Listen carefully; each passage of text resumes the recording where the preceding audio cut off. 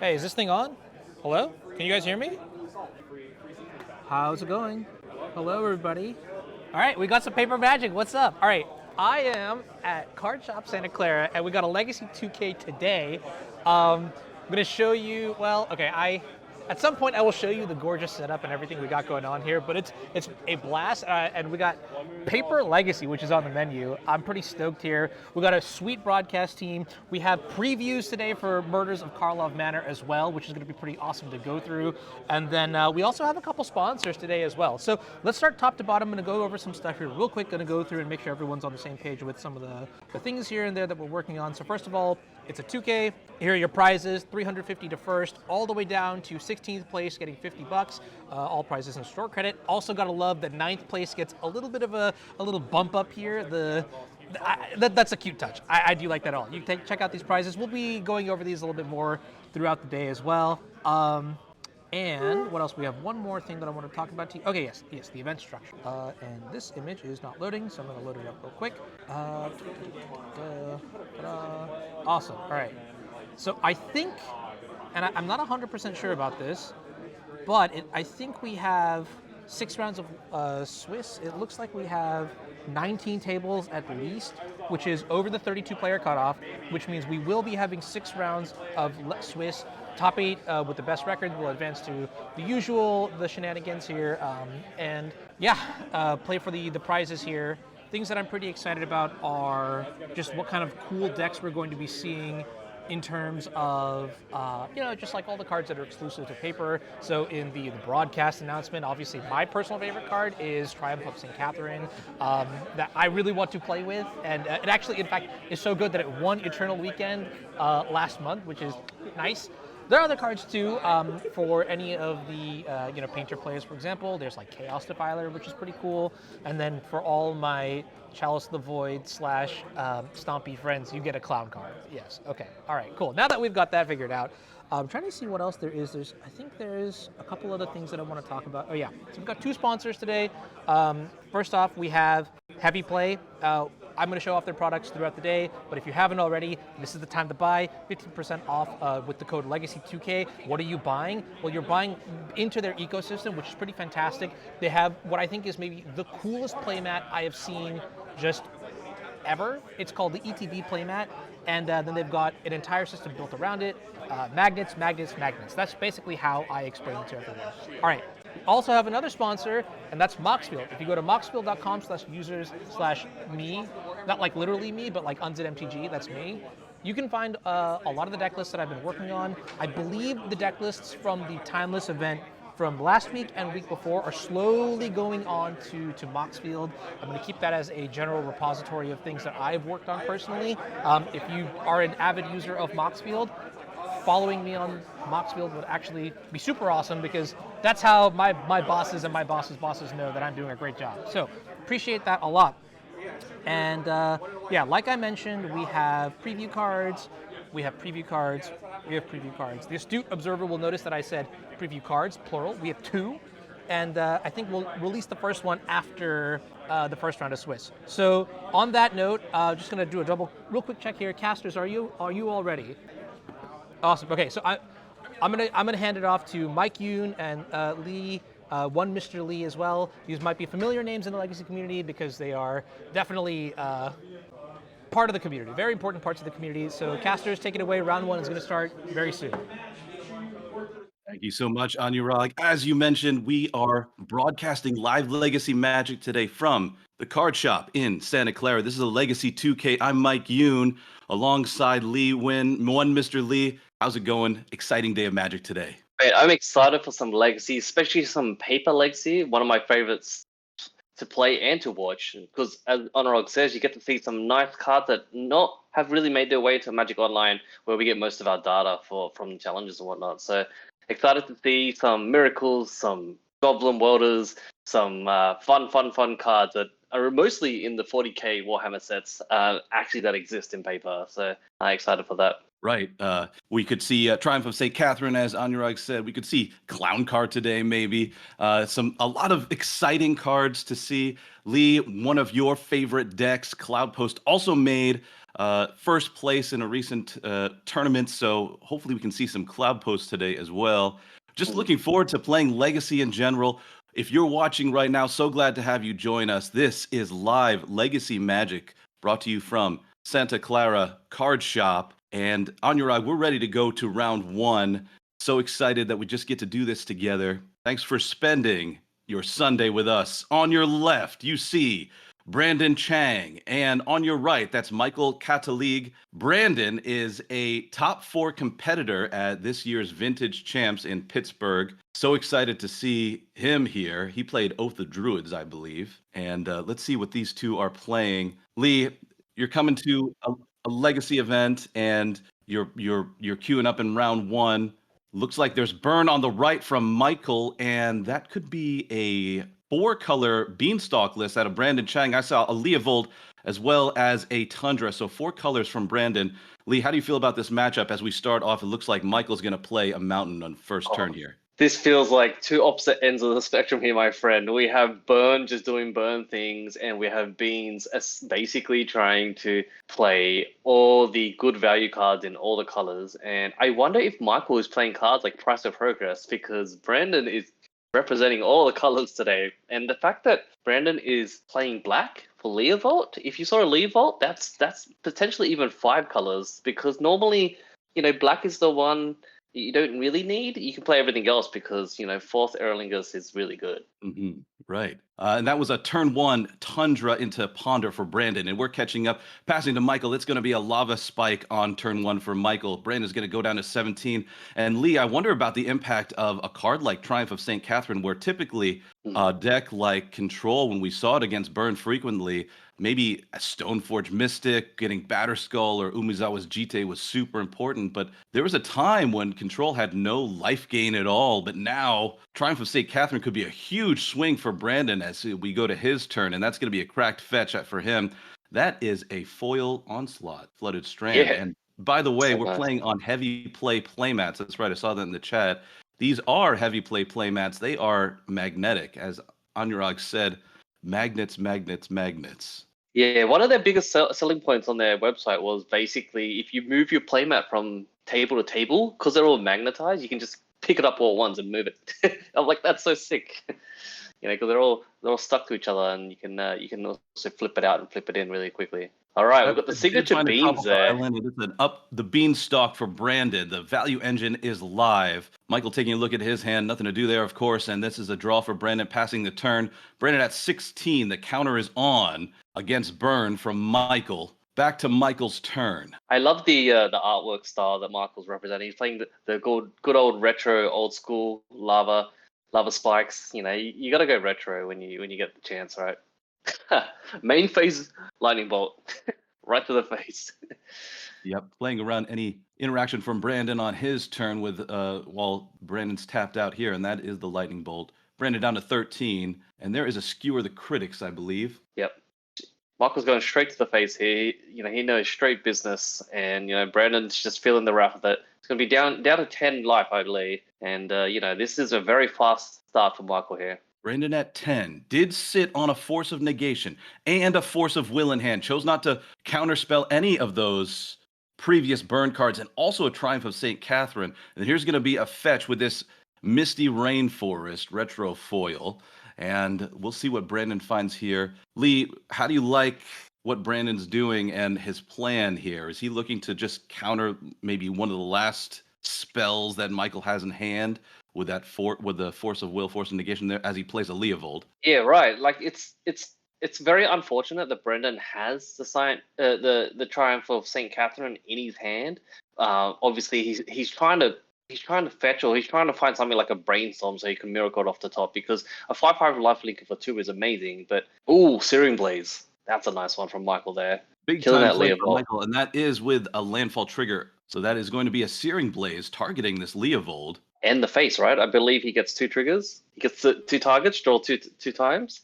That's right. I believe Michael played that mountain first.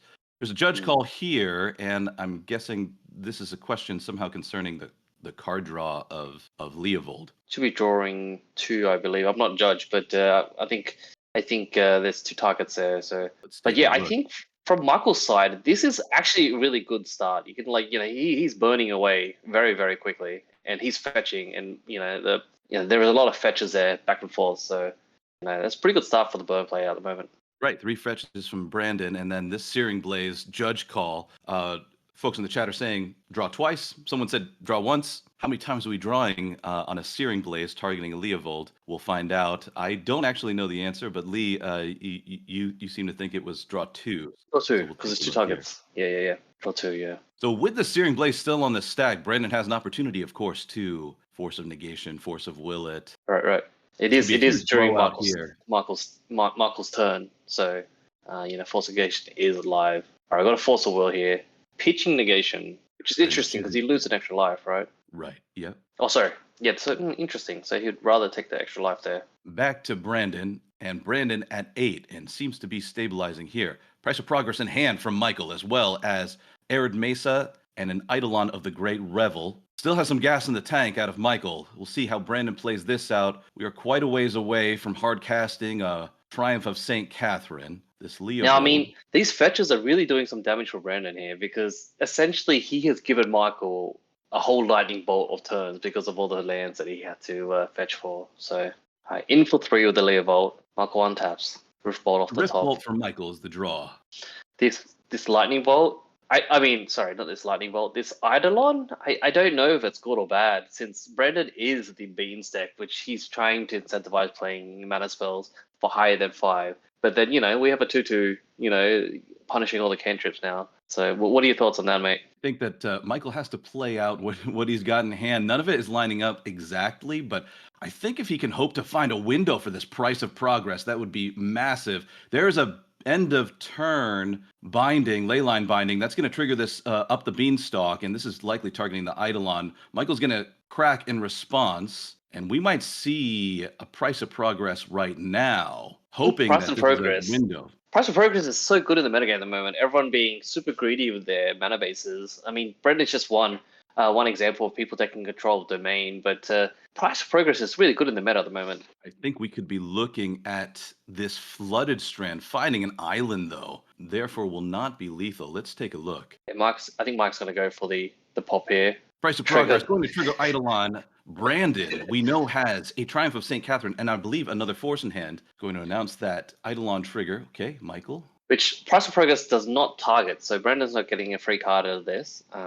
He's definitely to consider since he drew another Force off the Beanstalk earlier. I think when he was forcing the earlier card, the Searing Blaze, he was able to draw another Force off the top. So fetch and response from Brandon. We'll see if Brandon likely does have the basic land in here to that extra damage from the Price of Progress. So if this Price of Progress resolves, Brandon will be down to 1 thanks to this fetch for a basic. I believe that's a basic plane. And this leyline binding is looking pretty good to be able to clear out the Eidolon as well in case Brandon.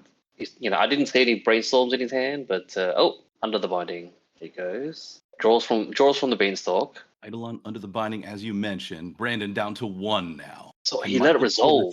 There is a lot of gas in Brandon's hand. Swords to Plowshares, Force of Will, that Triumph of St. Catherine, and here comes a draw. I believe Brandon might have prematurely taken that card, but here is a draw.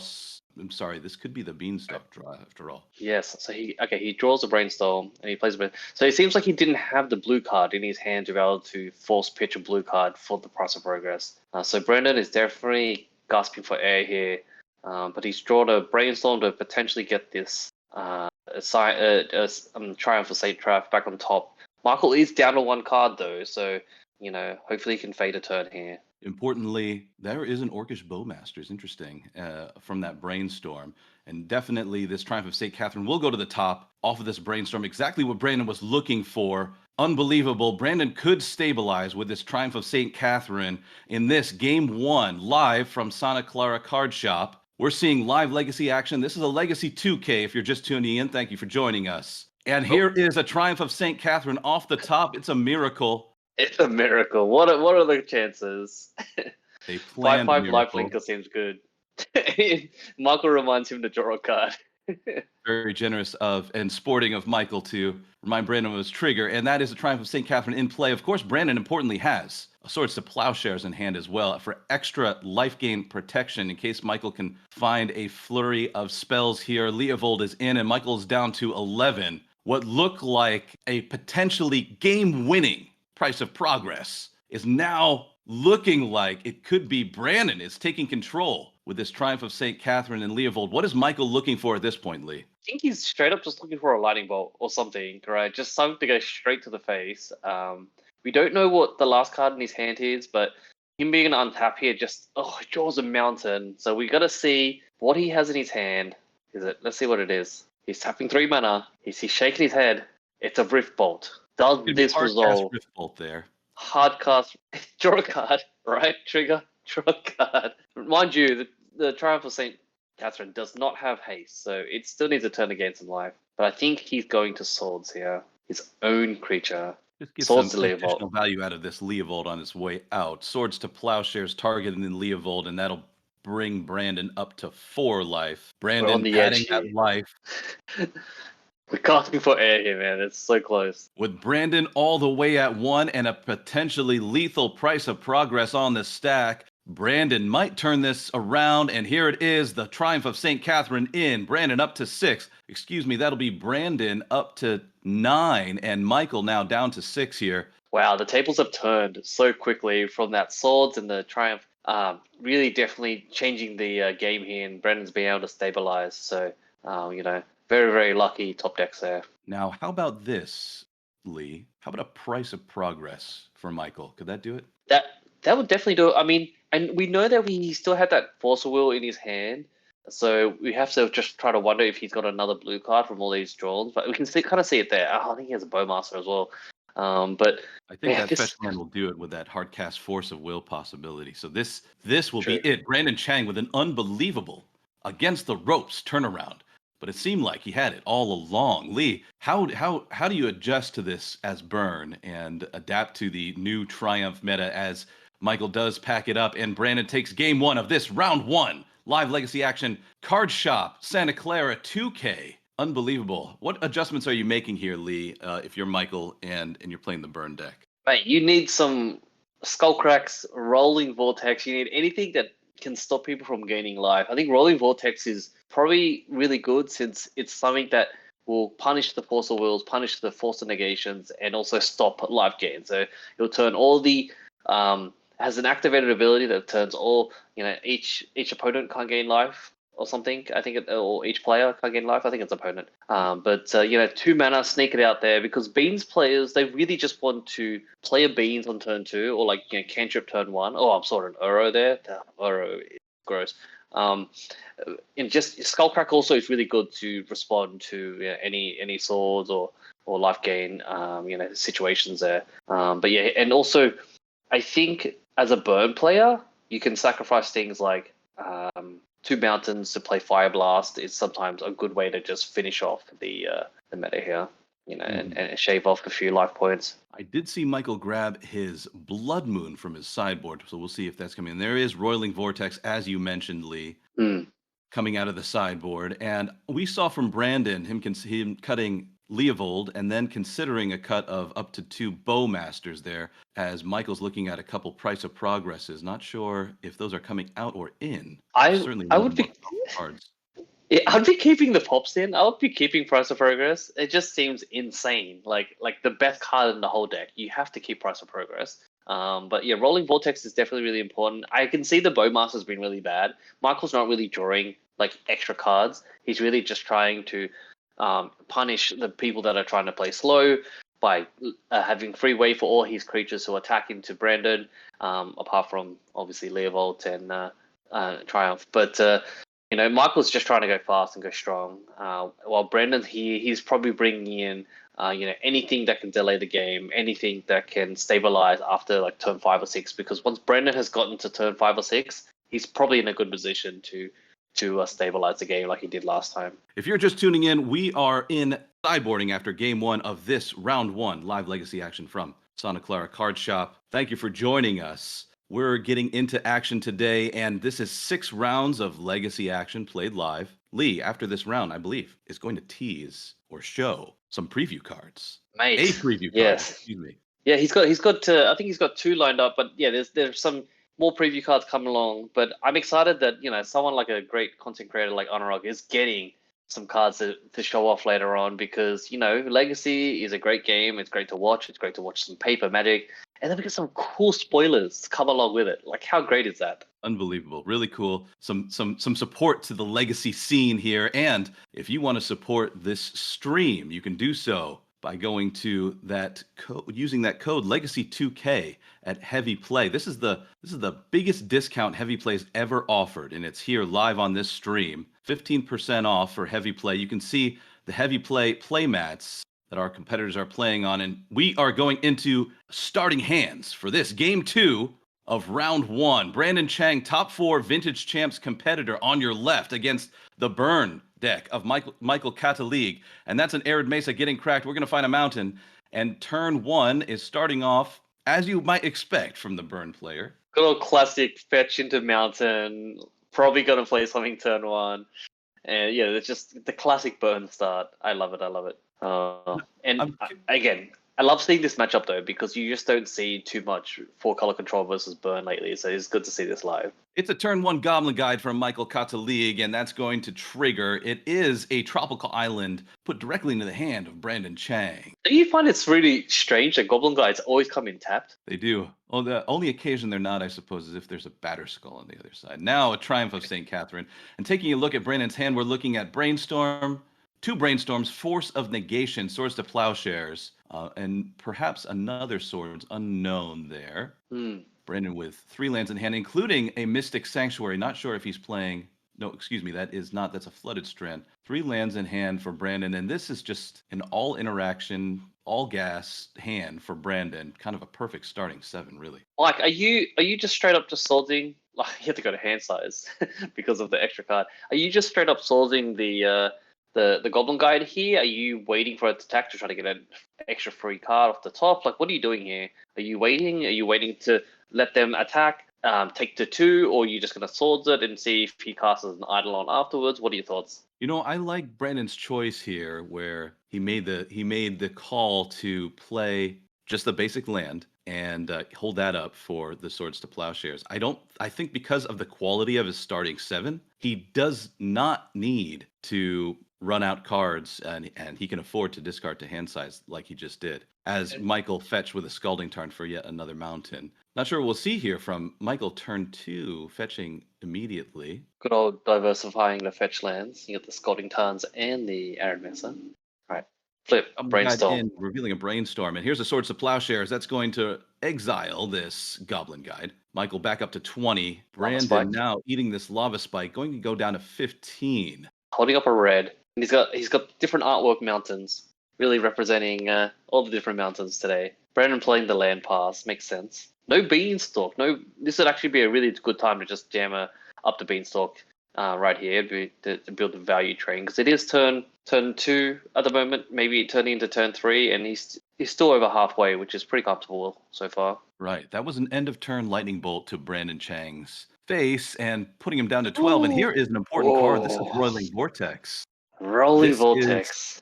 Now, Lee, we've seen Sulfuric Vortex, of course, in the past, as Brandon is going to, I believe, brainstorm in response to this. What is the importance of Roiling Vortex, especially in this matchup, and why are we playing it over Sulfuric Vortex now? I mean, it comes down quicker. Obviously, it's 2 mana versus 3, but it also punishes people for playing spells where they don't cast mana. So if he, tries to play a Force of Will, Brandon will take 5 damage straight to the face. Now, the problem is, it works 2 ways, right? It's if any player doesn't pay mana to cast a spell, they take 5 damage. So it also hurts Michael's Rift Bolts if he's suspending it.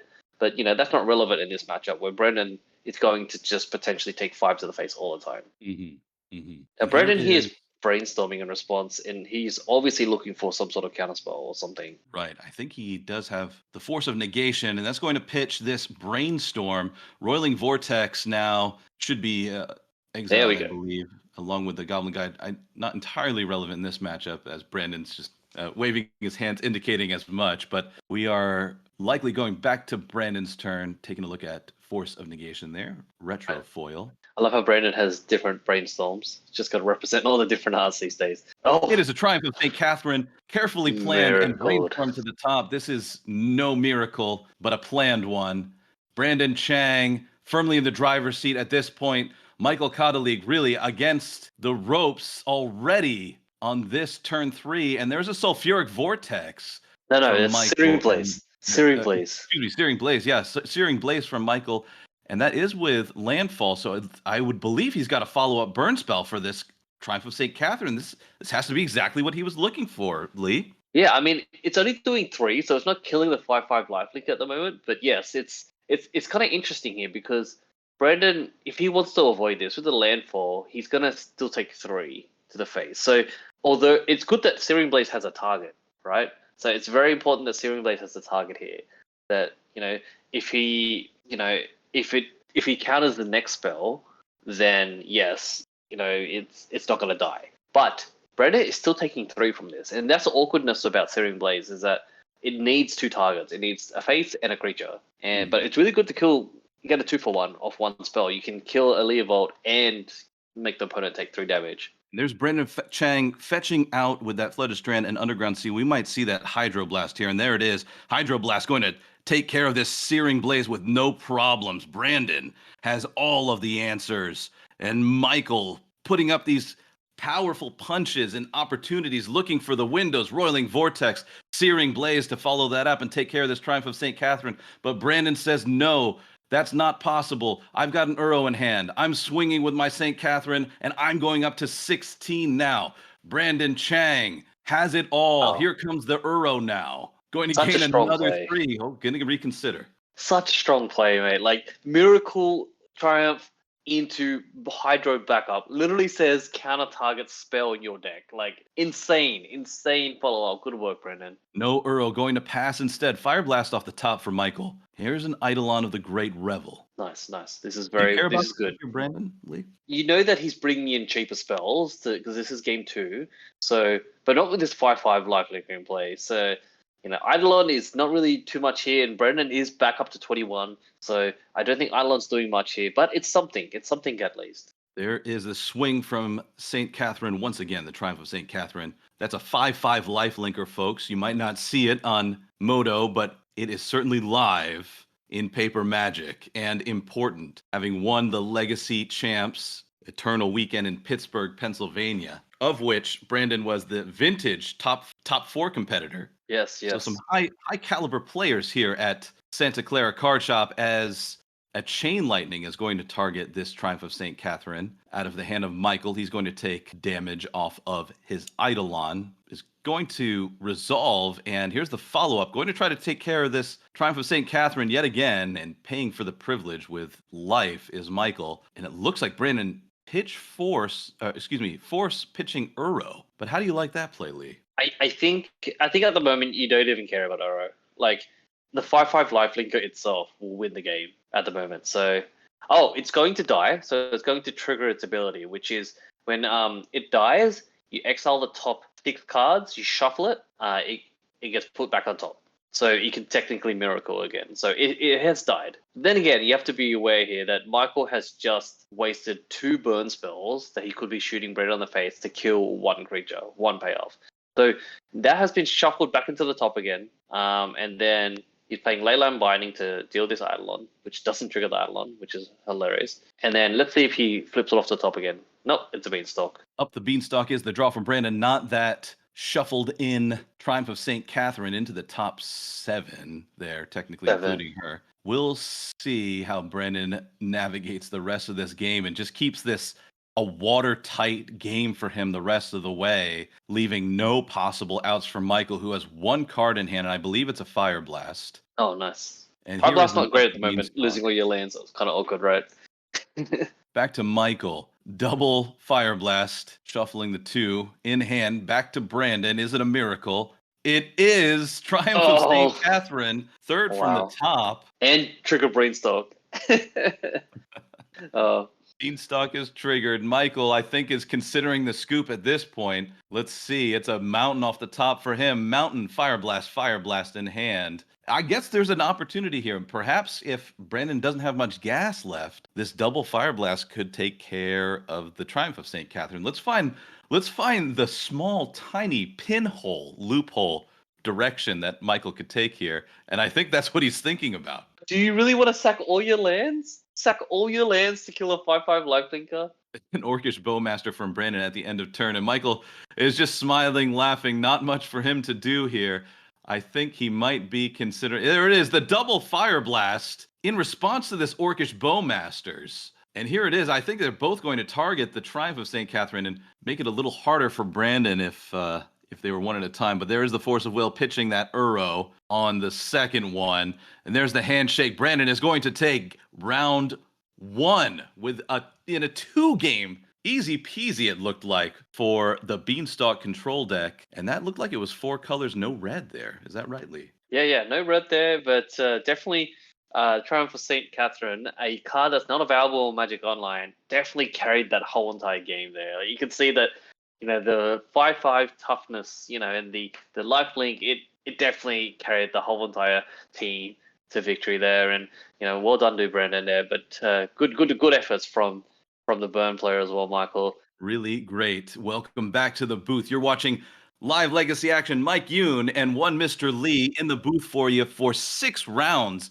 of Legacy Action today. This is live from Santa Clara Card Shop. We have 2 great sponsors today, Heavy Play, Moxfield, and of course, Santa Clara Card Shop making all this possible, bringing you Legacy, the best format. And we're just so glad to get to broadcast this today. We have a lot of other treats for you today as well. Isn't that right, Anurag? We've got not just the Legacy Action, but we also have preview cards to show today. That's right. Legacy getting some love with the preview cards. Really excited for it. And we'll take a quick break and we'll be right back. But stick around because that was just round 1 of 6 that we're bringing you today. Live Legacy Action. See you soon.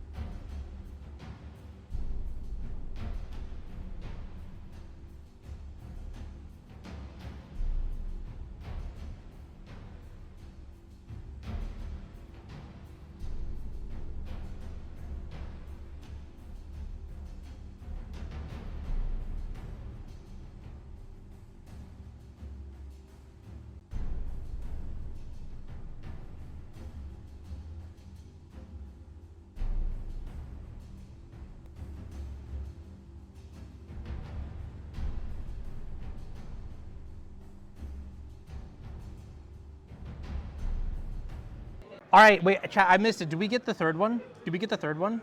I know we were 2 for 2, and then I had to step away to turn on the backup match. So we don't have backup matches quite yet. It's still something that I'm working on. But that was a pretty sweet match. Thank you, Mike. Thank you, Lee, for carrying the first round here. I am sweating. I literally have so much set up that I'm doing literally mid-tournament, which is kind of cool. It's the first time I've ever done this. To give you a little bit of insight into what it's like for me right now, I had only 2 hours to set up.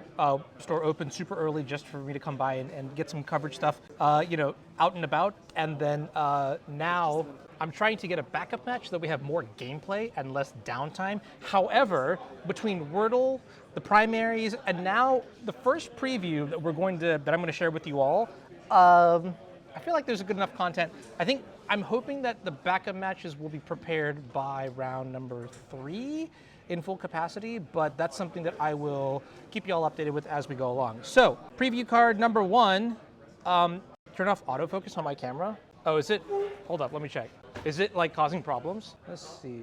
Oh, okay, all right, cool. Lee says I'm fine, so I'm fine. All right, preview card time. Enough of me, more of this stuff. That's my mic that's muted. That's our first card here. I'll give you guys a better look at this. It is Candlestick. So like you see there, it's a blue artifact, and very clearly it ties into the Murders of Karlov Manor theme. This set is all about the mystery elements, and there's even like the partnership that Wizards is doing with like Cluedo. I don't know what the actual name of the game is, but yeah, this is it. This is our first. Our preview card. The other one I'm going to be releasing throughout the day, and it's going to be just our own little mystery chat, you and I, that we're going to be going over. But I mean, this card, it's definitely not like modern or legacy powered, but it does have potential in. I think it could be good and limited. The fact that it lets you surveil is pretty good. Also, it's kind of crazy that it is a clue equipment. Give me 1 sec. Cool. Sorry, just trying to figure out how to get more backup matches and more Magic for you. Yeah, I think this one is. Is there literally an ad going on right now? Well, that's a little bit awkward. Anyways, so yeah, I think this card could be kind of interesting in the limited environment, and I wonder if it also has a special role in the Clue mini game that's coming out with the Magic crossover, I suppose. I have personally, I think I played Clue once, Jax, and it was a long time ago. So much to the point where I could not tell you the rules. I know that there's pieces of paper involved, and there's tokens. You have to move into special rooms. I think those rooms are they have manifested as lands in the Clue set or the Clue cards or what. I don't really know what the execution of that is. But this is the preview card. What do you guys think? Would you rate it a 10 out of 10, or is this a 1 out of 10? I feel like power level, maybe a 2, 3, but flavor level, this is pretty spicy, right? I love that it's a literal clue. You could sack it to draw a card. And honestly, Surveil 2 for an equipment is probably on the higher end of things. So I'll take it. I'll take it. All right, that is our first preview. The next one we'll be releasing bits and pieces of throughout the day. We'll see who can figure out that one. In the meantime, we have 2 sponsors for today's stream. We've already mentioned one, and that is Moxfield. So you can check out Moxfield, my deck list. I'm going to try to get things going here. After this event, I'll see if I can upload everything to Moxfield.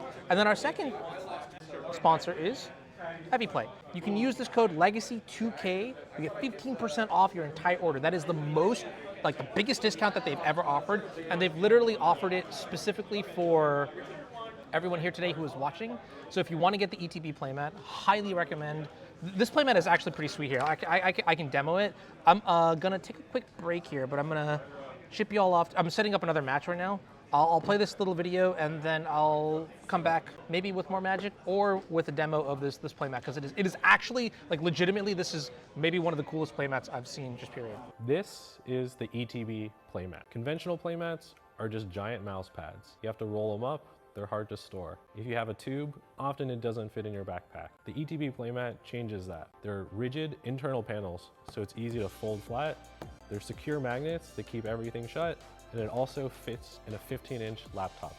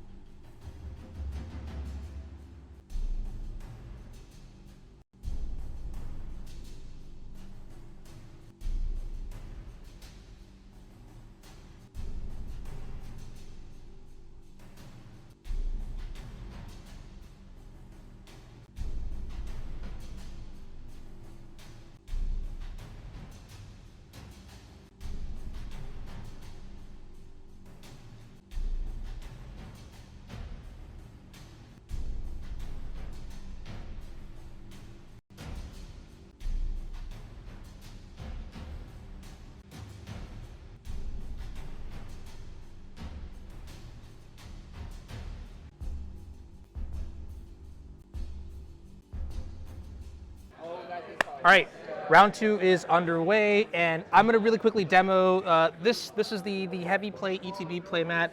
You may be wondering why it looks like this. Well, that's because it literally folds up, vibrant red here. That's pretty sweet. And then you just like, I think you saw the thing, right? You can literally just like slot it into your bag. Honestly, like legitimately believe this might be like one of the coolest playmats I've seen, just period.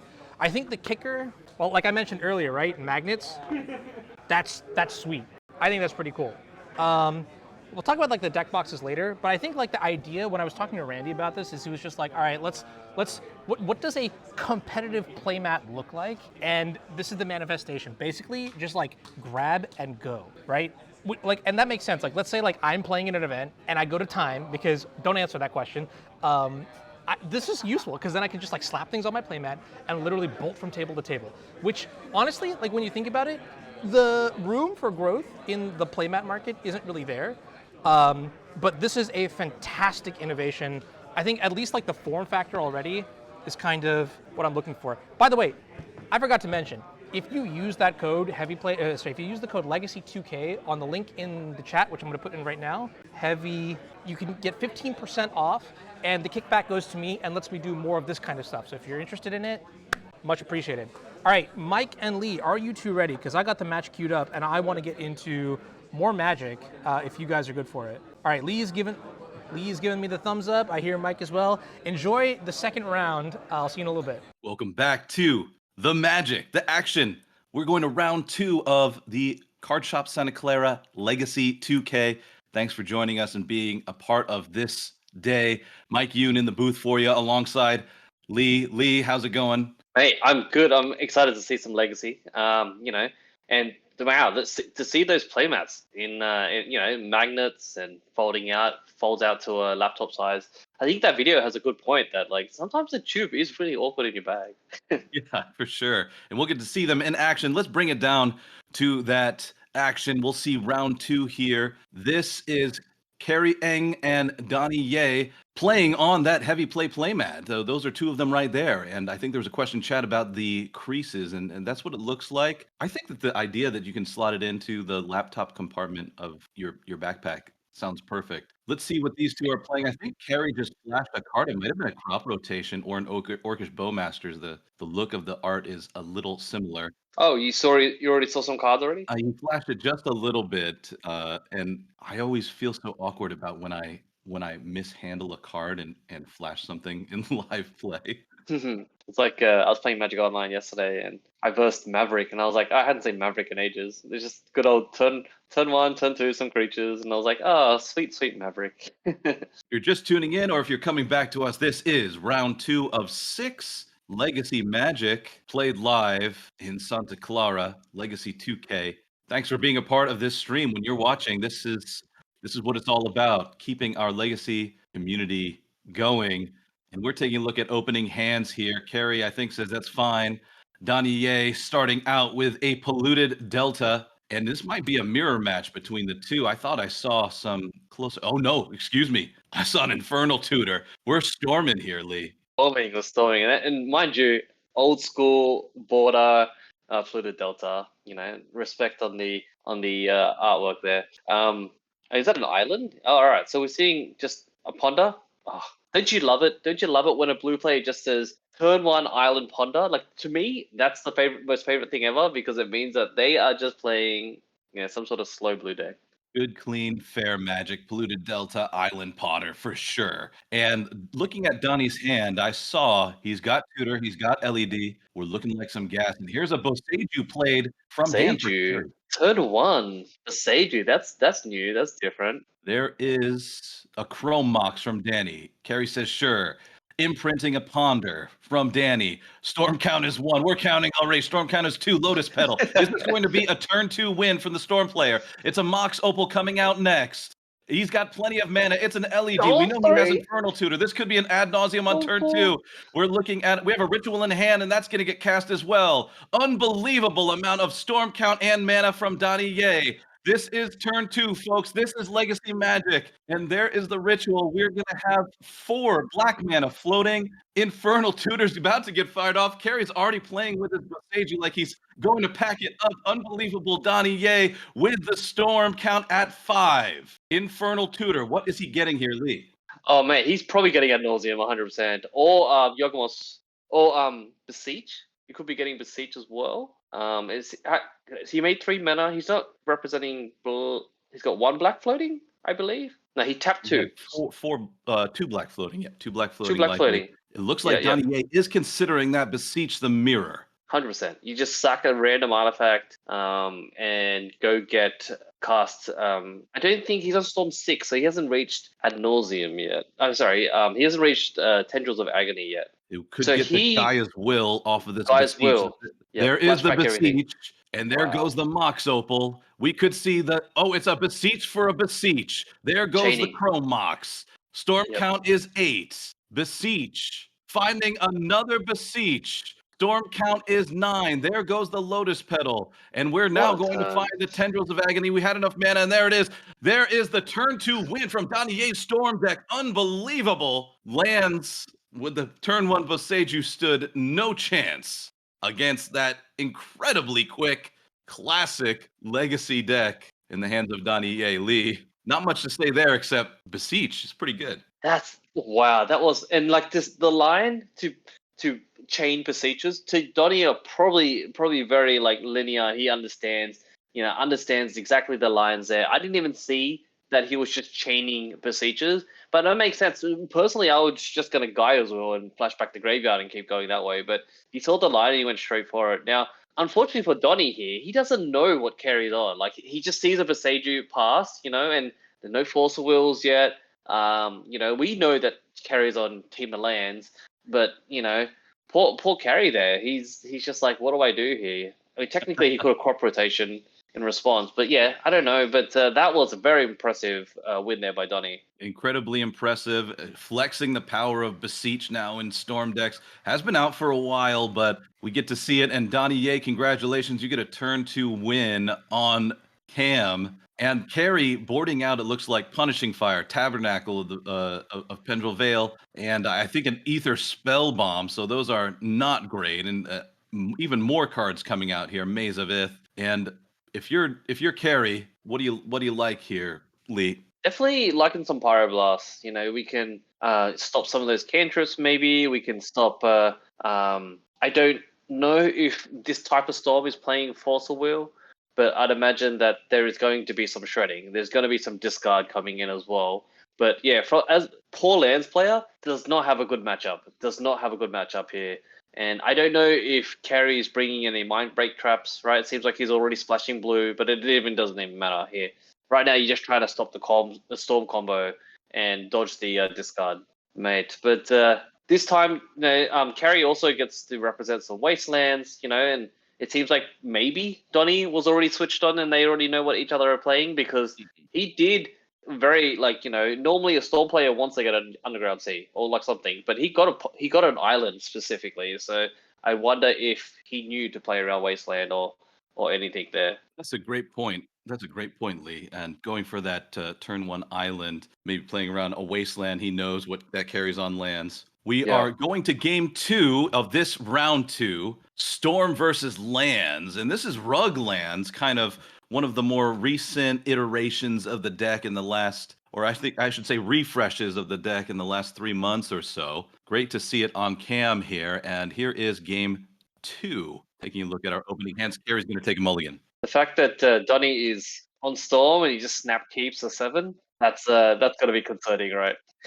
Certainly concerning for Carrie. Have to mulligan for some turn 0, turn 1 interaction here. What is Carrie hoping for exactly, do you think? You mentioned Mind Break Trap, maybe. Are we looking for Chalice of the Void? Is that common here? I don't know if Lands is playing Chalice of the Void. I mean, it'd be great if they were. But yeah, I think he's just looking for... I saw him bring in potentially some Hydra or Pyroblast, some sort of blast effects. But, you're also just trying to... Because removal, he took out all the removal, because removal doesn't even make sense here. Tabernacle, Punishing Fire is not even that great. But, at least potentially, I don't know if lands are playing cages these days, but at least you can disrupt something. Wow, That is a explosive start there. turn one exploration off that Yavi Maya, and that's also going to. It looks like that's a Soul Guide Lantern off of the Urza Saga as the second land for turn. So not a bad start for Carry on a snap keep 7 for Donnie though. This could be troublesome. And it looked like Carry bottomed the Bajuka Bog from his hand. That was the 7th card. Carry considering his turn here, and it looks like it's going to be a Chrome Mox after a basic swamp. That's going to imprint a Beseech the Mirror, and gotta feel like you're in a bit of trouble if you're Carry seeing a, oh my goodness, it's an Infernal Tutor turn 1, and that's going to find a Dark Ritual. Carrie's already laughing. I think he knows that this is a problematic opening from Donnie, and 2 Dark Rituals in hand now for Donnie Ye. Back to Carrie with the Soul Guide Lantern in play. Right. And that is very scary, as you said, that, he's going to be able to double Dark Ritual and to start some sort of chain. And when, okay, there's a Thought Seeds to start there. And he knows that Carry, he's just looking for a Mind Break or something to disrupt. Coast is clear. Crop rotation down. Just an exploration in hand for Carry. Does have that Urza Saga ticking up, which could yield some interaction in the hands of Carry. But Donnie now sitting on some mana. Looks like another Thoughtseize in hand, along with that double Dark Ritual, which we knew about. Not sure what else is in hand. An Thoughtseize, Infernal Tutor. a Cabal Ritual, Infernal Tutor, and that 2 Dark Rituals. So we'll see Okay, how so he proceeds. Another Thoughtseize didn't take the exploration. okay, so he's not going all the way here, but he potentially can set up a turn where he just triple rituals into the Infernal Tutor. But the problem is that the Soul Guide Lantern can remove the advantage of the Cabal Ritual not having Threshold. He doesn't even. I don't think he can even make seven cards in the graveyard anyway. So really, it'd just be like ritual into Infernal Tutor. But it really depends on. He knows the hand of Carry here. He's taken the second exploration, and right now he's just hoping that Carry is gonna just try to make some creatures and get through all the way, right? Right, and there is looks like a construct is gonna get created, and Carrie is searching for his Urza Saga freebie. It is going to be Pithing Needle. Interesting. I mean, what do you even name here, Needle? Like, you could name some fetches, but I don't even know at this point what you're naming, to be honest, because like Storm, apart from Wishclaw, I know that sometimes they play Wishclaw Talisman that lets you tutor, but at the moment, I think Needle is just you'd rather get a Needle over a Mox Diamond, right? Right. Maybe no land in hand for Carrie to discard of that Mox Diamond, and the construct is going to go in, and that might restrict Donnie on a potential ad nauseum line, maybe. And here comes Donnie. There's the Dark Ritual. We're going for it now. Soul Guide Lantern. Look at the body language down there. Body language from Gary. He's just like, all right. Start the Dark Ritual chains. Storm is 2 and black mana 5 floating, and there's going to be. It's asking for threshold. No threshold Cabal Ritual. Storm count 3, 6 floating. Now 4 black mana floating with an Infernal Tutor on the stack. Carrie can't do much. What are we looking for here with the Infernal Tutor? I think potentially he just gets Beseech. He has, stacked Chrome Mox that you've already used. And then you can't Beseech again. So Storm is on 6. I think at the moment you guys will here and just like keep going. But the problem with guys will is that he has the Soul Guide. So you can at least, all right, and then you lose your hand. You lose your whole graveyard. Guy's Will is. Did he not remember he did not remember the Soul Guide was there, or was he just trying to get rid of the Soul Guide? That scooped it up. I think he must have forgotten about the Soul Guide Lantern. Yeah. Soul Guide Lantern is going to exile Donnie Ye's graveyard mid-combo. The Gaia's Will have nothing to recur. And unbelievable, against all odds, the Rug Lands player takes game 2. We're going to game 3, folks. That's right.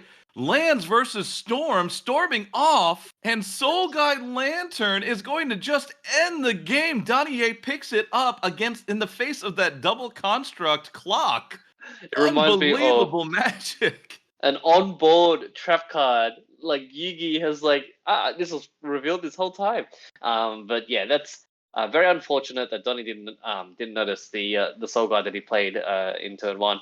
But yes, like, would you have gone for the Guy's Will there just to see if Carrie would realize to activate it? Because once you get one activation off, you can just flash back and keep going, right? Right. I was thinking that it had to be an ad nauseum line there, given the Soul Guide Lantern in play, but ooh, unbelievable. That was incredible. And you know what? When you come off those highest highs, winning a turn 2 on cam, and it feels so good, like Donnie did in game 1. Maybe it does a little something. You kind of lose track of what's going on a little bit, and that might have been the case there. As our players are looking at their starting hands for this game 3, no additional sideboarding needed from either player. Play versus draws.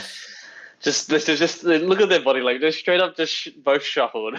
They went straight to game 3. No sideboards. We're doing this dance again. Donnie looking at a Ponder, Abrupt Decay, an LED, and a couple lands and a Dark Ritual. It looks like not You'd be really good. a bad opening hand there. Does I wonder need if the lands player Yeah. plays like Null Rod and just like Null Rod the opponent. No Rod, certainly, yeah. And Carrie, you had mentioned him bringing in that pithing needle and having kind of a low ceiling on that. I think that he just had so many cards to board out. We saw Punishing Fire, Tabernacle, Ether Spellbomb. We saw Maze of Ith. You know, once you're boarding out 8 cards, you got to bring in the 60th card that's the best, even if it's a lot worse than your 58th card. And Yeah, here's right. And, Carrie like, on another mulligan to 6. I think Carey's definitely trying to look for some answers. Now, I don't think you want to really hedge about around the whole like, oh, I wonder if the Storm player goes for Empty the Warrens, right? And with Tabernacle will take care of that. I think right now Storm with Beseech the Mirror, they're just so consistent that they just go straight for that for the Tendrils of Agony kills. They don't need to juke into the Progenitor Ooze, the EV or the Creature Lions anymore. These two competitors seem like they know each other pretty well, sharing a laugh there in this game 3 of round 2 in this 2K Legacy tournament from Santa Clara Card Shop. Mike Yoon and one Mr. Lee in the booth for you as Donnie starts with a turn 1 Ponder, finding 2 Dark Rituals, going to shuffle that away. Needs some action and doesn't need any more mana. Has an Abrupt Decay as well, does Donnie, for a little interaction there. And it looks like an Infernal Tutor off the top. An amazing draw for Donnie. He already has an LED in hand. And this is a turn 1 exploration from a Grove of the Burn Willows from the hand of Carrie, followed up by an Urza Saga. Not a bad start from him, but unfortunately, Donnie Ye's hand is going to be absolutely crushing unless Carrie can find some strong interaction here. Here's a turn 2 Dark Ritual. Carrie knows what's up and laughs a little bit as he says, that's fine. Here we go with the Storm player. Could this be another turn 2 win from Donnie Ye from these two apparent friends? And there's a Lotus Petal. There's an LED. Storm count is 3. Lee, this is looking lethal here. Mate, when the Storm player, as the non-interactive player like myself, when the Storm player pulls out the dice, you just groan. Like, you straight up just groan and you just go, all right, do your thing. And yes, there is that Infernal Tutor cast holding priority. Lion's Eye Diamond sacked. We're going to see what Donnie gets here. It's not. He went past the Beseech. It is an Ad Nauseum, going for an Ad Nauseum line here. So we could see a fail. It's possible. Let's see what Donnie pulls off of this Ad Nauseum. I gotta imagine that even if he ends the turn with 7 or more cards in hand, he's got enough time to string something together if this is not a win here. But let's take a look. Cabal Ritual, that's 2 damage. Life. It's like 0 damage, damage. right? And there's a Beseech, that's 4. So 6 damage total. Donnie Ye is down to 14. Chain of Vapor is the next card. We see some lands as well. Mox and an Abrupt Decay. Donnie Ye down to 11. Gaia's Will, that's a 0. Donnie Ye down to 7. That's a Beseech the Mirror. And Donnie Ye with finding all the mana he needs. Unbelievable. I think that this could be enough. Yeah, definitely he enough. Might still go just to Cabal Ritual to go up, and then he's got a bunch of Petals and Mox, and he's got a Crow Mox. Yeah, this is enough. This is just gonna. He should be counting his Storm, but yeah, you have so much here.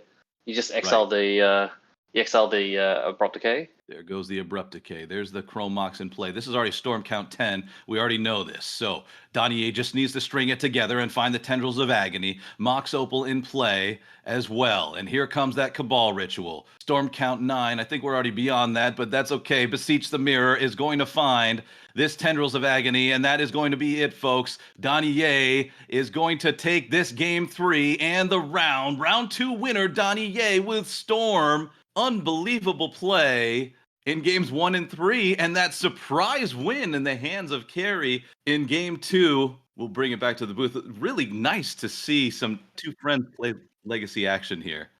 That was really impressive, turn 2.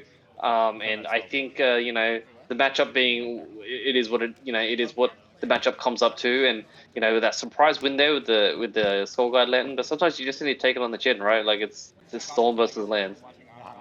And we are not going to bring it back to the booth. We're going right back into more Magic action. Legacy played live. This is still round 2. This is a backup match. Anurag did it. He got it together. Anurag, great job getting this. Anurag's doing a lot of work behind the scenes, folks. If you're watching from home, thanks for tuning in. Thanks for being part of this community. You're watching a Legacy 2K played from Card Shop Santa Clara, and Anurag is doing all the work behind the scenes. Mike Yoon in the booth for you, along with one Mr. Lee. Lee, this has been a great day of Magic already. 2 matches in. Mate, it's just I'm excited to see paper Magic. Like you got you got commentary like yourself and myself doing some stuff. We've got Anurag doing all the behind the scenes, and he's setting up 2-3 hours early. He's getting in, he's setting it all up so we can have back-to-back matches of just paper Legacy. This is great. This is a great Sunday afternoon. I'm loving it. Unbelievable, and welcome. If you are just joining us from this raid, thank you so much. I believe we're on an ad, but we'll get right back to the Magic here as our competitors take a look at their opening 7. Looks like a mulligan Thomas from here. both players. Yeah, exactly. Niels Sonnenberg on your left and Thomas Conmey on your right. Mate, the playmats there, they kind of look bigger than I expected. I thought they would be kind of smaller because they fit in as a 15-inch, but looking at the cameras here, they actually look pretty nice. They look pretty nice wide-wise. I can't wait to get my hands on one. That's Heavy Play, one of the sponsors of today's stream. Use code Legacy2K to get 15% off. That's their largest discount ever. Yeah, if you're just tuning in, we're watching more Legacy action in this round 2 of a Legacy 2K broadcast live from Santa Clara Card Shop. Mike Yoon and one Mr. Lee in the booth for you. We just saw a barn burner of a Storm match with a surprise win in there if you go back and look at the VOD. And here we are. Niels Sonnenberg's going to start us off. This is a mulligan to 6 from both players. And it looks like Niels leading off with a Delver of Secrets. There's a Carpet of Flowers from Thomas. Add green mana. Yes, this looks like game 2 because Thomas is already up a game and they have Carpet and Pyroblast in hand. But the classic Delver versus... this is a classic Delver versus Beans matchup. It's got the control versus tempo. No flip for Neil as he's in for 1. Thomas down to 19. Looking at Thomas's hand, I saw a Triumph of St. Catherine along with a Force. Not sure what else is there. There is a Dragon Rage Channeler for Neil in hand. Not going to jam that. Probably looking for an opportunity to jam an Orcish Bowmaster instead. That Carpet of Flowers already generating some value for Thomas. Looks like he's considering how to play this out. Is that at least a couple lands in hand? Not sure if there's an Uro. There is the floated mana from the Carpet, and there is another Carpet. Neil dropping his head, a huge advantage for Thomas here. Produce off the second Carpet. Produce a... I mean, Delver be Delver, right? They're always so greedy with their islands. Everything's an island. We need a daze every time. So, so much mana. Up the Beanstalk for Thomas is the play. Neil's going to respond to the draw trigger on the Beanstalk and going to fetch. That's a volcanic island. A stunning trio of enchantments for Thomas. Carpet, Beanstalk. I don't think you could draw it up any better, Lee. Right. And you were talking about that line earlier where potentially Thomas can just jam the Orcish Bowmaster and kill the Delver here. But it seems like Neil is doing one of those himself in response to the Beanstalk. Oh, wow. Veil of Summer being able to protect, and from the Orcish Bowmaster, so giving himself hexproof, so no token, no damage happens here, and Thomas gets to draw a free card, and then draw a card from the Beanstalk as well. So wow, that was a very good, heads up play there. Targets, just not me. You have to shoot your own stuff. Big time play from Thomas. That's the Veil Blowout. There is a Bowmaster just sitting on the battlefield, of course, which I will remind could be you- problematic. Thomas and Neil looks like they're negotiating which I triggers love the happen, clarification. timing. Thomas is like, you have targets, but it's just not me because of the veil. Alphabetical order, so look for orc. This lonely Orcish Bowmaster does not get any token because the target got fizzled by the Veil Summer. And Thomas being able to resolve both carpets and the up the beanstalk is a big deal here. Oh, he got the token because of the draw trigger. There's another trigger off this Orcish Bowmaster. Neil once again going to target himself. No better option out there. Don't want to kill your Delver or your Orc army. And Neil going to go to 17. And that was a big time turn for Thomas. Unbelievable. No flip from the Delver there. You got a little of a head nod there from Neil. But, we know it's always good where there's less Delvers flipping in the world. But bashing with the boys here, we have Delver, Orcish Bowmaster, and the 2/2 token Orc army. And Thomas is going to go ahead and go down to 15. And then we have a DRC follow-up from Neil there with 2 mana to be able to hold up any counter spells or dazes or whatever he wants to play to start getting the Surveil going as well. I'm finding a lot of people, seems like this is a Grixis show, but I'm seeing a lot of people splashing green outside of and playing Temur to play the questing druid.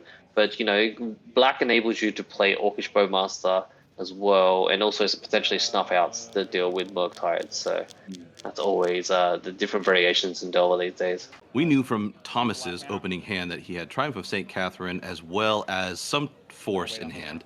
I don't recall which. And here is a first carpet going to trigger this, a force of negation in hand, along with, it looks like 2 lands and an Orcish Bowmaster, 3 lands, from the hand of Thomas.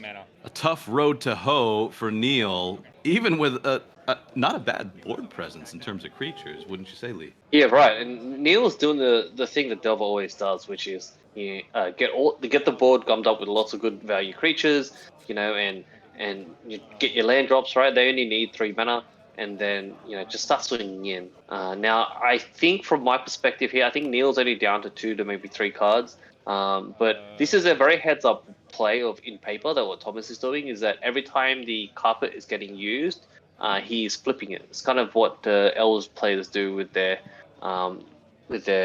Fireward symbiote. I was about to say you're an expert in elves. You know a lot about elves. But yes, Thomas here. I don't know. I think he's floating blue and blue. So lots of blue floating around. I wonder what he's trying to. Is he gonna play the Triumph of St. Catherine here? You think, or what do you think's happening here? Yeah, he's fetching with this Flutterstrand, and that is going to find a plains. This could just be Triumph of St. Catherine, as you named, and this would be enough mana to hard cast it, certainly. So I played in a pre-modern league. Awkwardly enough, though, he's going to draw a card, and then Bowmaster's going to ping him for 1. But I don't think that's a big deal if the Triumph of St. Catherine resolves, because a 5/5 lifelinker is very hard for a Delver player to deal with. That's especially in white, right? White being a really important factor here because it doesn't get Pyroblast. Thomas considering his play here, and it does look like he has Orcish Bowmasters in hand as well, recall, so that could be a consideration. Just so much mana and trying to make the most of it. And this is going to be a hard cast Triumph of St. Catherine. Neil sighing. God, has a DRC in hand? It could be 2 DRCs. Excuse me. It is a Pyroblast and a DRC in hand for Neil. So that Triumph of St. Catherine will definitely resolve. Neil behind the 8 ball. How are you handling this Triumph if you're Neil? It's really tricky. Like, I don't even know how Neil gets this. He has to force it. Like, how does he kill this thing? Apart from blocking it with the token, and maybe DRC is too far away from getting online. You have to kill the 5/5 lifelinker as a Delver player. It's just too big. Lightning Bolt, maybe? Lightning Bolt block with the token? Perhaps, and you also mentioned that snuff out, but not sure if you're bringing that in or keeping it in against the deck of Thomas, perhaps against Murktides as well. Here is a DRC from Neil. Again, no flip on Delver. This has been an incredibly unlucky string of top decks for Neil with no Delver. This DRC is on the stack, and Thomas is now considering what he's going to do. We know that there's a Force of Negation in hand. Oh, we're just going back to Thomas. Right, and like here's the awkward part. Like, there's only one card in Neil's graveyard, so yeah, exactly. DRC is not even online, and mind you, by the way, even though Trying to say Catherine is a 5-mana, 5/5 lifelinker, and it's white, it doesn't have flying. It's just a 5/5 lifelinker that does not fly. So potentially the Dragon Rage channelers can fly over it, and Delver has not flipped for like 3 turns now or 2 turns, so you can potentially get over with white with some flyers there. But this 5/5 is potentially just going to attack straight back. On Thomas's turn, looks like he's added blue mana with that Carpet of Flowers, and Neil not offering Thomas the additional mana with these uncracked Scalding Tarns. Of course, we know Neil just has a Pyroblast in hand. No need to get complicated. And Thomas he's in a very commanding spot here. He has 6 cards in his hand, and Neil has 1. He's been very transparent of how many cards he has in his hand there for the stream, which is great.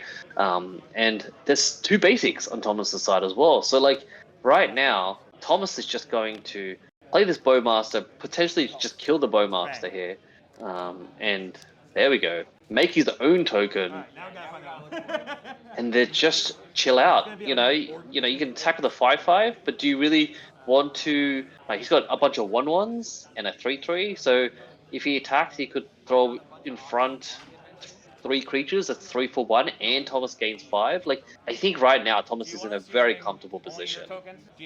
Absolutely, and Neil, with not a bad board presence as we've mentioned, if Neil can somehow flip this Delver and get to Delirium from these DRCs, I mean, a Ponder would be amazing off the top for Neil. Right. But we have. I think you said we has the Pyroblast in his hand, and then if he throws the creatures in front, then that's still just Delirium of 2. Even the land will only keep it at 2. So Neil is in a tricky spot. I wonder what he could draw here to try to stabilize, but it's just the 5/5 lifelinker is way out of. It's just too fat. It's too big. It's too big. Big creature on the side of Thomas, and Thomas's deck, and there's as he resolves and up the beanstalk. Thomas's deck looks very similar to the Legacy Champs winning deck from Pittsburgh at Eternal Weekend there. I'm not seeing any differences so far. Yeah, I think they are cutting red now. So I guess 4th Aerolingus is not important unless they have maybe just 1 red source in the sideboard. But personally, myself, I love 4th Aerolingus. I think it's an incredible card. 4 mana, get 2 4/4, get 2 2/2s, 4 power. That's a mana no longer floating off the carpet and then going straight into attacks with Triumph of St. Catherine.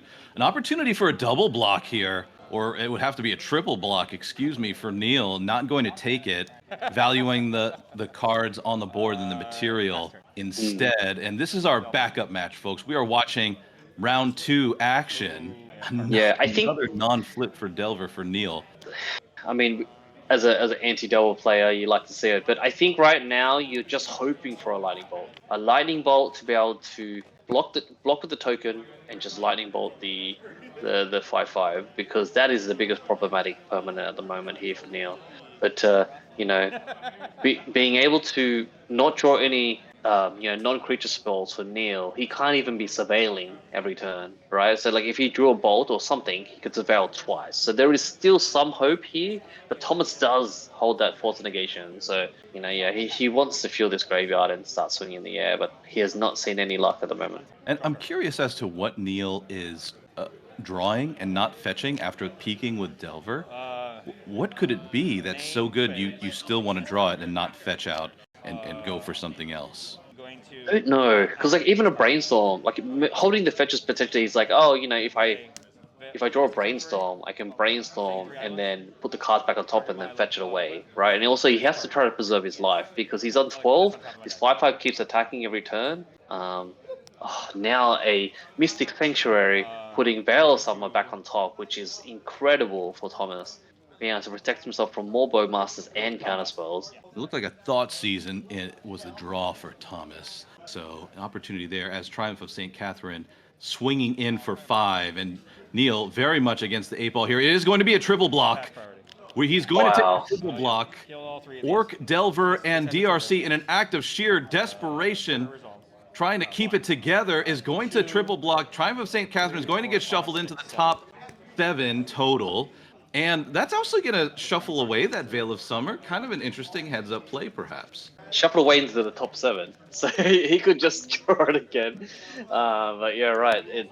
I mean, the fact that it's a Miracle 2-mana 5/5 lifelinker and it has this ability when it dies is incredible. Like, it does a lot of things, and you can see the power here that you can only see in paper Magic of how strong Triumph of St. Catherine is. That's right. Great point, Lee. Only in live Paper Magic can you see Triumph of St. Catherine, and here it is delivering the goods. We've seen it twice on cam today, and both times looking extremely powerful. In round 1, of course, in the hands of Brandon Chang, top 4 vintage champs competitor, as Thomas resolves a Thoughtseize, taking care of that Pyroblast from the hand of Neil. Just a land in hand for Neil, not much more going. That looked like that was the draw, and we didn't fetch with that Delver Peak. And taking a turn, it's going to be a Mishra's Bauble for Neil. That is going to get triggered Surveil from the DRC, and DRC is just 2 fetches away from having Delirium. We'll see if Neil cracks this bubble. Yeah, hey Mike, can you help me on a ruling here? So I guess Pyroblast, can you target a permanent and then not destroy it if it's blue? Or is that Red Elemental Blast? Because I know that potentially he could have surveilled twice if he, instead of getting Thoughtseize, just in response target nothing. Or even just target the Delver, right? You're right, yeah, that's right. Pyroblast is the one that you can jam into anything. Classic play to get a young Pyromancer token. Right. So you just triple block, target your own Delver, or even just he wanted to kill it. So I mean, there is that line where you just block with the Delver and kill it, so he doesn't get lifelink. But that's not the point. You want to kill it, so you just target anything, and then get the 2 Surveiller triggers to see 2 cards deeper, right? Right. Absolutely. Yeah. Yep. And then, of course, with those fetches, can reshuffle and take a look at something fresh if you don't like what you're seeing, or off those Delver and off the Delver triggers earlier, and then with that missed Pyroblast play, tough road for Neil. When you're this behind the 8 ball, maybe it's a little hard to see these lines, and there's a Leyline Binding from Thomas, going to take care of the DRC. Roll 2. And that was off of a Ponder. Triumph of St. Catherine is in hand for Thomas, so drew it at some point perhaps, or that was a second one. Orcish Bowmasters is in for 2. Neil down to 10 now. Thomas firmly in the driver's seat, and if you're Neil, how are you clawing your way back into this one, Lee? Well, consider he missed his Bobble trigger, because it's back to Thomas now, and he's supposed to draw on Thomas's upkeep. Another Miracle. I think that seals the deal here.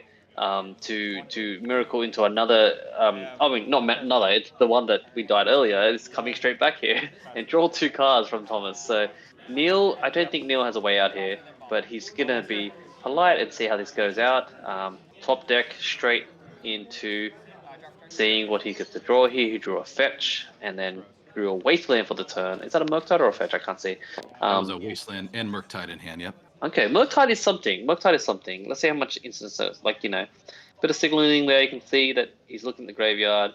We have only 1 Pyroblast in the graveyard for the Murktide to become bigger. But apart from that, we have a Murktide delving the graveyard now. There is the Murktide from Neil, and got to give Neil some credit. His body language, he's staying with the game. He has a good attitude about this. It's what we love to see. Legacy community, thanks for tuning in and being part of this community. When you watch and support here, you really keep our legacy community going, and really happy to have these 2 competitors part of it as well. Great attitudes and solid play here. Especially from Thomas, keeping things airtight. That double Carpet of Flowers card just being almost insurmountable advantage for Thomas as he crashes in for 8 damage. Neil all the way down to 1. All fetch lands are off now. Right. And we Murktide had a is Force of gone. Will there. You get the Murktide got Force of Will, pitching, Force Negation. I think at this point, and then he also drew 2 extra cards from the Beanstalk. It's so crazy that a enchantment uncommon in a standard set is just taking over Legacy for a whole entire revival of a deck archetype. Because I remember Starfree Pile. I remember the check piles playing 4 color, 5 color, and then out of nowhere, it's coming back because those decks survived for a small period of the Legacy metagame, and then they started disappearing because Blood Moon and all that stuff. Neil offers the handshake, and Thomas is going to win this round 2 backup match using Bean Control. We'll bring it back to the booth here. Mike Yoon, one Mr. Lee in the booth for you. And That was a great Lee, match. we've seen the power now of Triumph of St. Catherine in 2 separate matchups. It's not something you get to see on Moto. It wouldn't put up results there. But in Paper Legacy, we've seen it take down the Legacy champs at Eternal Weekend in Pittsburgh. We're seeing it put on a show here. Is Triumph just that good for Legacy? I mean, the fact that you can pair with Brainstorm and also just has pretty good stats for the format, right? And I think it's a combination of Triumph of St. Catherine and Beanstalk, because Beanstalk obviously just recently banned from Modern, but I went to Eternal Weekend Japan, right? The Legacy champs in Japan, and we had 5 Beanstalk decks in the top 8.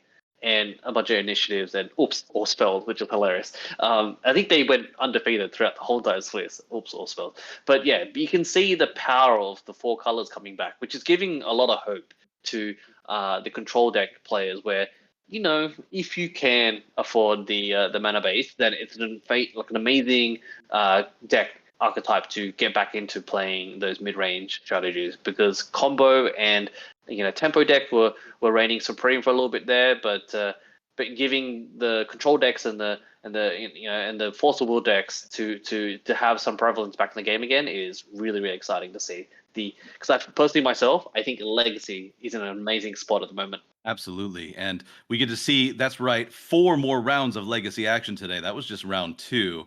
So make sure you stick around. And we're going to send it back to Anurag. Anurag, what you got for us? Mike, thank you so much. I appreciate that. All right, guys, I've got 2 things for you on the docket before we get into round 3. Ready? So the first one, I'm going to take a screenshot of the viewership right now. Metrics. All right. Thank you, first of all, everyone, for being here. Round 3 is underway. We're going to get that to you very soon.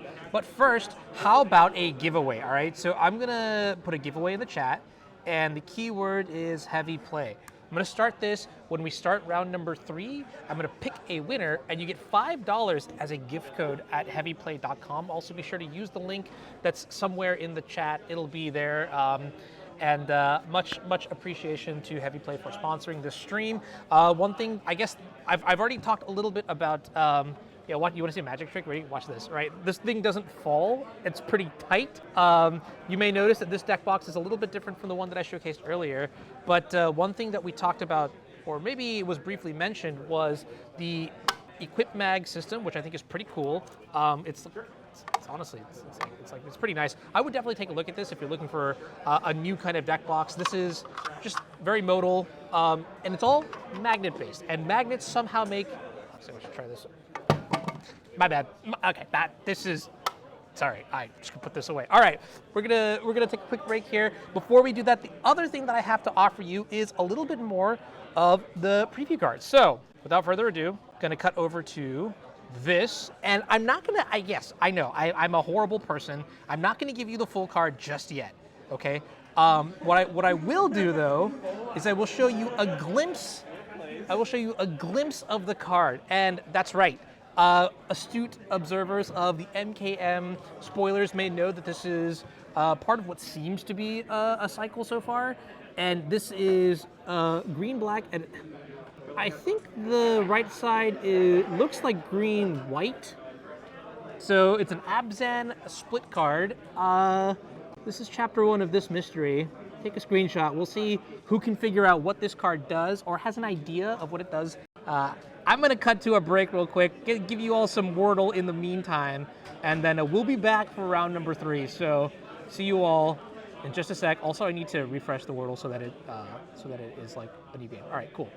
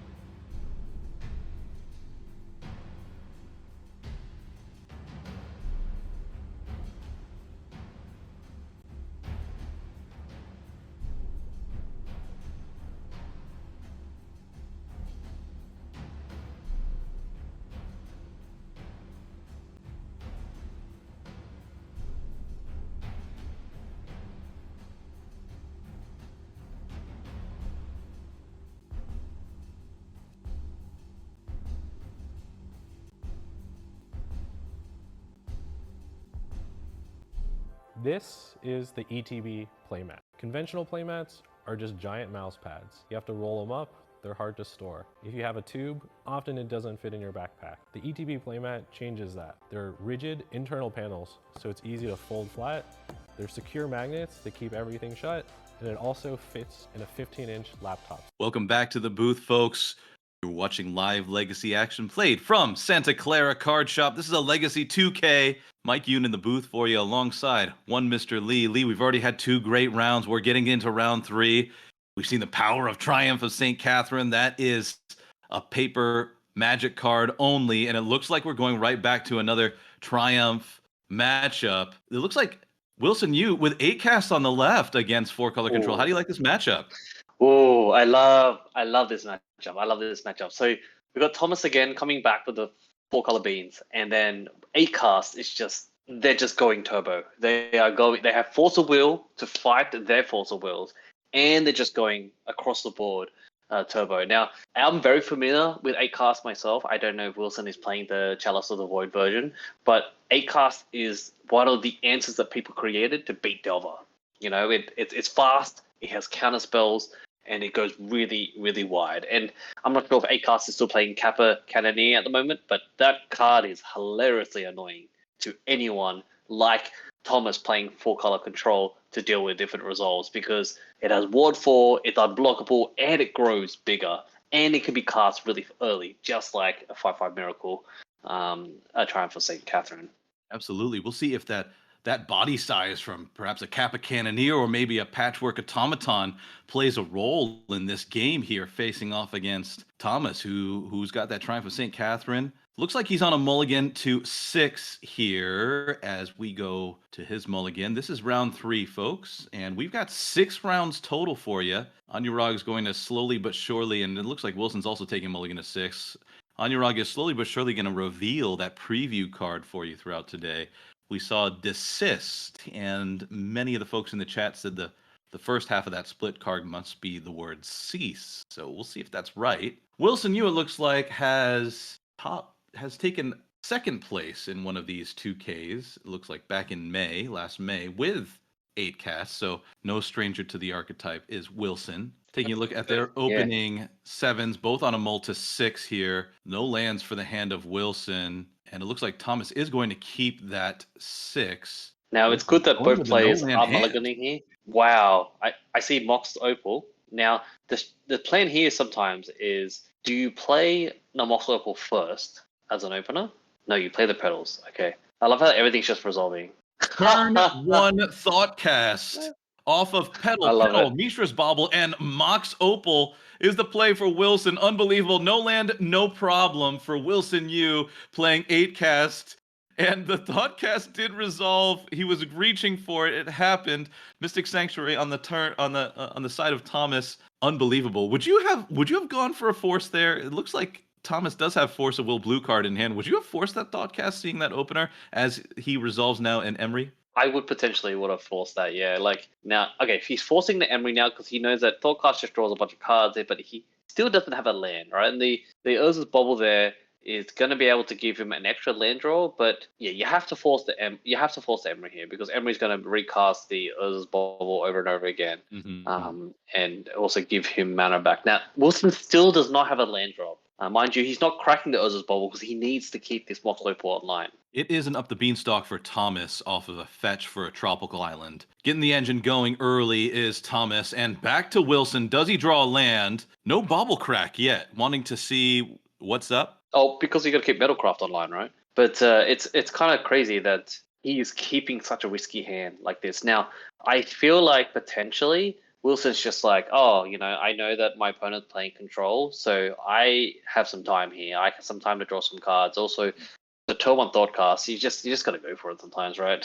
Absolutely. And it looks like a Leovold from Thomas's side off of a played Underground Sea back to Wilson now. And that Leovold going to cause some problems for 8 cast, which is hoping to draw cards off of its 8 casts. Thought Monitor, Thoughtcast. No way to deal with it. Going to scoop it up is Wilson. The 8 casts aren't helping here against a Leovold, and Thomas Conmee is going to win with a 1-card combo. It's Leovold, Emissary of Tress. 1-card combo. It's good to see Leovold coming back, actually, because there was a hot minute when Leovort just was exiled into command. No, not even. I think it's banned in commander. I just remember Leovort was not getting played in Legacy at all. But now I've been seeing a lot of bug control. I've been seeing a lot of them played in 4-color control as well. And like I think potentially it's because people playing Beanstalk decks. People also playing Orcish Bowmaster, which everything and anything it targets, you're drawing a card. So yeah, it's good to see good old 3/3 elves coming back into the metagame. Absolutely, Leovold. Once one of the hottest. I mean, that foil Leovold used to be what, $130. Now it's been reprinted, seen less play, not quite as hot as it once was.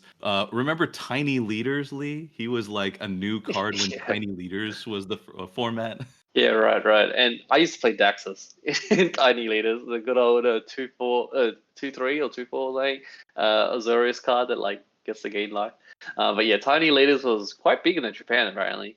Yeah, it was fun a format to brew in for the hot minute. It was good. Alrighty, so I taking a think look. Oh, go ahead. go ahead.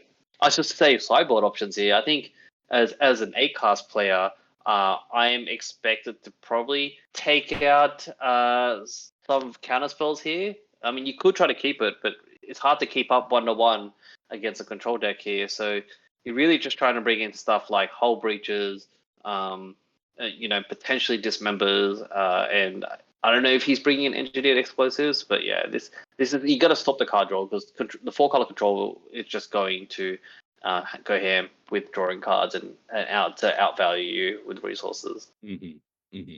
I did see Brazen Borrower, Dismember, and Force of Negations from Wilson's sideboard, so I think that's what's coming in. Taking a look at Thomas's sideboarding, what are you taking out here against 8-cast? What is the least important or vector here for 4-color control? Now, I think so you can see here he's like discussing and thinking about the dress downs. Now, I don't know if dress downs are main, but they're just really good against this matchup because they are mostly trying to get value out of the ETB triggers. But it seems like Thomas is not valuing the dress downs. He's bringing in opposition agents, surgicals, Pernicious Deed. Okay, yeah, Pernicious Deed is so good in this matchup. It destroys artifact creatures and enchantments, I believe. Ignores planeswalkers because it's an old card. But yeah, Pernicious Deed is just insane in this matchup because it also destroys the 0-drops if Wilson is going to try to survive off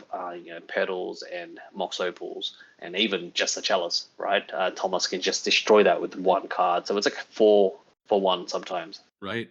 Zero cost artifacts, as you mentioned, as well as Seat of the Synod, which could be quite troublesome. So yeah, those dress downs it did come out as well as Terminus. And dress down is just such as you mentioned, dress down is just such a powerful card against especially construct tokens. Isn't that exactly what you need to deal with those? So Thomas maybe just relying heavily on finding Pernicious Deed and resolving it and having a huge blowout turn or two with them. That's what I'm thinking he could be going for here. So will be interesting to see how this plays out. Dress down out. This is game 2 of round 3. We're bringing 6 rounds of Legacy action to you from Card Shop Santa Clara.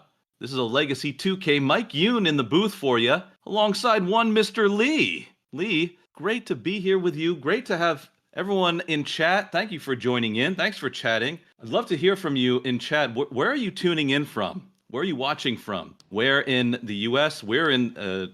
I'm in Seattle. You're in Australia, Lee. This is happening in California. Where are you watching from in the world as we look at our opening 7 from both players? Pernicious Deed in hand for Thomas.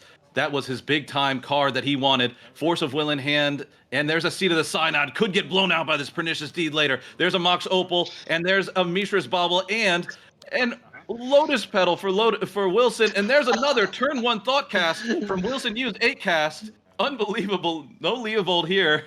This Thoughtcast does resolve. There's another Mishra's Bauble.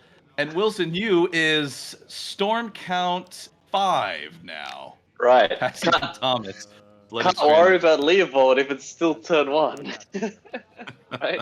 There's a Ponder turn 1 from Thomas. And despite Wilson just completely unloading his hand here, Lee. Does this represent a lot of power or concern you if you're Thomas?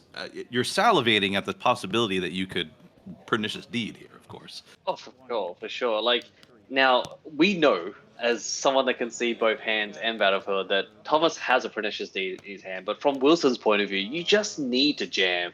You just need to go for the value and hope that you draw more Thought Cast. Because if he was to draw another Thought Cast off the first initial Thought Cast, I think you just keep playing more Thought Cast, right? Like, and okay, he's going to go ahead and crack a Mishra's Bobble here to see the top card after the Ponder. Now, I think I'm not sure if Thomas was to shuffle there or just to draw a card, but he's going to go ahead and refill his hand a little bit here because he has Metal Craft from the Seat of the Cyanide, Mox Opal, and the Pedal in play. Another seat for Wilson here. Oh no, Wilson, you plays another seat directly into this Pernicious Deed, going to pop off in 2 turns. There's a Patchwork Automaton, though, and a Mishra's Bauble as well. Gonna scoot that Patchwork Automaton up by 1. So now passing back to Thomas, and Thomas, all that matters is he's got a Pernicious Deed facing down against this board of double Seat of the Synod. And here's a Flooded Strand going to be his turn 2 land drop. Thomas Conmee, we've seen him go off here with Triumph of St. Catherine in our previous round and just have a 1-card combo against Wilson in the form of a Leovold, Emissary of Trest. Let's see how he navigates this now.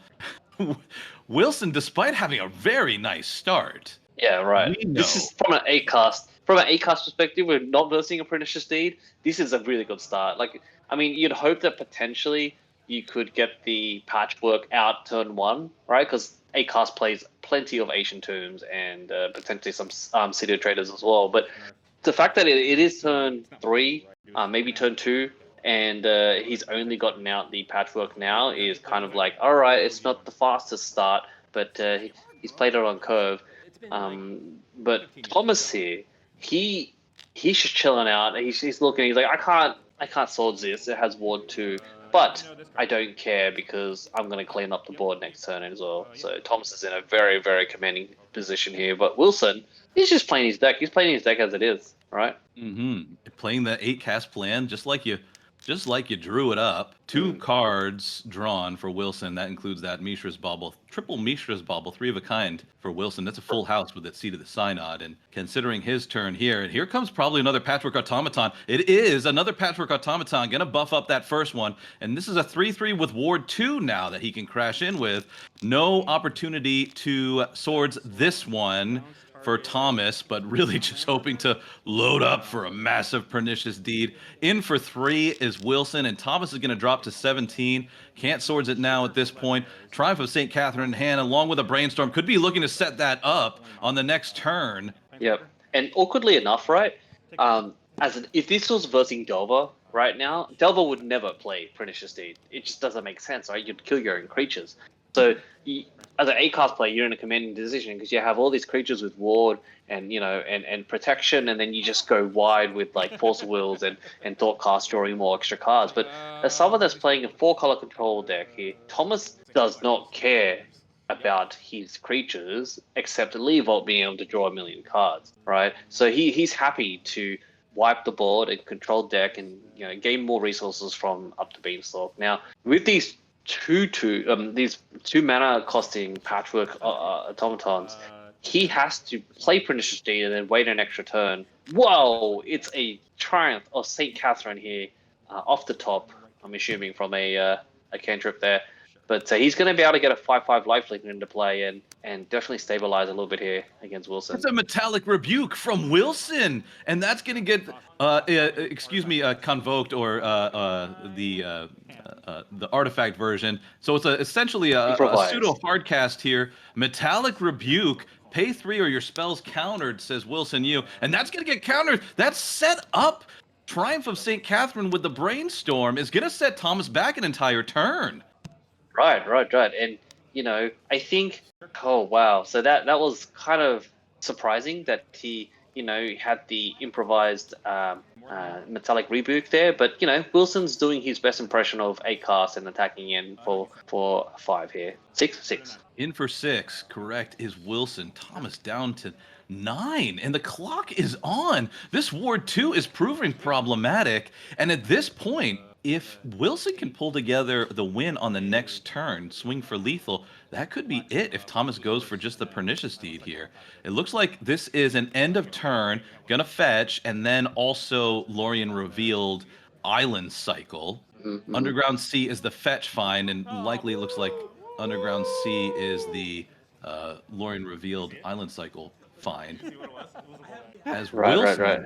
has got a bunch of mana available, nothing doing, maybe another Metallic Rebuke in hand. Right. And we can't see at the moment what Wilson's representing at the moment, but the fact that he has at least a little bit of pressure in play and he's just chipping away, I think that's the, that's the plan that Wilson really wants here, right? I mean, you could play the deed and try to have a force backup and wipe out his mana base, but at the moment you're still trying to deal with these 2/2s, these 2-mana 1/1s that grow with every spell that he plays. So I think Thomas is trying to go for the value plan here, where he is able to have 5 mana in total to play deed and then destroy the board state, because it will be extremely devastating if he can resolve this Pernicious Deed and activate it.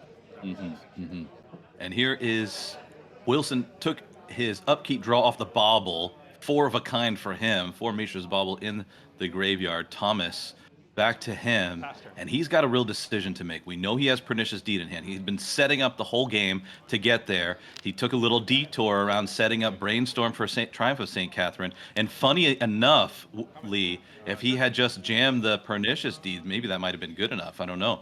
Swinging in is Wilson with 2 Patchwork Automatons on his turn, and that's going to draw out that Swords to Plowshares from Thomas Conmee.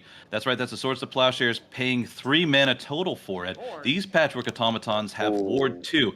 There is going to be a hard cast Force of Will from the hand of Wilson Yu on that Swords to Plowshares, trying to keep this Patchwork Automaton alive. Thomas has to force back or similar, or he could be up against the 8-ball. No, he's going to take it. He's down to 2. He has a Pernicious Deed in hand, and this could completely wipe the board of Wilson Yu were it not for this Force of Will and Brazen Borrower in hand, ready to pitch. Okay, Will Thomas do it? It's going to be Pernicious Deed. It's going to meet this Force of Will. He declared it. It's already out. Thomas Conmee is going to sweep it up.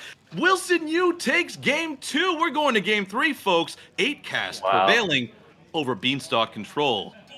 And there were so many avenues here. Like, Thomas could have tried to play the Pernicious Deed earlier and wipe out the mana base. You see, Wilson was able to have mana to hardcast the Force of Will, which means he didn't lose the extra blue card, and he had another Force of Will backup. So suspenseful that the 8-cast player was able to hide their hand a little bit. It made it so exciting to see the turn of events there, where the Patchwork Automatons were able to chip in there for the win for game 2 for game 2. So we're going to be excited to go to game 3 later on. Game 3, that's right. You're watching live Legacy Magic played from Santa Clara Card Shop, and this is a Legacy 2K. We're in round 3. This is our first match of round 3. You're seeing 8 cast square off against 4-color control. Mike Yoon in the booth for you, alongside one Mr. Lee. Good luck, have fun. This is so awesome to see, and I love seeing Metallic Rebuke have a place in the Legacy metagame. Really cool. Yeah, it's doing its really good impression of Mystical Dispute, but with free mana, right? Because sometimes you're not tapping your creatures. You just tap your creatures to cast it. Why not?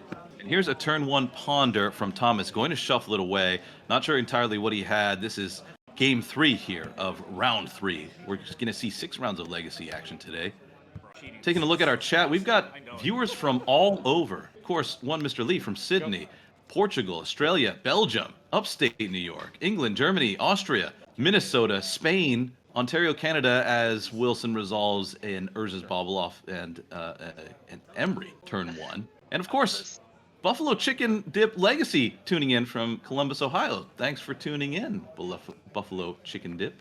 Really great to see. There's some cool guys. All corners of Legacy represented, and Germany as well here, as Thomas has missed his second land drop, hoping to get it off that Ponder. Unbelievable. Now we're back to Wilson, who's got this Emery already in play. No answer in the hand of Thomas for this Emery, and here comes another Seat of the Synod, and in comes Emery. This looks like it's going to tap and bring in a Chalice of the Void.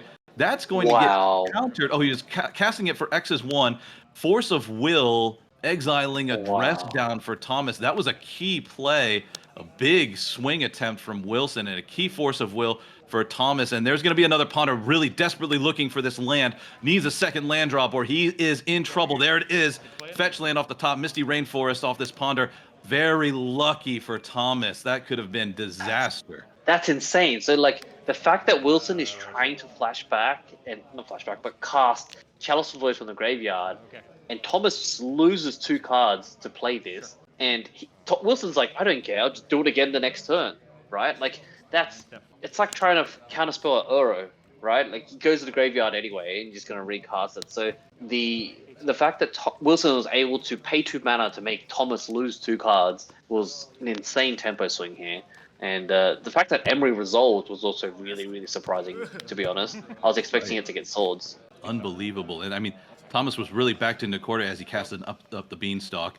Thomas, of course, backed into a corner, needing to find that second land, having whiffed on the first Ponder, has to resolve that second Ponder in order to dig. And it looks like I see Source of Plowshares and perhaps a Force of Will. Here's a Thoughtcast from Wilson's hand, and that's going to draw him 2 cards. Wilson firmly in the driver's seat at this point. A dead Source of Plowshares in hand for Thomas. That would have been an answer to Emery were it not for this Chalice of the Void. Thoughtcast, of course, had been cast. We're tapping 3 mana. It's going to be a Psy Master Thopterist in play now. Lee, this is not one that we've seen too much lately. As a Mox Opal enters play, that's going to make a Thopter token, I believe. And there is a Mishra's Bauble as well. Lee, how do you like the Psy Master Thopterist keeping the place in Wilson's deck? I'm loving it. I'm loving this side. Being able to sack 2 artifacts, draw a card. It's also not an artifact itself, and he's making 1/1 Thopter flying creatures every single turn. Now, I don't know if it's relevant here, but 8 cast is technically somewhat a aggro deck as well, where it can make big creatures really fast through Urza Saga construct tokens.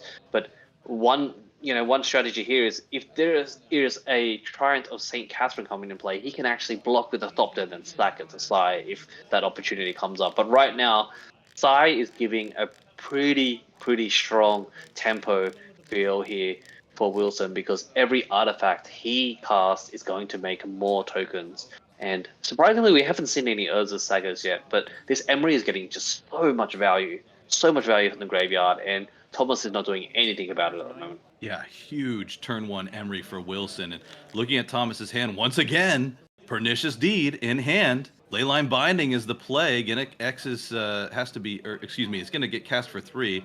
Beanstalk Trigger on the stack. Wilson, you thinking about what to do. Could be a Force of Will here. It looks like he has Force of Will. Is he going to spend it on this? Metallic Rebuke actually is going to be the play. That's going to take care of this Leyline Binding. Does not resolve. And Pernicious Deed is the entire game plan for Thomas at this point. It has to be maybe a Miracle Terminus. It could be the option. I'm not sure here. We're resolving an Urza's Bauble. What's the random card I get to look at? It's a Ponder. Wilson, you hands it back. And we're going back to Wilson's turn, who has been dominating this game since turn 1. Metallic Rebuke on that Leyline Binding. Really just putting the screws in. Urza Saga is one of the draws for Wilson on this turn, and that Urza Bauble trigger as well. And there is that Urza Saga. Emery once again generating more value as she has every single turn of this game. There's a Bauble in play. There's another Bauble, and Wilson really showing his skill with this deck. He hasn't missed a single Bauble trigger, first of all, and he's playing so smoothly, Lee. As someone who has a lot of experience with a specific deck, it just makes the decision-making easier. Is that right, Lee? For sure. And I love the part where he tapped the Chalice for Improvise to counter the Leyline Binding, which was trying to deal with the Chalice, because right now Thomas has a Sword and a Veil stuck in his hand because this Chalice resolved, right? And the fact that Wilson has, played very diligently to be able to hold and have represent Force of Will when Thomas is trying to counter these spells, it's putting Wilson in a very committing position. And he's cast 2 0-drop artifact cantrips where he's been able to see a little bit of card advantage from Thomas's hand, and then also get 2 triggers from the stop the tokens, and then draw 2 extra cards. It's going to be insane value for Wilson here. Really wild value, yeah. And back to Thomas, who has we saw an Up the Beanstalk got revealed off of that Urza's Bauble. Also, Thomas has this Pernicious Deed. If you're not tracking, that is kind of what he's got to go for here. Here's an Up the Beanstalk. That's going to trigger and draw him a card. There is a Bayou. And Thomas, of course, missed his second land drop, so really got behind in tempo here. Now back to Wilson. 4 Thopters. Don't see that too often anymore. Got the Emery in play, has been generating massive value, and this Chalice is truly turning off a lot. A Ponder and a Swords of Plowshares at the very least, and perhaps some more Ancient Tomb, and then here's some more value. Going to get a Mishra's Bauble off this Emery activation. You have 4 that can attack a new pile. Right, and you know, as you can see, being able to gum up the whole entire board with flying Thopters or just, you know, all this damage. Now, it is turn roughly probably 4 or turn 5 now, right? And Thomas is still on 15, but so not too much aggro pressure here. But you know, Wilson has definitely got a pretty sizable board state here versus Thomas. Wilson in for 5. Thomas down to 10 now. Can Thomas come back for this? He might be looking to cast and resolve that Pernicious Deed all in one turn, and activate, excuse me. Wilson taking a look at the top card, and it likely was that Plains that Thomas just played. Wilson curious, well, hey, what are these stamps? No, I think maybe it's an altar from an artist. It looks like doesn't look like a GP stand. Looks like an artist has just altered it or something. But it's a nice little looking Plains. Yeah, I think someone in chat knew exactly what it was and mentioned, so I have to go back in that chat and take a look there. Thomas, now thinking about what to do, kind of explaining the story of the Plains. Wilson with a fully loaded hand. We know 1, 2, 3, 4, 5, 6. It looks like there's the Pernicious Deed. It's going to get cast. Is this going to resolve? This is a huge turn for Thomas. He has to resolve this Pernicious Deed to have any chance of fighting back. Can he get this? Now, mind you, this is Force of Will. I was just saying it doesn't destroy the Psy and the Emery, but it destroys everything else. But you can just swords the Emery and Psy. Taking a look, what does it say exactly? Yes, this would get rid of your Seat of the Synods, Wilson. So it looks like this is a hard cast Force of Will. He is going to tap those Seat of the Synods and going to take 2 from that Ancient Tomb. Here comes a hard cast Force. Does Thomas have the Force back? Force of Will, pitching Brainstorm, pitching Ponder. That's a dead card anyway. Chalice of the Void. Chalice of the Void could get blown up by this Pernicious Deed. Unbelievable. Is this going to resolve? Does Wilson have another Metallic Rebuke? Does he have a Force of Will? He hard cast the Force. Obviously, doesn't want to lose extra cards. Thomas is like, okay, I'll Force back, draw 2 cards. Oh, Beanstalks. Wow, this could be a really, really big turn. That resolves. Beanstalk draws resolve. Murktide among the cards. Pernicious Deed is in play. Is he going to blow it up now? Is he going to wait? Is he going to try to hit it for 3 and get this Emery and Psy? Lee, what are you doing? Do you have enough time to wait? Right, so I think with Thomas's line, you can try to negate. He just blow it now, I think. You're just worried about what he can do, like a Thought Cast or whatever. But you want to just blow everything up. Now, mind you, he can float some mana for the Saga, because there's no point making a token now. Right. There goes the Thopters. Down goes Chalice. Down goes Seat of the Synod. And this is what Thomas has been waiting for this entire game and last game as well. With that floated mana, Wilson's going to flash in a Brazen Borrower. The Beanstalk should be destroyed as well.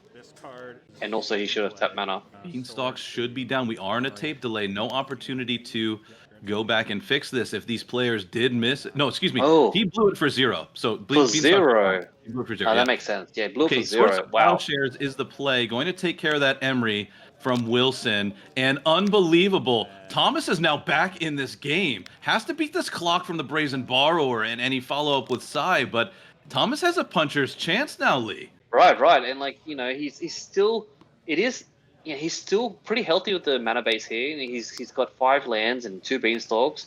And, you know, it seems like Wilson's trying to stabilize here. And Wilson does not care about his own life points at the moment. But, yeah, so I think there is a fighting chance here for Thomas. You know, even though Wilson had a pretty comfortable, sizable board, you know, he's been able to stabilize here a little bit. Just a massive board, and this looks like it is a Brainstorm in response to this Patchwork Automaton, because they pulled back that Thopter token. Thomas with another Pernicious Deed in hand. Pernicious Deed, Veil of Summer, Surgical Extraction, and Murktide Regent. This Veil is going to ensure that this Pernicious Deed resolves, and if that happens, we could look at yet another board wipe. Brazen Borrower in for 3. Thomas has to be careful with his life here. Doesn't have all the time in the world to make a perfect Pernicious Deed play, but that could be yet another wipe that takes care of Wilson's board. Here we go. This is another draw. He already knew what he was drawing from this brainstorm. Back to Thomas. Down to 6. 2-turn clock on the board.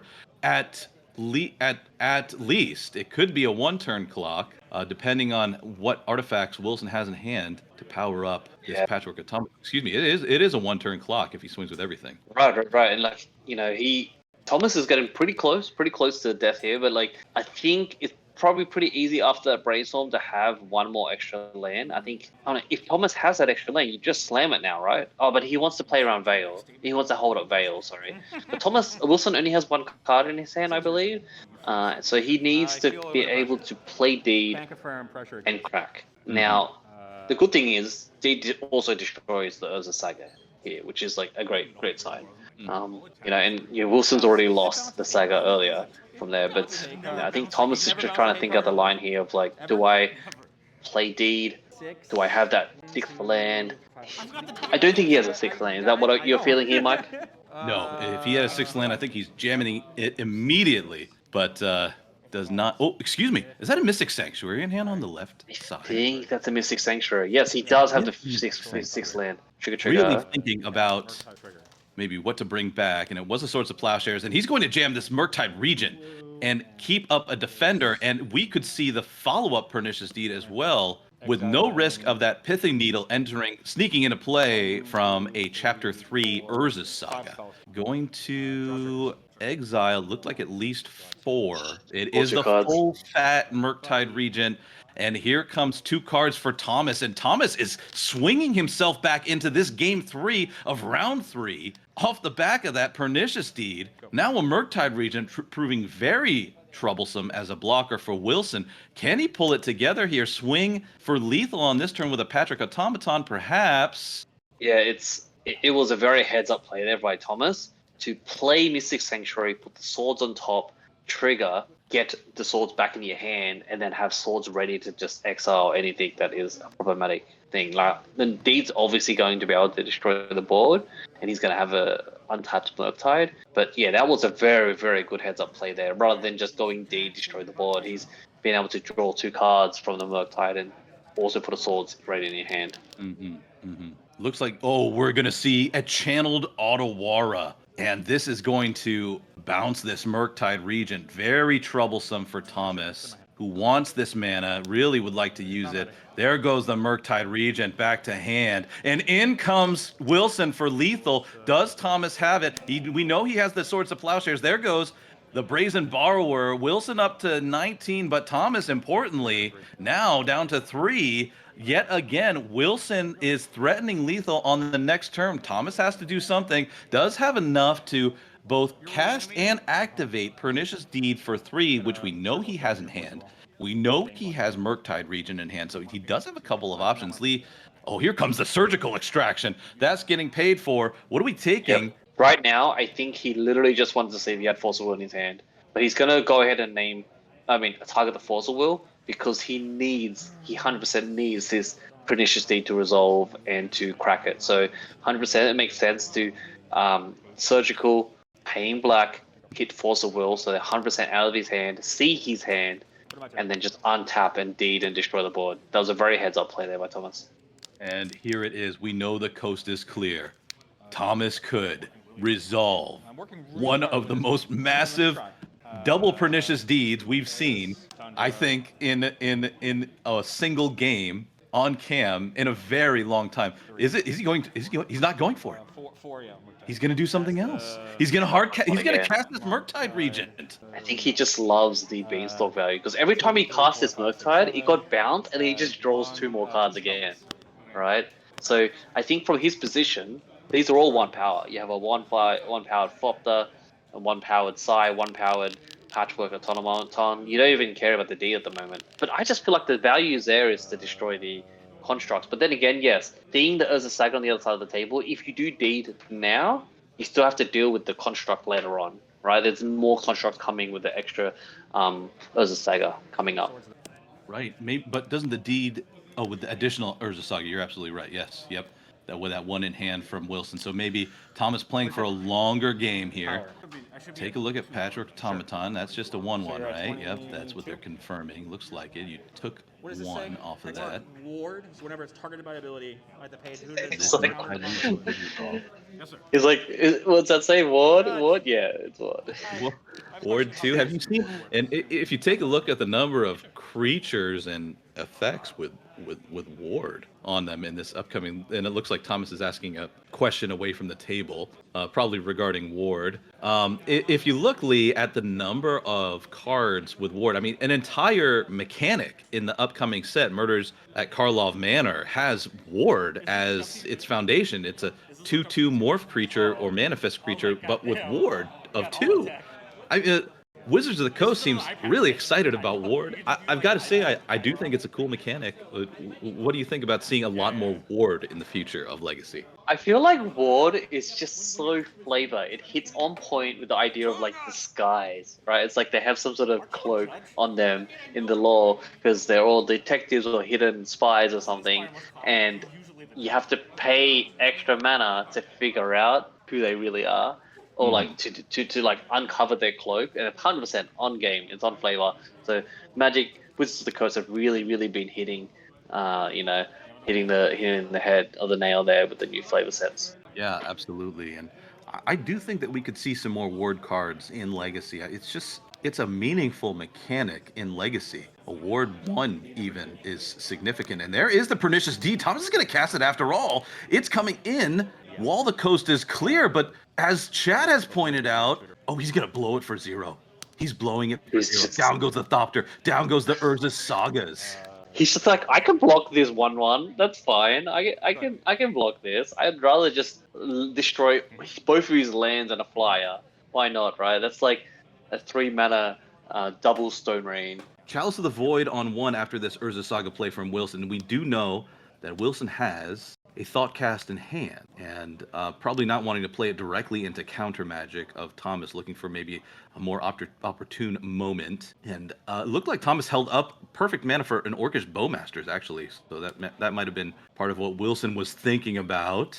Now, Thomas being on, 8 lands and he's still alive, it's not the most comfortable position to be in, but mate, he's pretty happy. Like he has a pretty strong board state, and he has 2 beanstalks. He has open mana. There is a lot of things happening here, and so he knows the mono blue deck does not have a lightning bolt.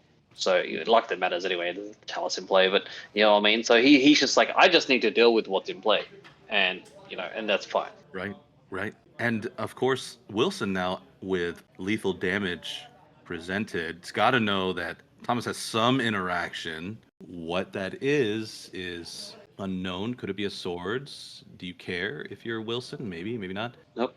No, the There Chalice you in go. play. There's a swing. We do know that Thomas has an Orcish Bowmasters, and that's going to be enough to take care of this Patchwork Automaton in totality with this ping and a double block. There it is, the ping on the Patchwork Automaton. Going to pay for it. Yeah, you're right. He's gonna flash it in, make a token, ping it, pay the ward, and then he's just chumping. He's not gonna double block because I think he's worried about the Thoughtcast in his hand, right? The Thoughtcast. If Wilson tries to cast the Thoughtcast, he's just gonna make another token, get that token back. No double block and holding back this Murktide Regent as well. Construct into play for Wilson. Wilson's scrabbling something together here. Here comes another construct token, and Wilson's going to be able to find something with this Urza Saga. Could it be an Ether Spellbomb? This would be a massive swing for Wilson, and Thomas with that no double block on the Patchwork Automaton. This could prove problematic. There is the Ether Spellbomb brought to the surface. Also has a Shadow Spear in hand. What's he going to pick? It is the Ether Spellbomb. This could be a huge turn for Wilson. He could pull this out after all. Unbelievable. Thomas with 2 cards in hand. And there goes the Murktide Regent. Dismember also in hand. Which member? Spellbomb. Take care of your Murktide Regent. Wilson might pull this out after all. Here comes the Lotus Petal getting sacked. Dismember your Orcish Bowmasters. You have no blockers. I'll swing for lethal, says Wilson. That is game. Wow. Wilson, you pulling it out in the face of double Pernicious Deed 8 cast master on stream today. We saw Seed of the Synods go down. We saw Urza's Sagas go down. No problem for Wilson Yu, who navigated that matchup perfectly in game Nice. 3. Great play from Wilson Yu. We'll bring it back to the booth here. 8 cast prevailing over 4-color Beanstalk, which we've seen Lee really put on a show today, but not in this case. 8 cast was really exceptional. What did you think of that match? Hey, Acast was just doing what Acast does, which is get all the value, get all the cards, go super wide. The clutch metallic rebuke, and now I'm just trying to wonder here, like, how did Emery resolve? Like, Emery resolved, and then he countered the chalice, and then he just casted it again. Like, the fact, I think Emery was the biggest clutch there from that whole match that she was able to resolve, and then Sai just started putting the tempo on the Acast player. Well played by Wilson. Seems like Thomas was just doing 100% standard control player protocol. But yeah, I love that match. That was a very, very good and close match back and forth there. Well done to the Acast player. Yeah, really great to see just legacy action and players get to play their decks and see their strategies through. Really exciting. Active chat today in for this tournament. Really glad to see you all here. Thanks for joining in. When you watch, you're making it possible to continue all this great coverage. Some other folks making it possible to continue coverage of legacy action, of course, are the sponsors of today's stream, which include Heavy Play and Moxfield. If you use the code Legacy 2K at Heavy Play, you get a 15% discount, and you can that's the biggest discount Heavy Play's ever offered. So make sure you check that out as well. I'm so happy to be in the booth today. It's great to cast Legacy Magic on any day, but this is a particularly great tournament that we've seen already. We've seen really high quality decks, some heads up plays, some wild swings today, Lee. I can't believe we got to see a double Pernicious Deed and 8cast still come out on top of that. That was really cool. That was amazing. We saw a couple turn 2 Stormwinds too. Really, we're just putting Legacy on full display here. And we saw a preview card today too, Candlestick, the first ever showing of that clue card from upcoming Mirza Karlov Manor. And Lee, I wanted to mention this. We were talking about it as a limited card. What about Candlestick in the same place that you'd put something like Candy Trail, which we've seen in Paradoxical Outcome? Candlestick is an equipment, so you'd need it in something like that would use creatures. Could you use it in an Urza Saga deck though, and have it be sort of a pseudo card draw and with a bonus on top of it? Well, I don't know if it could be in the Urza Saga deck, since Urza Saga only gets a 0 and a 1-drop that is colorless. It is a single blue, which doesn't meet the requirement to be fetchable, but it does enable you to just draw more cards. Now, I think the interesting thing to me, now, I'm not the biggest knowledge on the most recent standard sets, but it is a clue on a card, right? We've seen this with the Gingerman Brute, right? It's a food on a card, right? It's a token type that is on a card, which is interesting because they're like, look at Tireless Tracker, right? When you sack a clue, you get to grow the Tireless Tracker. So it's actually not a token anymore. It's an actual card type on a card there. Now, being able to surveil 2 every time it attacks is kind of really handy. I think in a limited deck space, it's really, really nice to be able to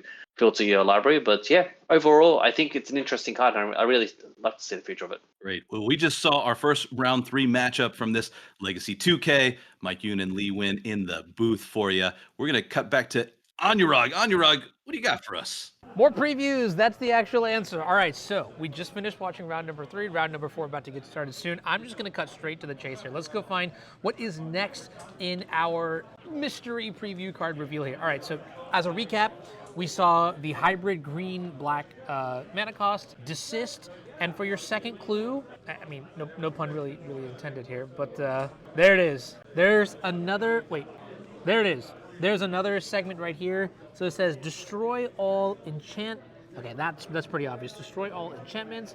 And then it looks like the top right says 4, and then Selesnya hybrid mana. And on the I'm selling this. I obviously know what the card is, but on the bottom left too, you can see target player and then draws. So I'm going to leave the suspense there. I see some thoughts on what the name of the card might be in the chat. That's a pretty good guess. Let's see. Destroy all. Okay, yeah, that's a good point too.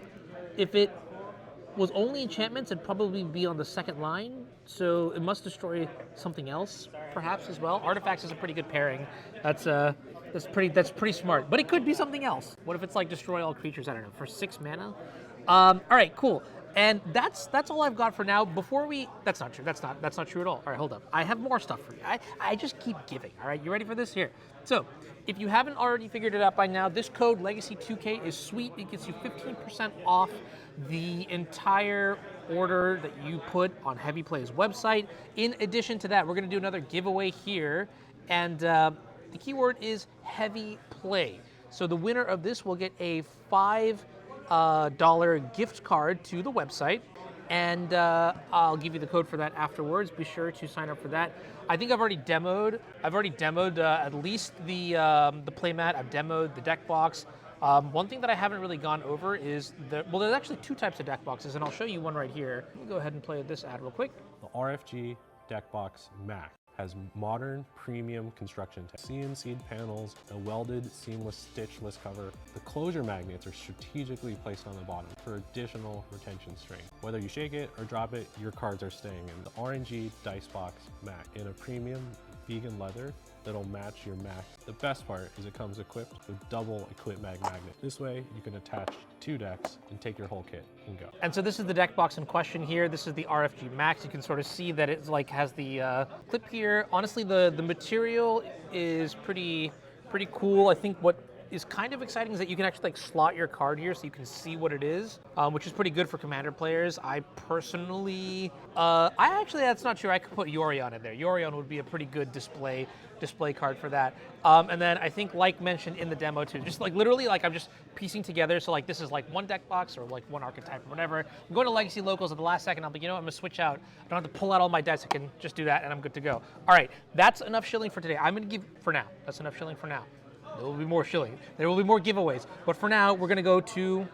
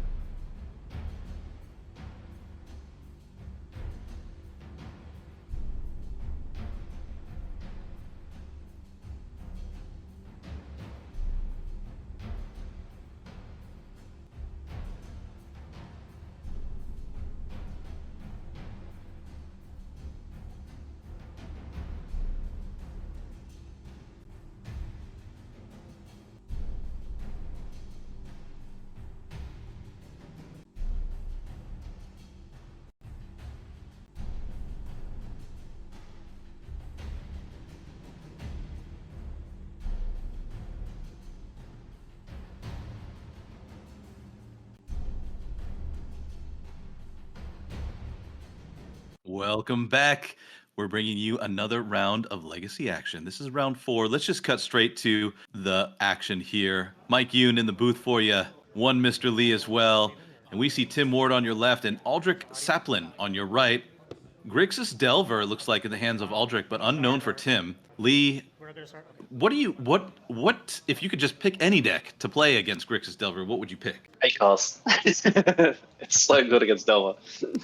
Well, we'll see if that is what Tim is on. And I'm taking a look. Hard to see the hands there. Looks like a ponder in the hand of Aldrich at least. As the face card, Tim's going to take a mulligan to 6 here. So from a little quick Google search on MTG Top 8, Tim Ward has played humans in Modern at the same store. That was like a long time ago. That was 5 years ago. So that was the last time he top 8'd. He played humans, but he's playing today Cephalus Breakfast. Oh, he's playing another creature / combo deck, which is Cephalus Breakfast and Painter, if you didn't know, were the 2 top biggest decks that got really popular when Initiative took over the format. And Mono White Initiative was a really strong aggro, aggro tempo deck that was eventually banned because White Plume Adventurer was way too strong for a turn 1 Initiative play. But Cephalus Breakfast and Painter were the best decks to beat it because they're creature combo decks and they could just win and not care about their life through combo. Right. Yeah, absolutely. And looks like Tim is happy with his 6. Cephalid Breakfast, of course, a huge player, and this here is a Delver Secrets for Aldrich. Turn 1. Nice start for him. Underground Sea is the land for turn. Back to Tim on his first turn. It's going to be a Flooded Strand. I noticed a Lotus Petal Masterpiece as well. And this is a flipped Delver, our first flipped Delver on stream today, believe it or not, all the way in round 4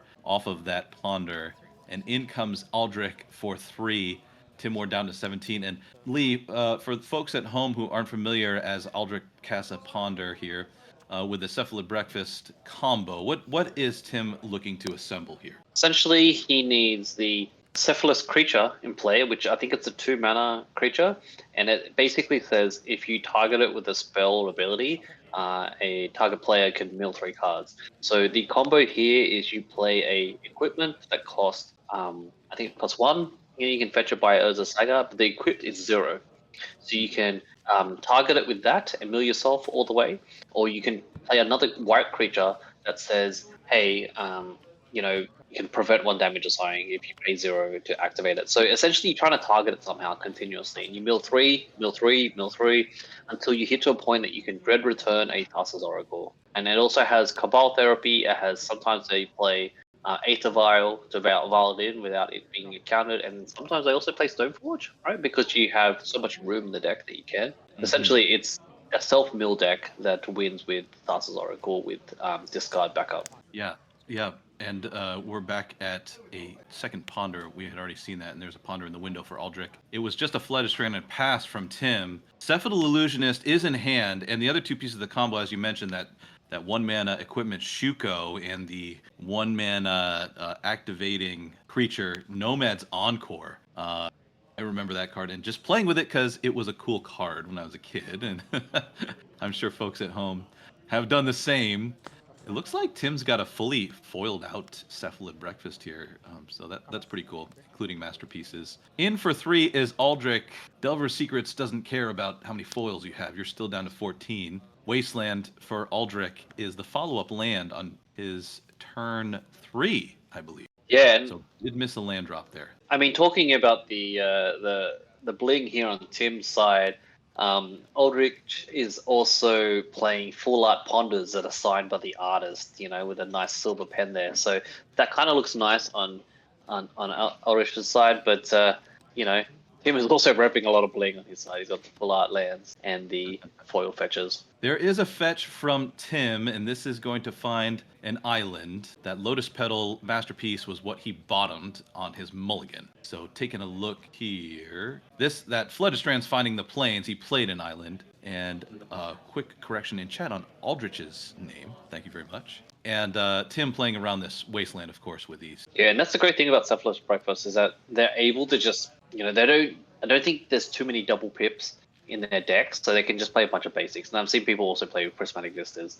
Like, Stoneforge is 1 pip, the Cephalus card is also 1 pip. They can just represent a few cards, and sometimes they've also played Teferi to just stop people from interacting because it's such a lot of the deck is searching, so it's pretty good about that.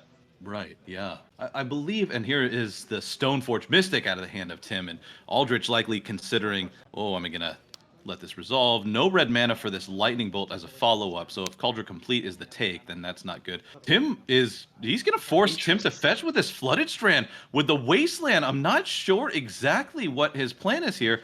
There goes the Flooded Strand in response to the Wasteland activation. And it's going to be the Daze. Classic play from Aldrich. Wow. Wasteland forcing the fetch to make the Daze live. Daze is going to counter the Stoneforge Mystic. Aldrich playing truly heads up Delver of Secrets Magic. And Tim Ward does get to resolve the fetch, but no Stoneforge Mystic despite having a mana available. Was that a miss, Lee, with not fetching first, or just hard to see the Wasteland plus Daze line there? I mean, oh man, hats off to Aldrich there. Like that was such a heads up play. I did not expect to see and understand that lie where he's just like, my Wasteland is basically dead here. I'm going to try to Wasteland, you're gonna fetch a response, and then I'm gonna Daze the spell in the stack. Like that is big brain. I must say, I've never seen that in my years of Legacy, to Wasteland a fetch and then respond with a Daze. That's so smart. Really cool. And I think that it was a lot more popular at Rug Delver era Canadian Threshold back then. You'd see it a lot more frequently as Delver gets in for 3 again. Tim down to 9 now. Aldrich finding a land off this Ponder. Again, he was hung up on land on turn 2. So really so cool to see this play. Looks like chat agrees. Great to hear from you, chat. Thanks for tuning in. Mike Yoon and Lee Win in the booth for you. And Aldrich is resolving this Ponder. Did take a Wasteland, so do you think we're going to see just a straight waste? I think, Tim's on 9, and Aldrich is like just tempoing with this Delver. Now, they do play swords in Breakfast. It makes sense, but right now, if Tim had a swords, he would just be slamming this swords right now. So I think, normally it's Esper because you play Cabal Therapy. I think Tim's kind of, you can look at his body language here. I think he's trying to think, how do I get out of this? Because my Stoneforge didn't resolve. I'm just trying to deal with this Delver, and I have a 3-turn clock. And Tim, of course, also does have Cephalid Illusionist in hand. We saw that earlier as Aldrich draws a Underground Sea, so still no red mana for the Lightning Bolt as a sort of protection against the combo. Right. If Tim leaves something hanging. In for 3 is the Delver of Secrets. Tim Ward's on a 2-turn clock now. Needs to do something, get something going, just jam into any interaction from Aldrich. And it looks like we're going to start with an Orim's Chant.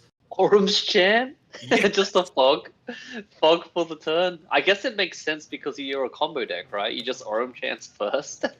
Yes, I think that Orim's Chant has been in and out of the deck throughout the last year, but seeing a little bit more play lately. Orim's Chant, Aldrich is digging in response to this. That's a brainstorm. So like we said, Tim had to go for it, and perhaps he found the piece. If he has exactly Cephalid Illusionist and Nomad's Encore or Shuko in hand, he just has it. And you got to believe he does. I think I see a white card, Old Border, in the back left of his hand, and we know he has Cephalid Illusionist as a foil in hand as well. Aldrich lets the Orim's Chant resolve. This is going to be it, folks. Tim Ward, Cephalid Illusionist. The follow-up play is Nomad's Encore, and we're going to get to see the full Cephalid Breakfast combo in the face of a 2-turn clock, and being behind, losing out to that massive Daze swing on the Stoneforge Mystic. Heads up play, mill 3. We're going to keep going through Tim Ward's entire deck. He's going to mill out his deck and find, as you mentioned, Lee, that Dread return and bring back this Thassa's Oracle. There's a Narcomoeba trigger. Gonna clear the way in case there's any strange interaction. Wow.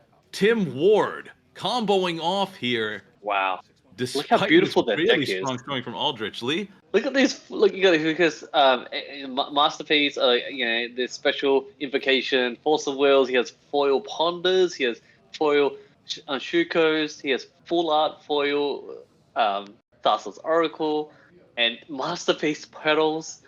This deck is blinged. Yeah, let's take a moment to appreciate the bling, those invocation Days End 4. See, Tim must have had all these masterpieces from back then, right? Like, it looks like he's on the Unhinged full arts as well. Really cool. This Orms chant with no response from Aldrich. I mean, hard to beat it. And here we go. A Cabal Therapy just for protection. Aldrich is then a decline showing his hand. And we're going to go to game 2. Tim Ward takes game 1 in this round 4. Both of these competitors are 3-0 in a 6-round Legacy 2K. Coming at you live from Card Shop Santa Clara. Mike Yoon and Lee Win in the booth for you. Lee, that was a great turnaround for Cephalid Breakfast. Yeah, that was amazing. Like, I love how you can tell the experience here that Tom is doing.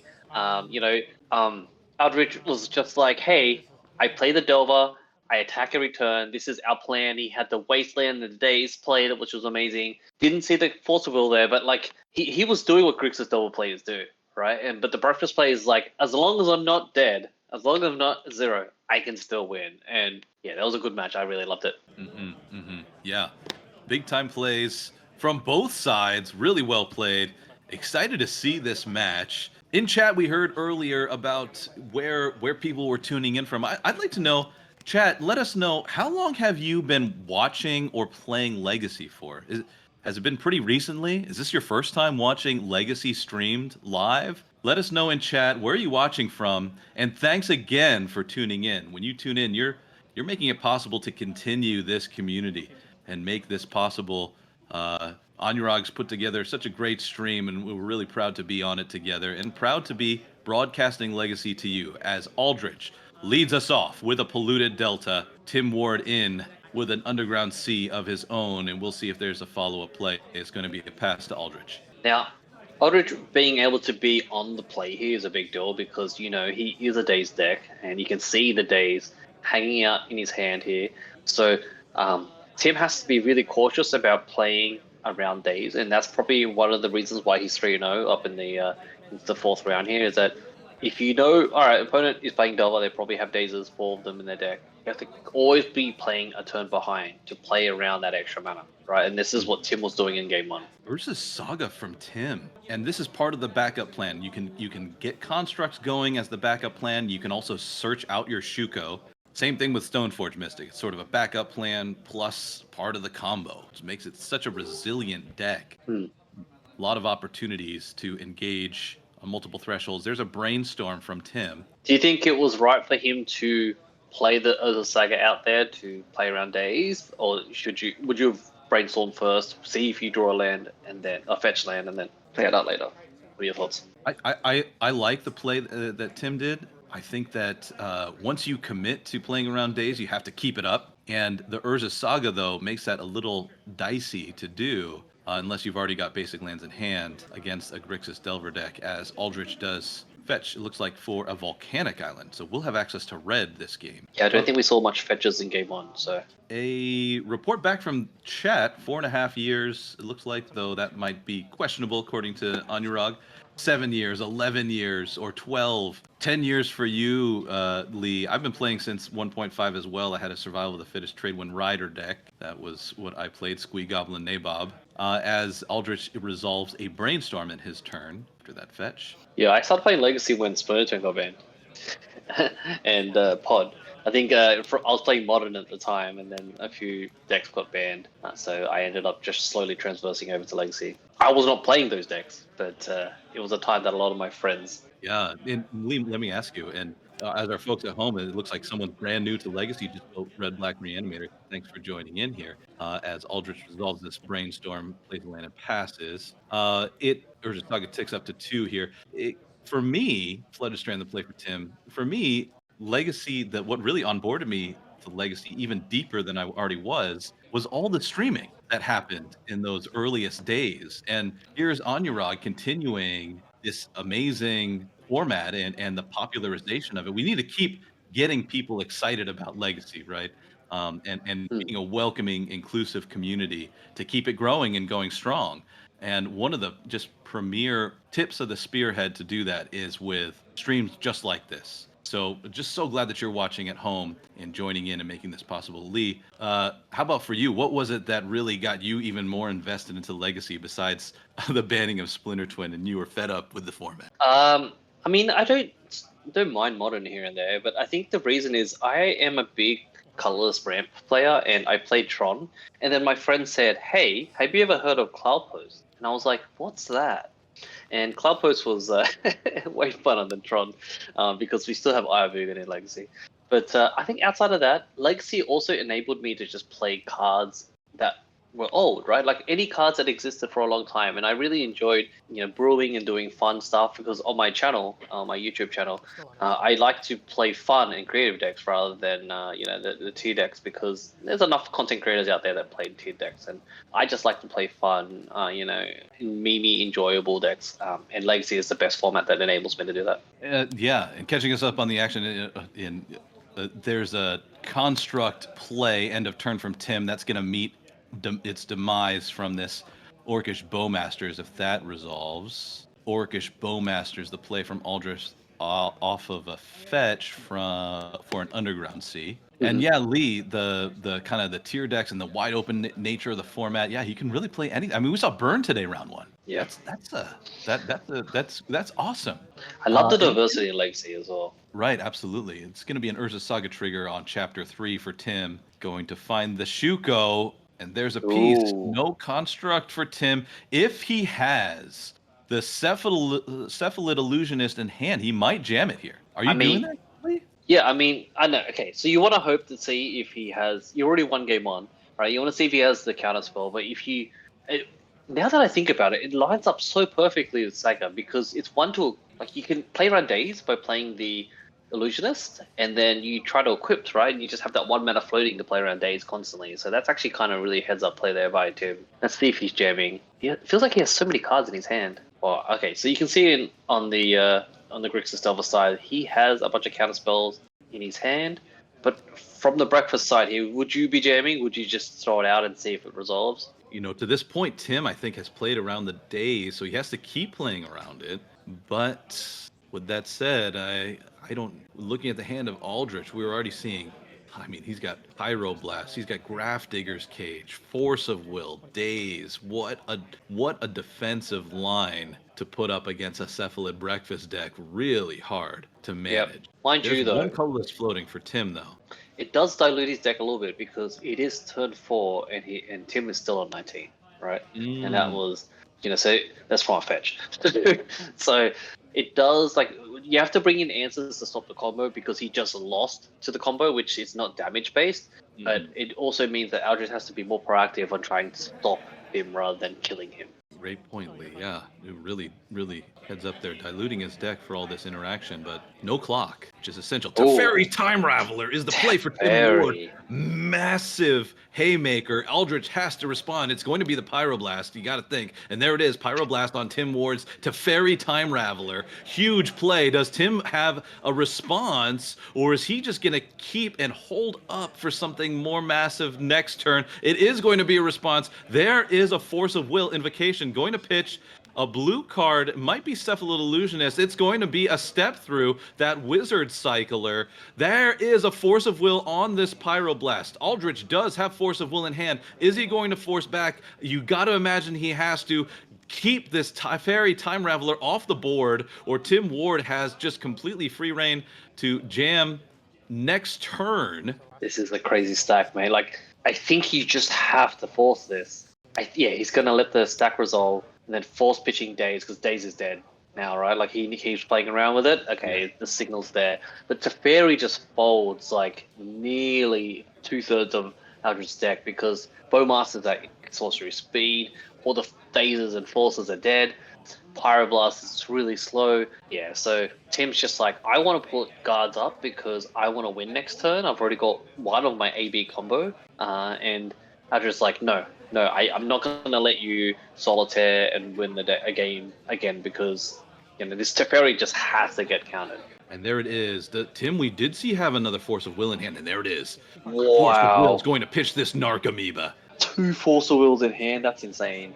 Teferi Time Raveler will resolve. Aldrich has a follow-up lightning bolt in hand. If he can swing with his Bowmasters, he can follow that up with a Right. lightning bolt and take care of the Teferi. He also has the Grafdigger's Cage in hand, which means that Tim Ward would have to hard cast a Thassa's Oracle in order to get around it. Not sure if he has that in hand. He already gave up the step through. Step through can find the Thassa's Oracle. That's gone now. Cephalid Illusionist in hand. Not sure what the other card is for Tim Ward, but he has one other. Orcish Bowmasters Is going after Teferi. the Cephalus Illusionist, is that a wizard?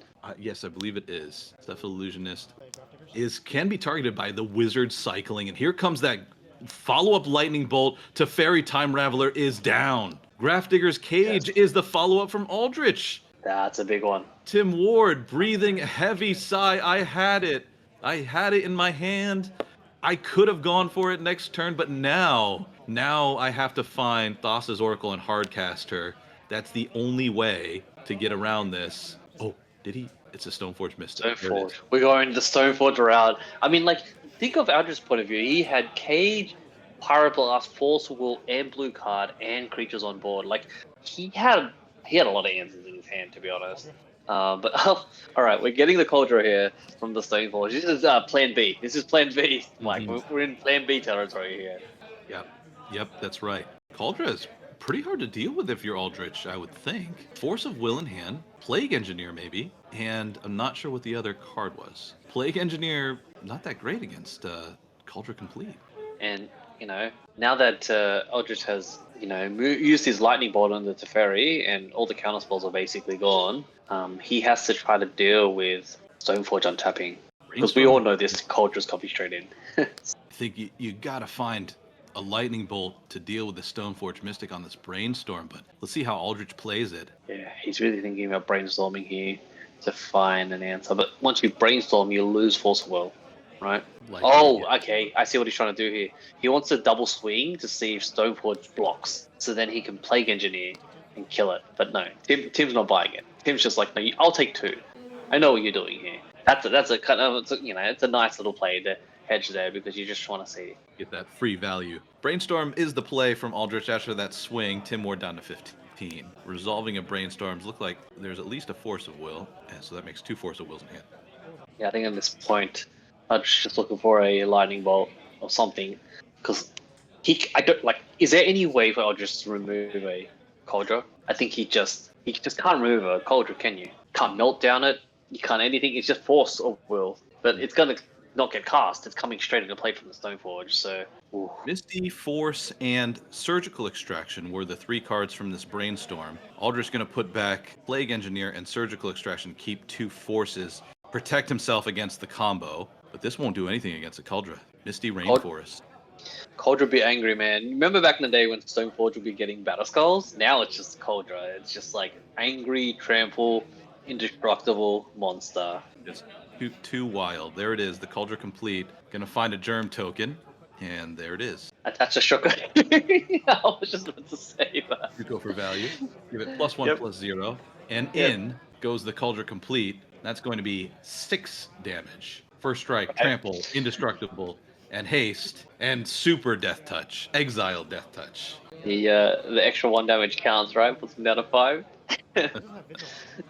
We could see somehow Aldrich deal with the Germ token, as Twitch chat is pointing out. Brazen Borrower or Dismember. Those are options.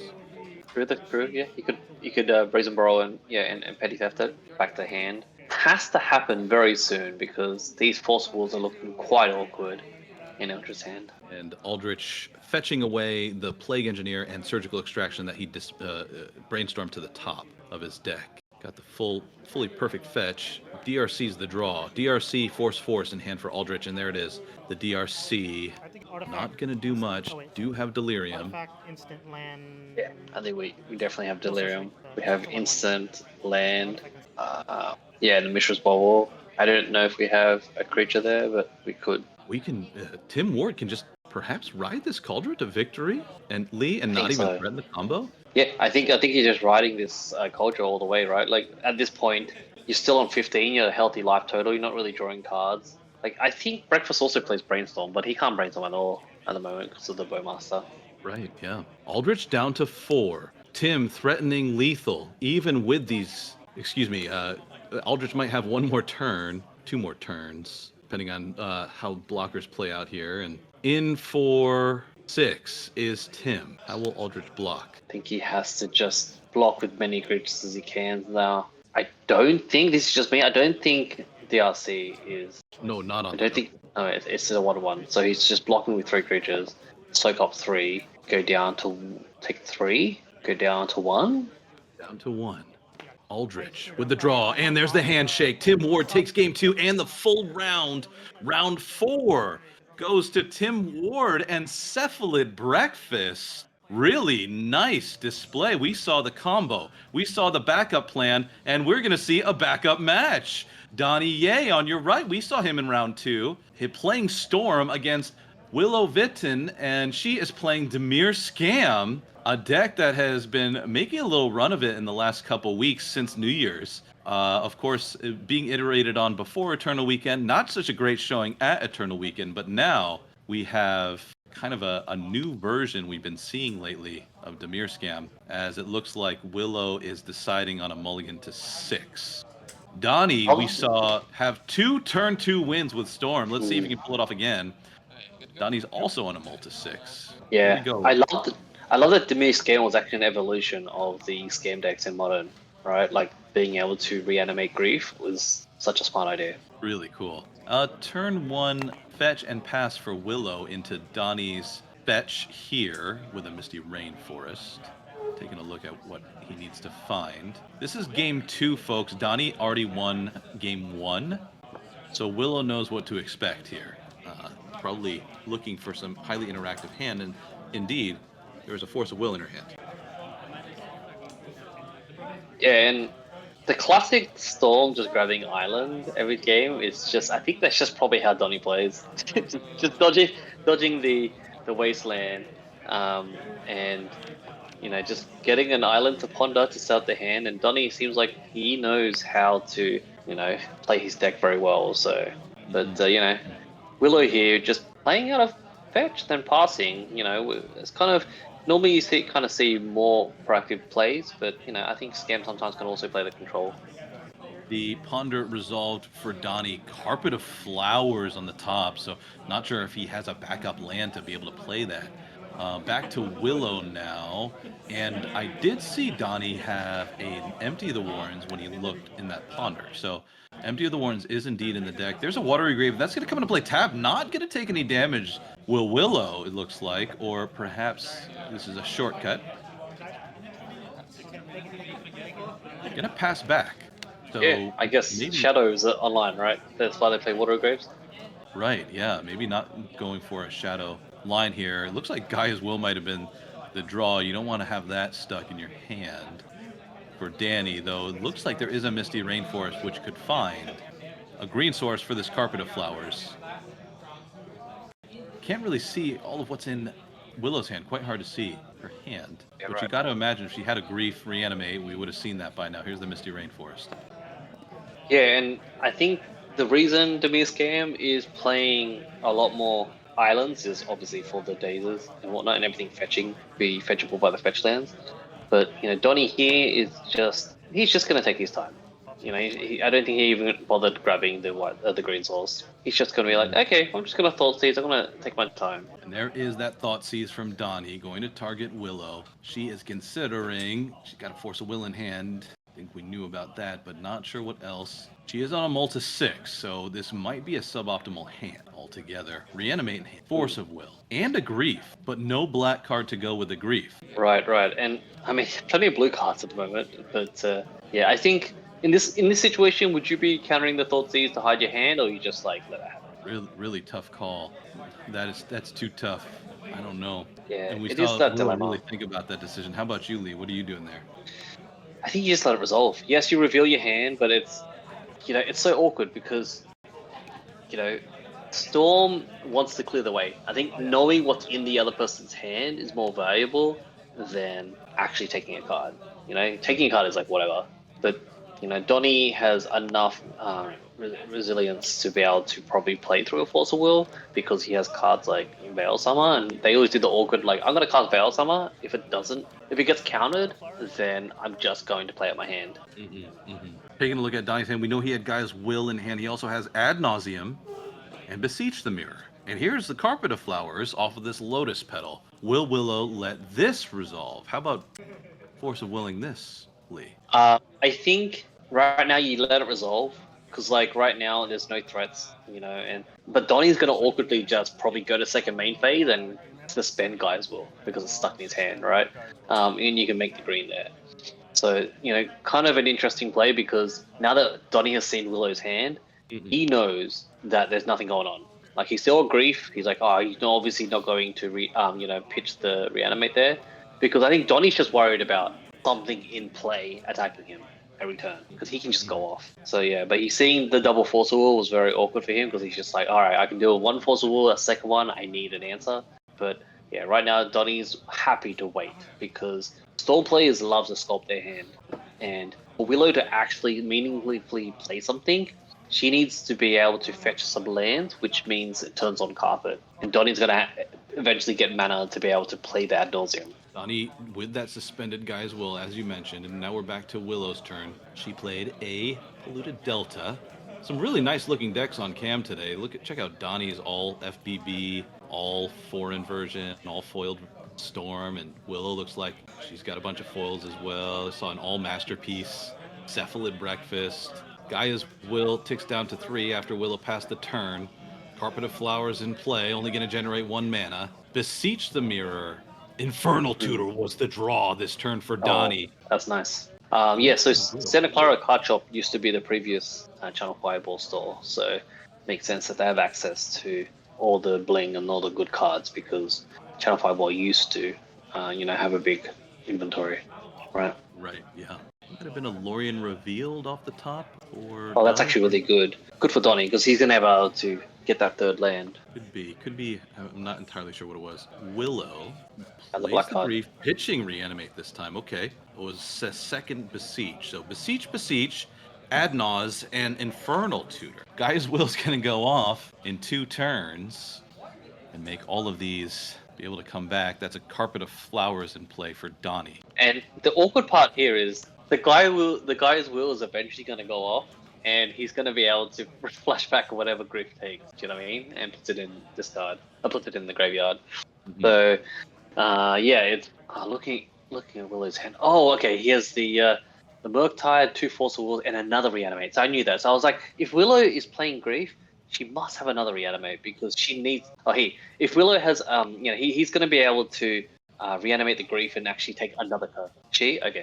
Yeah, so she drew a second Reanimate, and that enabled her to do the whole Grief Reanimate play. And now she's taking a look at what to discard here from Donnie's hand in the face of this impending Guy's Will coming off suspend. She, of course, does have Force of Will in hand to take care of that Gaia's Will. And here comes the second Reanimate. Grief is now in play, and now she has a clock. Mm-hmm, mm-hmm. Infernal Tutor in the graveyard. I think that was a great take. And I'm thinking about taking this Adnaz here if I'm Willow. How about you, Lee?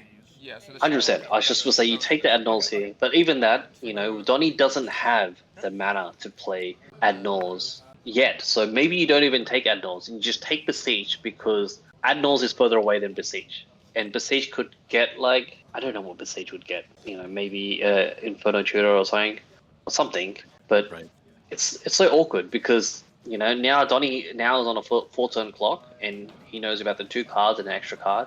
And Willow is intentionally not fetching, so the carpet is not online. Mm-hmm. Denying Donnie some extra mana every turn, which heads up play there by Willow, just operating off of a singular watery grave. As we know, Adnaz, Beseech the Mirror, and an unknown card in hand. Guy's Will's going to come off suspend next turn. There's a Carpet of Flowers, going to add a mana Lotus Petal. Oh, drew the pedal, which means Ad Nauseam. He's going to cast Beseech. He's just casting Beseech. Okay. What do you think he's tutoring here? Because you only have the Ad Nauseam in your hand left, right? If this does resolve, probably a Veil. Yeah. You probably grab. If this does resolve, Donnie should grab a Veil. Guy's will come off suspend, and then you can Veil with the carpet mana, and then just flash back your whole graveyard. Okay, I like this line. Ooh, and Willow's gonna have to spend her Force of Will, both of them, on this Beseech the Mirror instead of the Gaia's Will. Right. Wow. Now here's the thing: Donnie knows about the last. Donnie does not know about the Murktide in Willow's hand, right? Because the Murktide came after the Thoughtseize. But yeah, that is so clutch that she was able to force that Beseech and know full knowledge of what Donnie has in his hand. Right. Grief is in. Donnie down to 13 now. Are you jamming this Murktide if you're Willow and making yourself vulnerable to the Carpet of Flowers? I think you okay. So you have 3 instant sorceries. You need to fetch twice to jam Murktide, which gives Donnie 3 mana to play ad nauseum, right? So this is where it gets tricky because you don't want to give your opponent mana. If this grief is just going to keep hitting, it's still 3 or 4 turns away, right? So I don't think you jam the Murktide here. Especially on the turn where Gaia's Will is coming off, right? That's true, yeah. That's why so Willow is hilariously trying to figure out the line that Donnie can do, since he knows, she knows the complete hand of Donnie. She can figure out, all right, this is gonna come off next turn. They have an unknown card plus the ad nauseum. She's gonna be able to try to map out how Donnie's going to win because she only has a Murktide and another card in hand. So yeah. That bring up a great point. You can fetch and find either a basic as part of this, or fail to find if you only have one basic. So, or a swamp rather, basic swamp, or Right. fail to find some combination of the two. You do have to find a second blue mana no matter what, and there is a Watery Grave. Willow's going to take 2 damage off of that, and there is the swamp. So that'll be 2 Carpet of Flowers mana for Donnie on his turn, with that Will coming off of Suspend. So she has decided to go for the Murktide region on this turn and accelerate the clock. I believe this does make it a 2-turn clock for Willow. Yeah, this grief also having menace is, even though Storm doesn't play much creatures, it is quite annoying when it versus creature decks because you get it out turn 1 and then it just has menace. It's really hard to block. Donnie untaps. Gaia's Will comes off Suspend. Here it is, a huge turn for Donnie and Storm. In this game 2, Donnie is up a game already, remember. He's going to be able to... Does that go to the Exile or Graveyard? It just goes to the Graveyard, right? I believe Gaia's Will... Not entirely sure. I believe it gets exiled. So here we go. With Donnie Ye's huge Gaia's Will turn. Can he pull the entire combo together here? We know there is Infernal Tutor, Ad Nauseum, 2 Beseech the Mirrors, and a couple of cantrips in the graveyard. Looks like he might fan it out here for us a little bit more. Lotus Petal, 2 Lotus Petals as well. Huge turn. Storm is 1. Storm is 2. Lotus Petals, the play. Second Lotus Petal coming. Storm is 3. 2 mana floating from this Carpet of Flowers. That's the 2 on the bottom of your screen, folks at home. And Willow, with not much going on in hand, we're just going to have to watch and stand by. Thoughtseize is the play. There goes the grief. No, the coast is clear. Donnie Ye. Storm is 4. Can he do it? Infernal Tutor, double Beseech the Mirror, and up to 5 mana available right now. Now 6. 6 mana. How do you pull this one together? Gaia's Will is already out. Does he have a second? We know he's boarded into empty the Warrens. That might be an opportunity here. Though could be too slow. Going to fetch down to 10. Life is a consideration if he can't win on this turn. That is 9 damage in the face. Beseech into Tendrils could be enough. Willow all the way down to 11. Taking that damage off of that watery grave, and Thoughtseize. Yeah, right. So like the fact that Willow, she's lost a bunch of life already, some from the fetches. It all mattered. It all mattered for Spell because now he can just Beseech, sack the Petal, grab Tendrils, and then cast Tendrils. I think we might need to see a Ponder first. Yes. Yep. Has to be Ponder for the Storm. Storm count is now 5. Yep. Storm count 5. Ponder for anything. It doesn't matter. And I think this is Now lethal. Yes, here we go. And there's a Chromox just for fun. Gonna imprint the ad nauseum in hand. And now we're gonna beseech the mirror, playing that, using that floating mana. It's gonna be a beseech the mirror, sacrificing Carpet of Flowers.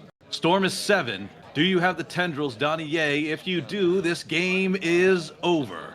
Donnie Ye finds Beseech the Mirror. Gonna add to the storm count. We're just Beseech the Mirror looping. finds Yeah, there we tendrils, go. and that'll be it. Willow loses. Donnie wins. Storm takes round 4, and Donnie advances to 4-0. A capable Wow. Storm pilot showing the power of Beseech the Mirror and Gaia's Will. Donnie and Willow had, a nice keep for 6, but she was behind the 8 ball a little bit with that 6.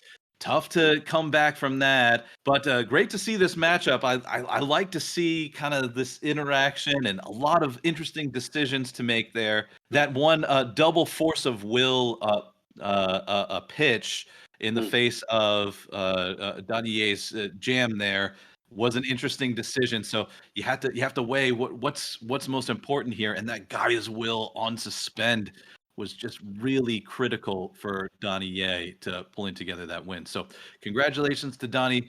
Well played by Willow. And we're moving on to round 5 here. Yeah. I think we'll send it to Anurag. Is that right, Anurag? We're going to send it to a break.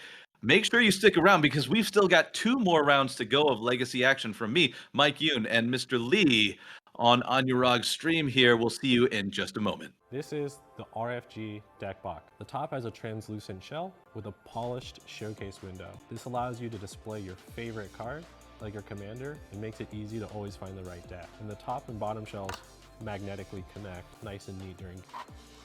This is the RNG dice box. It magnetically attaches to your deck boxes so that you can easily move it from deck to deck. Unlike competitor deck boxes that either have a dice compartment or not, this way you can manage a single dice kit and move it from each deck so you never forget your dice. To access your dice, simply slide open the tray and magnetically snap it to the shell. And when you're done, slide it back in and the magnets lock it all in place.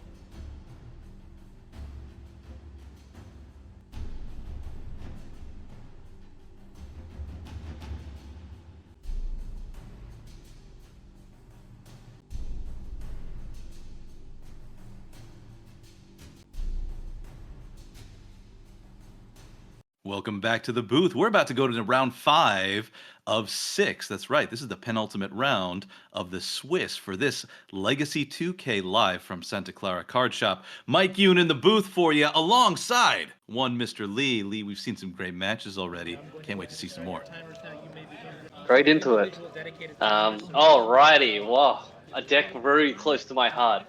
Red-White Initiative versus, we'll find out very, very soon for the second deck. But, oh, mate, I'm very, very excited to see, Boris Initiative playing some rounds in this fifth round of Legacy 2K. Yes, I'll keep. That's right. These competitors are 3-1, so really fighting for the top 8 here. They got to win this one. It's a must-win for them, you got to believe. Eric Roifman on your left with Boros Initiative.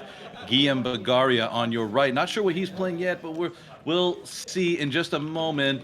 And looks like a keeper for Guillaume, but perhaps a mulligan. It is a mulligan for Eric with that Boros Initiative deck. And Boros Initiative, now, Lee, you said this is a deck close to your heart. Is this a deck that mulligans will?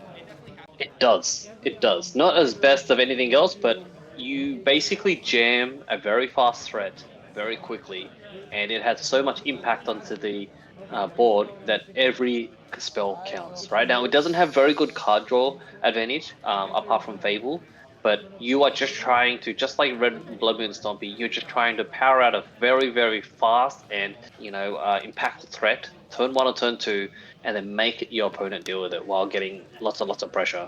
Now it seems like Eric is down to a 5 cards, mulligan twice now. But I think he's gonna be able to jam a Chalice on 1, turn 1. Amazing. Chalice on 1 for Eric. Big play there. And because it looks like Guillaume is playing a Beanstalk deck and has had that turn 1 Brainstorm, had a Ponder. There comes a Wasteland for the Ancient Tomb. Witherbloom Command also for Guillaume. So this is Bug. This is the Bug version of Beanstalk for Guillaume. Mountain the follow-up play for Eric. Then the City of Traders. Guillaume says, yep, Lotus Petal now. Is this going to be in 4th Aerolingus for 2? There goes the Petal. Wow. If it's going to be it is an Aerolingus for 2. 2 hasty trampler creatures. If this does resolve, this is going to be a massive upswing for Eric, because he's going to be able to keep the initiative, the Monarchy, and smack in for, well, yes, for 2 tokens, for 4 here. So, and get Monarchy, so that's a big deal here. This shows the power of how strong 4th Aerolingus is, because it could have been 4 power today, it could be 6 powers if you just add an extra mana. It's so strong and versatile. I think our players are looking for another 2/2 human with haste, human knight with haste. It's kind of hard. I mean, that's a very specific token to find. But Guillaume should be down to 16 now. They're double checking out. It's X red white. Yeah. Now imagine if Eric didn't get wastelanded for his Ancient Tomb, this Aerolingus would have been in for 8. Big play here from Eric. There is the token, and it looks like, I'm not sure, for some reason it's just 1 token. No, they're trying to find more tokens, but I think, they got So the more official tokens. Here, and there is a land. It's a bayou. Guillaume, how's Guillaume clawing back into this, Lee? Definitely not without the Monarch. So Eric, Guillaume doesn't have much. Oh, it seems like they only came in for 1 token. Is? That's strange. I don't think, apart from Bowmasters and pretty much just Bowmasters and maybe Leovold, I don't see much creatures on his side. So getting the Monarch back is going to be very tricky. Very, very tricky for him. Guillaume does have that Uro, so might have some long-term potential with a blocker, but we're pretty far ways off from that. And that's a lot of cards represented by Eric. And the Witherbloom Command is going to take care of this Chalice of the Void. I think that's what our competitors likely voiced over. There it is, Witherbloom Command and Chalice down. That unlocks both a Ponder and a Brainstorm in the hand of Guillaume. And, Witherbloom Command playing really well with Uro, where you can mill 3 cards and return a land back into your hand. He's probably going to grab the wasteland here. Now, awkwardly enough, and I've come to this realization many times, is that with a Bloom Command, it only does -3/-1 to a creature, so it does not kill a 2/2 creature on the other side. So he went ahead and opted for Destroy Chalice and mill 3 to return a land. Mill 3, and a nice Mill 3 for Guillaume that fueled the Uro that actually also made it to the graveyard as well. Another There, we have Aerolingus. the second Knight token, so here we go. I need one more. Really taking a look here. I believe Guillaume should be down to 16 right now. Temporarily, I will use this. Move to combat. Yeah. Yes. So the fact that it has haste and trample is what makes the card incredible. The Monarch is just icing on the top there, but Yeah. you know, Eric's just been able to refill his hand every single turn. Guillaume, thinking about it, looks like a Murktide Regent might be in hand there. Oh, Fatal Push it is. Makes sense why he was prioritizing trying to get rid of the Chalice of the Void. I know that Bug players generally will play 2 to maybe 3 Fatal Pushes because they're just really good against Orcish Bowmasters these days, but not very good against initiative creatures. You know, you have to have that revolt trigger. And put a land into play. Yep. Uro is going to come into play and trigger Yeah. at the bin as well. A little bit of stabilization, and Gillum also has lots of cards in his hand. City trip. So Guillaume he gets the sees. wasteland and waste that City of Traders. So Eric, just sitting on Knights and a Mountain. Do you think it's wild that a 3-color deck has enough to play Wastelands as well? It's basically 4-color at this point now, right? That's awesome. Really cool. Cavern on Hue. I really like the Bug Beanstalk deck as Eric plays a Cavern of Souls, likely naming human, and draws from that Monarch token. Ponder, Brainstorm. We know there's a Fatal Push as well. Might be 2. No, excuse me, just the 1 Fatal Push for Guillaume. And there is Or, no. a Basic Forest Sorry, as yeah, well in this deck. I'm a date. That's Yeah, awesome. Basic Forest is there for Beseiju. So you can, if someone plays a Blood Moon, you can get a Basic Forest and Beseiju the Blood Moon with a Basic. Nice. You told me about a really cool tech card as Guillaume is going to resolve this Uro. Escape it from the graveyard. 5. Oh, right. There it is. Uro has escaped. He is loose. And Guillaume gets to gain 3 and put a land in play. And that's pretty good. And draw a card too, by the way. Yeah, that's right, Guillaume. And has a force backup. Yeah, so Eric here having 3 2/2s, and Gillum has a 6/6 that doesn't really die. So I think being able to gain 3 every turn, explore and draw a card every single turn, potentially get the Monarch is the Bug play here trying to stabilize. But then again, Eric, it does have Touch the Spirit Realm. That's a good one. Wow. It's going to be a plateau and then a Touch the Spirit Realm channeled. Or is that cast? Excuse me. Looks like that's a Probably cast, yeah, probably cast to try to. You don't really want to blink an Uro, to be honest, but Right. you know, Guillaume does have 4 blue card in hand, so Itching Ponder. maybe he's thinking about which blue card to use. It is the Ponder. I didn't update it to you now. Touch the Spirit Realm is going to get countered here. Uro is safe. Oh. I guess if you do blinker and you swing in for 6, he goes to 4, but then it comes back and you just gain another 3. Or 9. Fetch Fatal Push for Guillaume at end of turn for Eric on Eric's Knight. So that leaves him with just 2/2 Knights. And looking a little more vulnerable here, despite a fast start with a Chalice. With that early 4th Lingus that Guillaume had no response for, Guillaume is clawing his way back into this and sitting pretty with a massive Uro being just a intimidating blocker on the other side. It's funny to think like about IRL Magic, right? Like these 2 Knights, they've been jamming in and getting a bunch of damage, and now all of a sudden Yeah. Uro 'Cause I saw her. shows up and they're too intimidated to attack. Right. I'm just thinking about the lines here. I wonder if Eric could have went to end step, then touched, and then it goes to exile. Yeah, I thought something. Draw a card. I'm not sure. I'm just thinking out loud here. Yeah, I guess you just want instead of blinking it because it's uncounterable if it's blinked, right? But it's okay. No, it'll just come back in game 3 again. But yeah, I don't know. You need to really somehow get rid of this Oro because this is going to carry Gillum. Yeah, oh, and there it is, a Solitude.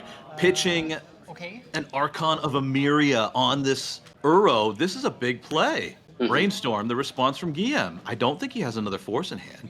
So really digging for it. We know there's another one in deck because it got popped out by accident. Ponder, Grist, Troll of Khazad Doom, and Polluted Delta. There is no force there. This Solitude is going to resolve. And the fact that Eric had 2 removal cards in his hand, you know, he had the touch and then another Solitude. Very, very in tune, very in line with how Boris Initiative works. It has impactful threats and just tons of removal. Yeah. Drawing that Polluted Delta. Ponder. Oh, this is a Ponder, not a Brainstorm. Oh boy. We can't go back. This is a tape delay, so looks like they resolved it incorrectly. I wonder if either of them will notice at this point. Yeah, right. I'm not entirely sure. Oh, sorry, no. Yep. Sorry. Okay, they do notice. There it is. Yeah. Sorry. Yep. Yeah, I pondered. Whoops. I pondered and I put it as a brainstorm. I mean, we've all been here. Essentially, yes. Yeah, right. Except me. You're working fast. You're trying to get to something important, and I think what happens here is from a judge calling here, you have to reveal your hand, and then Eric puts back 2. Or pulls back 3, I guess. Okay, I see. Yeah. That seems fair. That sounds fair. Yep. I would say, yeah. Yep. So he's going to reveal his hand now, and he's going to choose the 3 to, and then they're going to put Resolve Ponder. Yep. Now, I guess from Eric's point of view here, you're kind of happy to not see any removal, but you do have Snapcaster and the Bowmaster, right? It's kind of tricky that it's like really hard to attack here. Okay, so I resolved the. Even Bowmaster's also going to be able to get back the Monarchy, take the Monarch back from Eric. Yeah, I'm resolving Ponder now. Got the Ponder card. Passing turn. Eric with that Solitude play now looking a lot better, but of course Guillaume has another Uro to escape in just a moment. So we could see that next turn. Cavern of Souls, likely naming Human or Archon, and it's going to be an Archon. Here comes the Archon of Emeria. That's going to make the Uro come into play tapped. But Guillaume does have a response. He's going to fetch. What is he finding? Did he get a Fatal Push among the cards? Well, He's going to fetch in response in order to have an untapped land. And there is the Tropical Island. he's gonna Snapcaster in response and just flash back the Fatal Push in the graveyard, because that way he's gonna be able to kill both tokens. He's gonna block one of the tokens and then push the other one. But he needs to also figure out how to deal with this Archon afterwards. Archon on the stack. Yeah, I'll just. Guillaume thinking about what he's going to do, and you are right, Lee. Here comes the Snapcaster Mage. Fatal push, and I'll push one of the knights. Fatal Push, target. And then resolves. Bye-bye. Knight token. Just one knight remains. Archon for Emeria in play now, though. The great thing is that he's cast 2 spells, and then Archon resolves, and he's still going to be able to Troll Cycle, but he's not going to Troll Cycle. He's probably just going to cast the Troll, to be honest, because it has Mega Menace. If you know that, you need 3 creatures to block the Troll. It's like gigantic. There it is, just like you said, Lee. Troll of Khazad Doom. 6/5 with Menace in play now. Squaring off against the Flying Archon of Emeria. And there it is, in for 2. EM down. This was at 15. Oh my, what am I? Some life question. What am I at? Maybe fetch and then I did. Yeah. Yeah, it's very unfortunate for Eric here that So he's played a Cavern. We don't know if he named Human or Archon, but I definitely the did Cavern subtract this one when I is not really doing much. It's just the land at the moment. But yeah. Ooh, a follow-up play for Eric. This could be huge. A second Archon. And that's the third that he's drawn this game. That's a 3 of a kind for Eric. 3 Archons, one of the best cards he could hope for. And Guillaume drew an Uro. Okay. Yeah, right. And Archon's so good against these 4 color decks, right? Like, if you can somehow Crow Mox, Spirit Guide, Cavern, put an Archon in play uncounterable, then it just makes all your fetch lands really bad. 3 more. So Eric's going to take 6. As chat mentioned, Super Menace, the triple menace. But this means Monarch token for Guillaume. Big swing there. And we're going to follow up with an Uro, cast from hand, and get this effect here. Draw a card, optional ramp, and gain 3 life. Explore. Wow, that's pretty good. I think the Explore is really important here. Because cards coming in tapped, right? The lands are coming in tapped. So if he has another land, then oh man, he's on 15. Very, very tricky effort here on the initiative. Back to Eric. Eric, 2 Archons in play, and that Knight token that's been there since turn 2. Turn 3. Another Cavern. 4. Tapping 4. What could this be? Maybe a Caves of the Chaos Adventurer, a Kokar, or maybe a Seasoned Dungeoneer. I mean, it's so hard. Okay, he's playing Kokar, Caves of Chaos Adventurer, which is going to give him the ability to start exploring the Undercity with taking the initiative. Now, the problem here, I mean, he's going to be able to take the Monarchy, but the Troll's just going to take it all back. Are you going to triple block, Lee? How about that? Ooh, triple block. I like. No, but do you just not give up the Monarchy then? Oh, yeah. Yeah, I mean, You could attack with the Archon and the triple block, but then you have the Snapcaster to deal with afterwards, right? The Snapcaster's not attacking because these Archons are 2/3s. It's a tricky one. I wonder what call. Eric's going to do here, yeah. I think holding the initiative is better than holding Monarchy, to be honest, because it can get more value than the Monarchy. you might be able to race the Troll. Is that right? Maybe you can That's block in 2 turns? True. So you attack with the 2 flyers, hit him for 4, take Monarchy, get an extra card. I think he's gonna sit back. End of turn Brainstorm is the play for Guillaume, and he found a Pernicious Deed. That's a main deck Pernicious Deed. I believe this is game 1 in Guillaume's deck. Wow, okay. Very cool. And back to Guillaume. Brainstorm among the cards. Feels like Gilliman just has unlimited Uros. Like, he already just cast an Uro 1 or 2 turns ago, and oh, it's a Pernicious Deed, right? I was like, does he have another Uro in his hand? How many Uros does he have? Right, Deed, Orcish Bowmasters, and Brainstorm in hand for Guillaume. Looks like we're going for the Deed. Deed for 3? How do you like this play, Lee? Oh, well, you want a 4, right? Deed for 4 because you want to kill the Coco.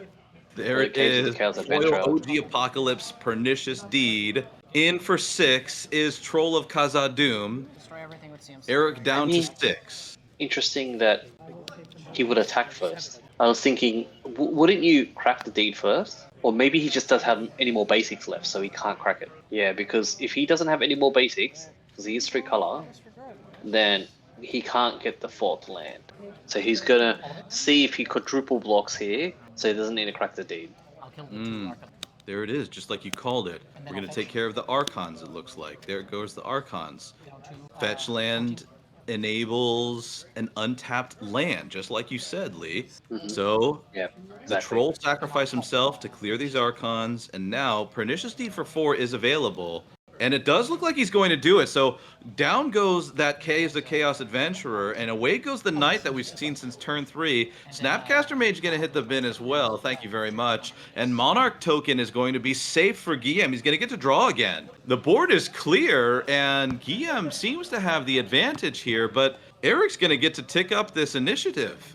And I wonder if he should have just attacked the Snapcaster anyway, right? Like, just to add more cognitive load on Eric to understand what's happening, right? Because right now, Eric is going to hold... I mean, Gilliam can also just flashback Uro, but Eric's going to hold the initiative. He's going to scry 2 here to try to find another initiative creature to progress his state, because he has 2 caverns, which means any initiative creature he draws is going to resolve, and he's going to be able to put a threat back on. This is kind of where Forest Initiative wants to be, having the initiative and nothing else on the other side. Scry 2 was the choice for Eric. I believe that locks him out of making a 4/1 skeleton. That's Uro. Correct. And here is an escaped Uro. Big play for Guillaume. Really hard to beat this kind of amazing recurring threat. So What if does Eric have in his hand? Eric has a Solitude and one of them's on Elemental, then this Uro doesn't matter. Yeah, he's got to gain 6, but he's going to be able to uncounterable Solitude, kill the Uro. There's 3 caverns in play. There's one of them's going to be an aiming elemental. Mm-hmm. There's a Ponder for Gia. The great thing about Solitude is it comes in instant speed at end step, uncounterable, kills the Uro, untaps, attacks, gain 3, and grab the Monarchy. I'll keep this on top. I'm considering this Ponder here. And I will evoke Grief. Grief is going to pitch an Orcish Bowmaster. What do you got? Lotus Petal goes and hits the bin. Nothing in hand for Eric. Nothing going on. Strategy exposed. Monarch. Initiative is what Eric has to hang his hat on here. Going to make a treasure token. That's going to be it. Eric Roifman is going to pack it up, and Guillaume Bagaria is going to take this game 1 of round 5. Sitting at 3-1, a critical match for both of these competitors. They must win this one, really, to make it to the top 8. And this is a 2K, folks, so there are real prizes on the line. Guillaume flexing the Uro power in bug control. Lee, what are we looking for in sideboarding? Right, and obviously the Pernicious Deed, which normally is seen sometimes in main board, but most prevalent in sideboard. 4-color control or bug control here can definitely bring in a lot more removal. I'm thinking potentially some snuff outs if they play that. Plague Engineer can also be really useful if they're naming human, or even just having a Death Toucher to deal with their creatures and block them. Now, for Boros Initiative, this matchup, Blood Moon can be really strong. Now, the community is kind of split on either Blood Moon or Magus the Moon, because Blood Moon is, the opposite to what the deck plays. It's not a creature, but Magus is also uncounterable. So being able to jam a Magus uncounterable against a 3-color deck that also doesn't run that many basics is pretty strong. You also have tons of Pyroblasts in sideboard as well that you can use to try to deal with the Force of Wills or whatnot. Bring it back to the booth here. Mike Yoon and Lee Win broadcasting live for you at home. Thanks for tuning in. You're watching Legacy 2K action. This is Santa Clara Card Shop, and we're in round 5. And it's been a great day of Magic already, and I can't wait to see the conclusion, not just of this round, but of the next one. Also, I'm hanging on the edge of my seat because Anurag has been teasing slowly but surely the second card of the day, which the chat is convinced is Cease and Desist. We already saw that one side, the desist side, does something with enchantments. Can't wait to see the rest of that, Anurag. That's exciting. We also revealed Candlestick, one of the clue cards, which is pretty interesting. So really cool to see. Taking a look at our opening 7 for both players. Eric, I think, is keeping, and so is Guillaume. We're off to the races. It's Plateau, the first turn play for Eric. Polluted Delta for Guillaume. And back to Eric. There's a City of Traders. Cavern of Souls is going to be the play, though. And let's see what Eric leans into. It's going to be a Chalice of the Void. Guillaume says yes. X is 1. Uh-oh. Ponder the draw for Guillaume. He's got push, ponder, Children's Edict. And there is a City of Traders. 4 mana. This is a Caves of Chaos Adventure is going to be the play for Eric, and we're going to hit the initiative. Unbelievable start for Eric Roifman, and nothing going for Guillaume except for an Orcish Bowmaster's Children's Edict. And we're going to see an end of turn double fetch, likely going to get this Edict going. What do you think, Lee? Oh, mate. So after seeing Guillaume's hand of double push and Edict, that was a gripped hand. Plus a Snapcaster to flashback Edict. Like, Boros Initiative is the way we win is like you just have some sort of impactful threat and you can push through with it with Force of Wills and with Cavern of Souls. But the fact that he has so much removal in his hand right now, and then a Snapcaster to flash it back to take back the initiative is really, really strong. So the Sultai control player here has a really strong hand, and Eric is just doing what the initiative decks do and unfortunately it's going to get an Edict here.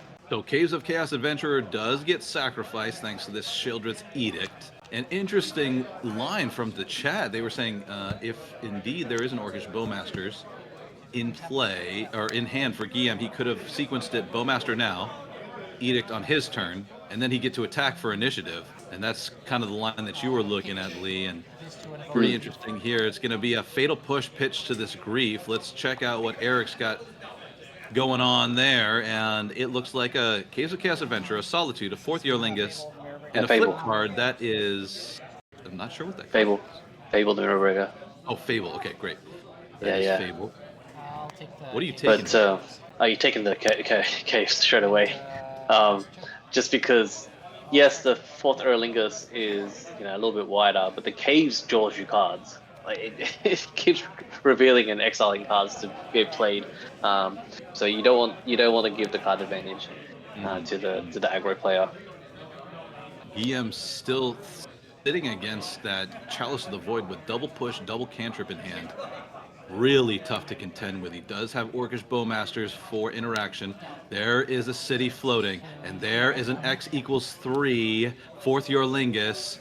There are 3 knights, and here they come. All Guillaume can do is maybe hope to take initiative for 1 turn, or get rid of one of these knights to slow down the clock. He's going to decline that. Guillaume's going to take 6, go to 12. Eric Roifman in the driver's seat now. We know he has Solitude in hand as well as Fable the Mirror Breaker. And Guillaume, what can he do? Are we going to flash in the Orcish Bowmasters at this point, Lee? I think so. I think you flash in the Bowmaster, ping for 1, and then take the Monarch and the initiative back. But it's just so wild that a 5-mana spell that can scale to even 3 or even 4 or 5, whatever. It makes so much tokens. He just tapped out for 5 mana and did 6 damage and got a card to replace that. So I know that and it triggered Monarch as well, the Bowmaster that came in.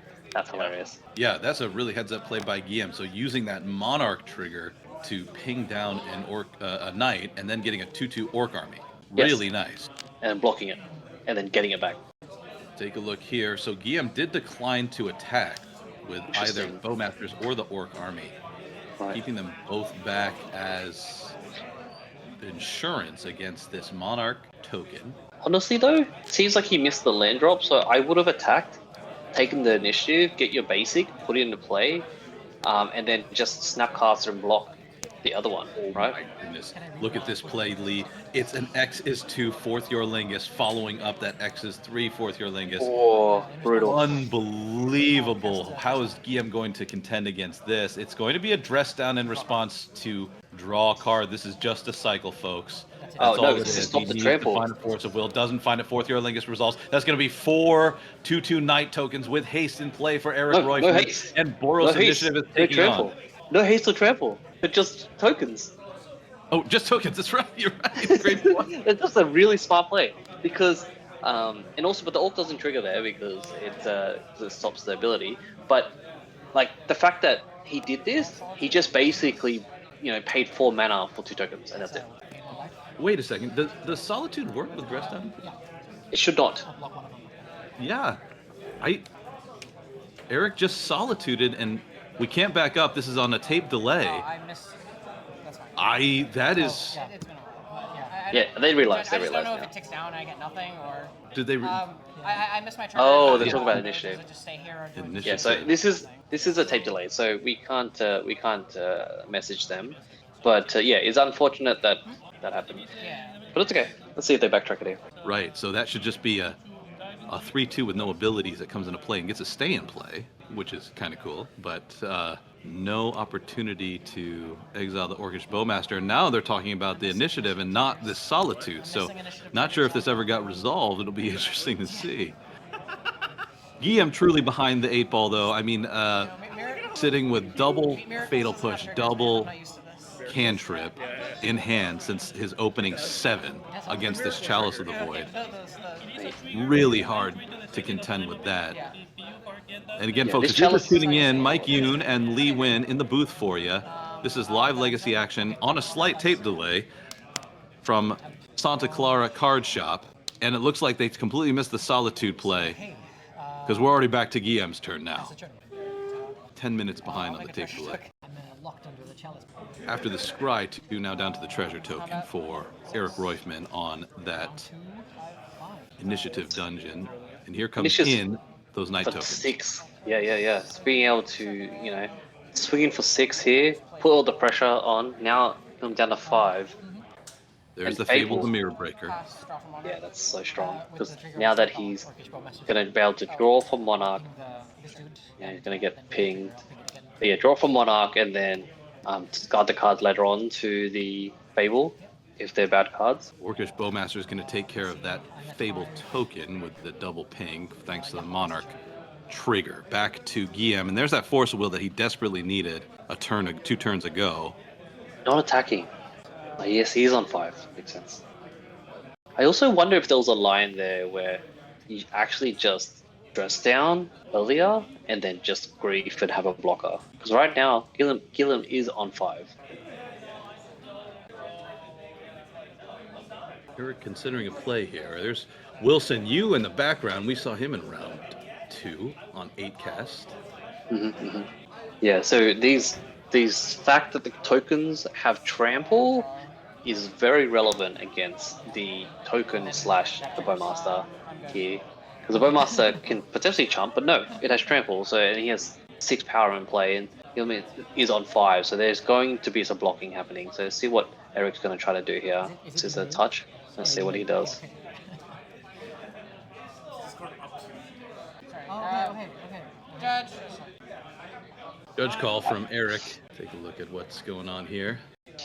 I feel like not respecting the initiative here is, is why, I think Eric should have been attacked earlier, to be honest, to swing the initiative back and forth.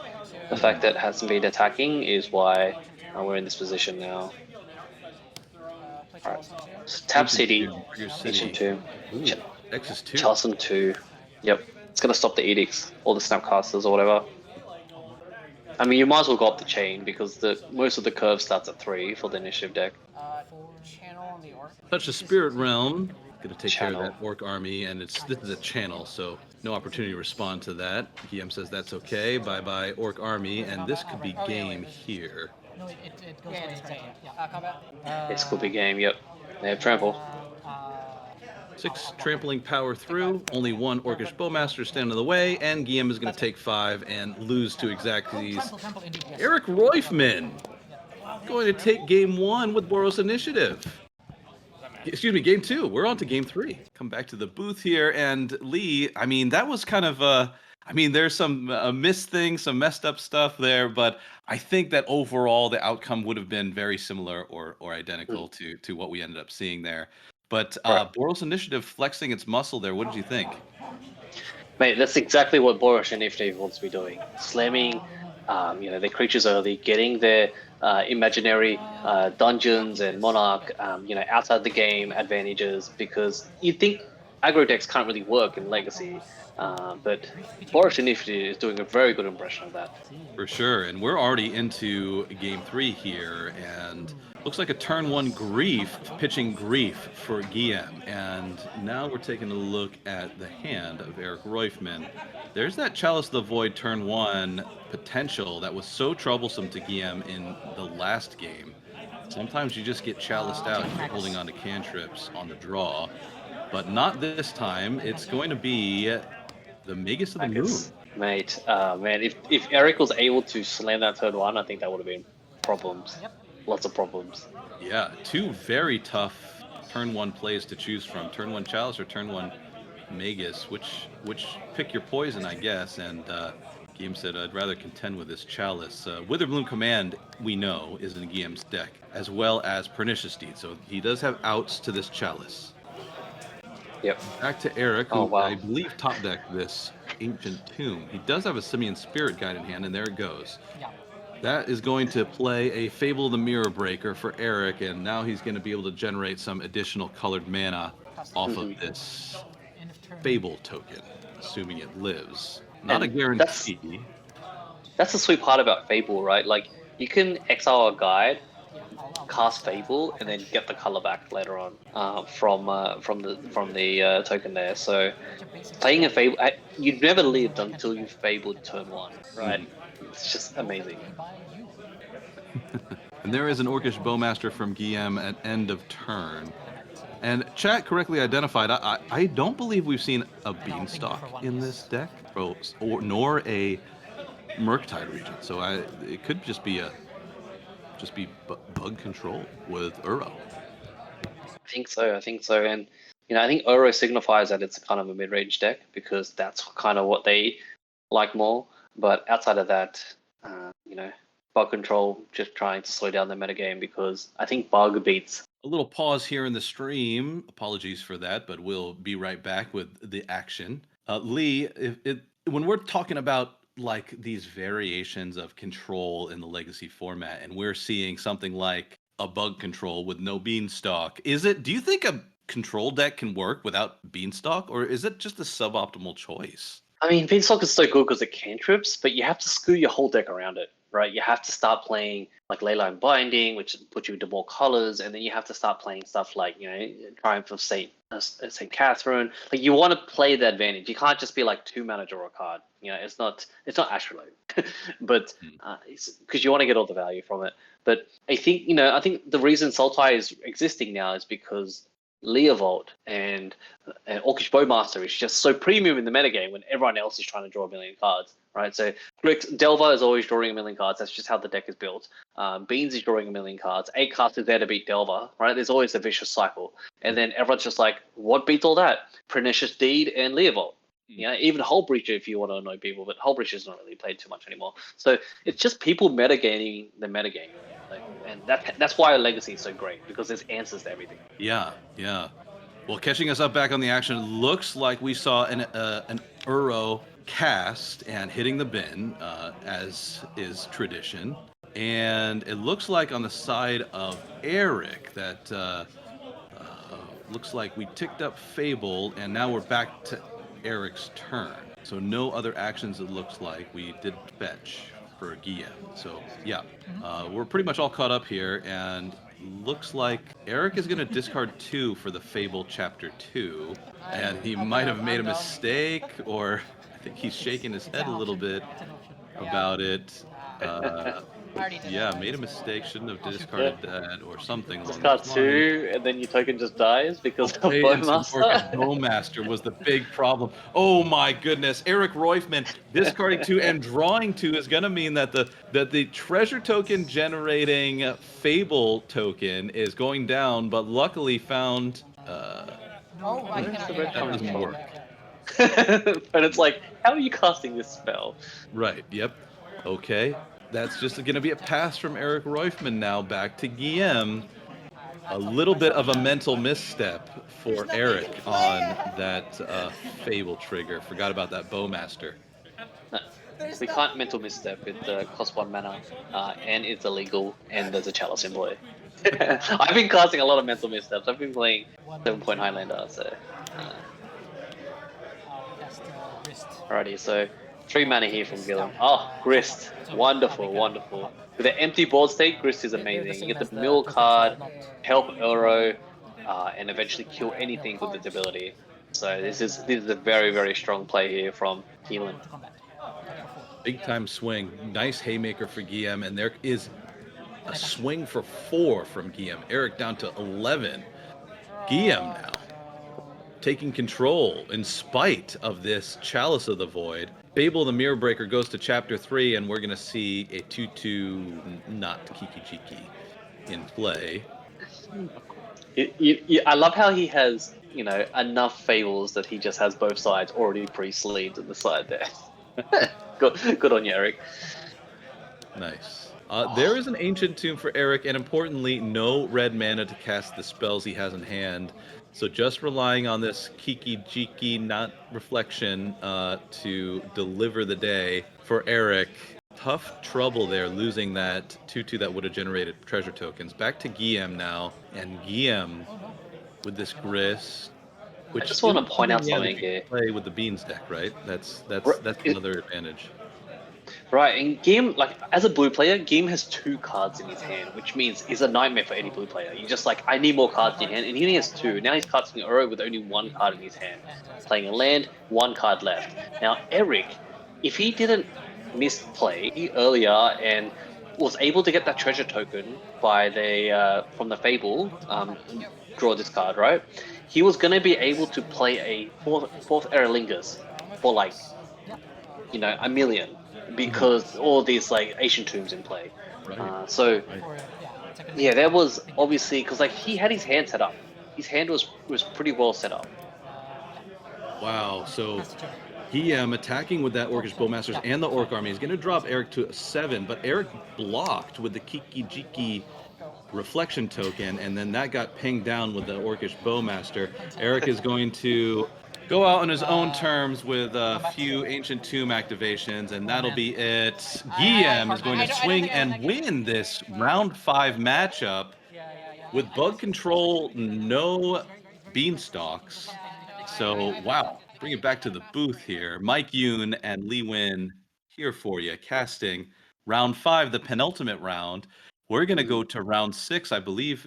Do we have it up ready to go, Anurag? I think we'll hit a little break here, but don't miss on this last round, round 6, to see who makes it into the top 8 of this Legacy 2K live from Santa Clara Card Shop. Great to have you here. We'll see you in a moment.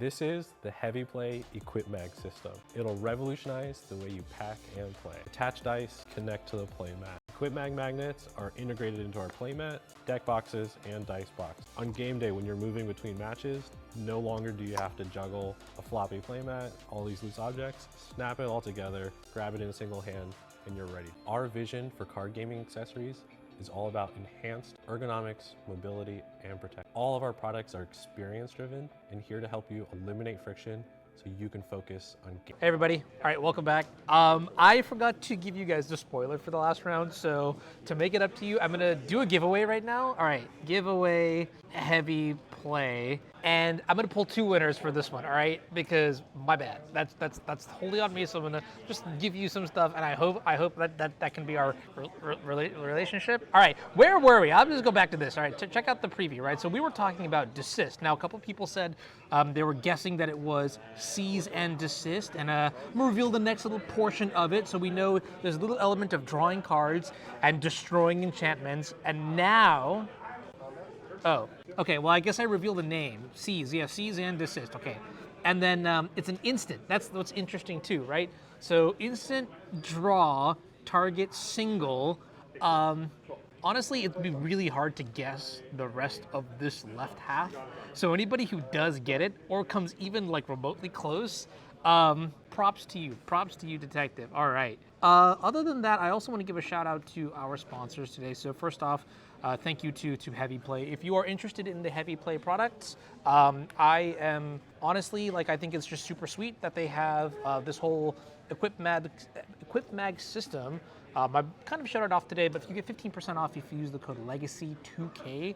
This is the best deal that they've given, just period. So if you are on the fence or you think about buying, I would use this deal. It's about 1 week or so is how long the campaign is active. I'm gonna go ahead and leave the link in the chat there, so you can, if you're interested, you can use that link. That also supports Anu, so if you like paper coverage and you also like Anu, wow, 2 birds and 1 stone, tell me more. Okay, cool. So just real quick, as a recap, this is the Heavy Play Equip Mag system. We'll start with what I think is the coolest part, which is the playmat. This is basically a folding playmat. You can see it on this side right here. And the way I explain it basically is, wow, this red is like really vibrant. That's so cool. Is magnets. Yeah, just magnets. Check it out. So these are the 2 deck boxes, and I think, yeah, just straight up. Look, it's just gravity. This is really cool. A little bit more about the Equip Mag system. So this is the RNG deck box. I think this is the RFG Max, and this is like the nice, like I like this one a lot more than the regular one, but this is also like the premium one, so naturally it would feel good. The texture is way better as well. And then what's interesting about this one, last thing I'm going to say is that if you get the Max system, the clip goes on here, but then it also goes on the backside as well, whereas the regular RFG deck box doesn't have the dual magnets on specifically the dice tray. So if you're interested in, using the discount code and you're trying to figure out like what to get, just some more information for you, highly recommend this kind of stuff. All right, cool. I think that's about it. Nope, that's not true. Also, massive shout out to Moxfield. I'm going to try to get the deck lists up. Round 6 has a very spicy deck list. You're going to want to see it. And I'm going to try to get that on Moxfield for you at the link there, moxfield.com/users/onzmtg. Okay, we're going to cut to a break. I'm going to give you, Fiends, the only thing that I know for sure that you actually want, which is Wordle. And then after that, we're going to come back for the last round of the day.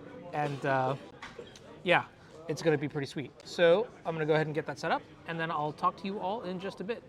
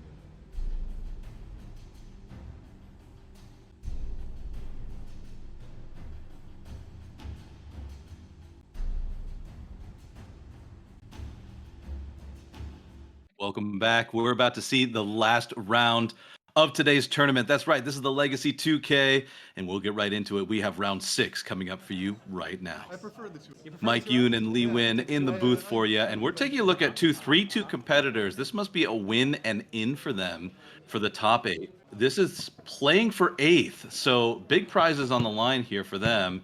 It could be very meaningful. Chris Hall on the left, playing an unbelievably spicy brew. This is Oswald Fiddlebender. Oh my goodness. Thomas Kami on your right. We've seen him before playing that Triumph of St. Catherine Bean control deck. I cannot wait to see Oswald Fiddlebender. Lee, what do we have here?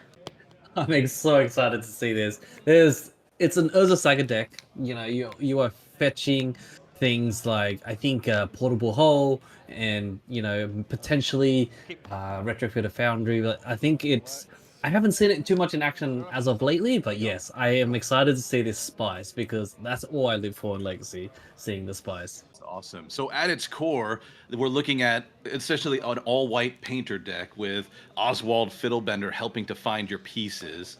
And we see a turn 1 Urza Saga from Chris Hall. Chris Conmee, the follow-up, looks like a land. And here is an Ancient Tomb from Chris Hall. After that, Saga ticks up and passing back, it looks like. And Chris Hall might be on the Construct plan here. Flooded Strand to play. Thomas. It looks like this could be a red-white. I'm getting a report from Anurag right now.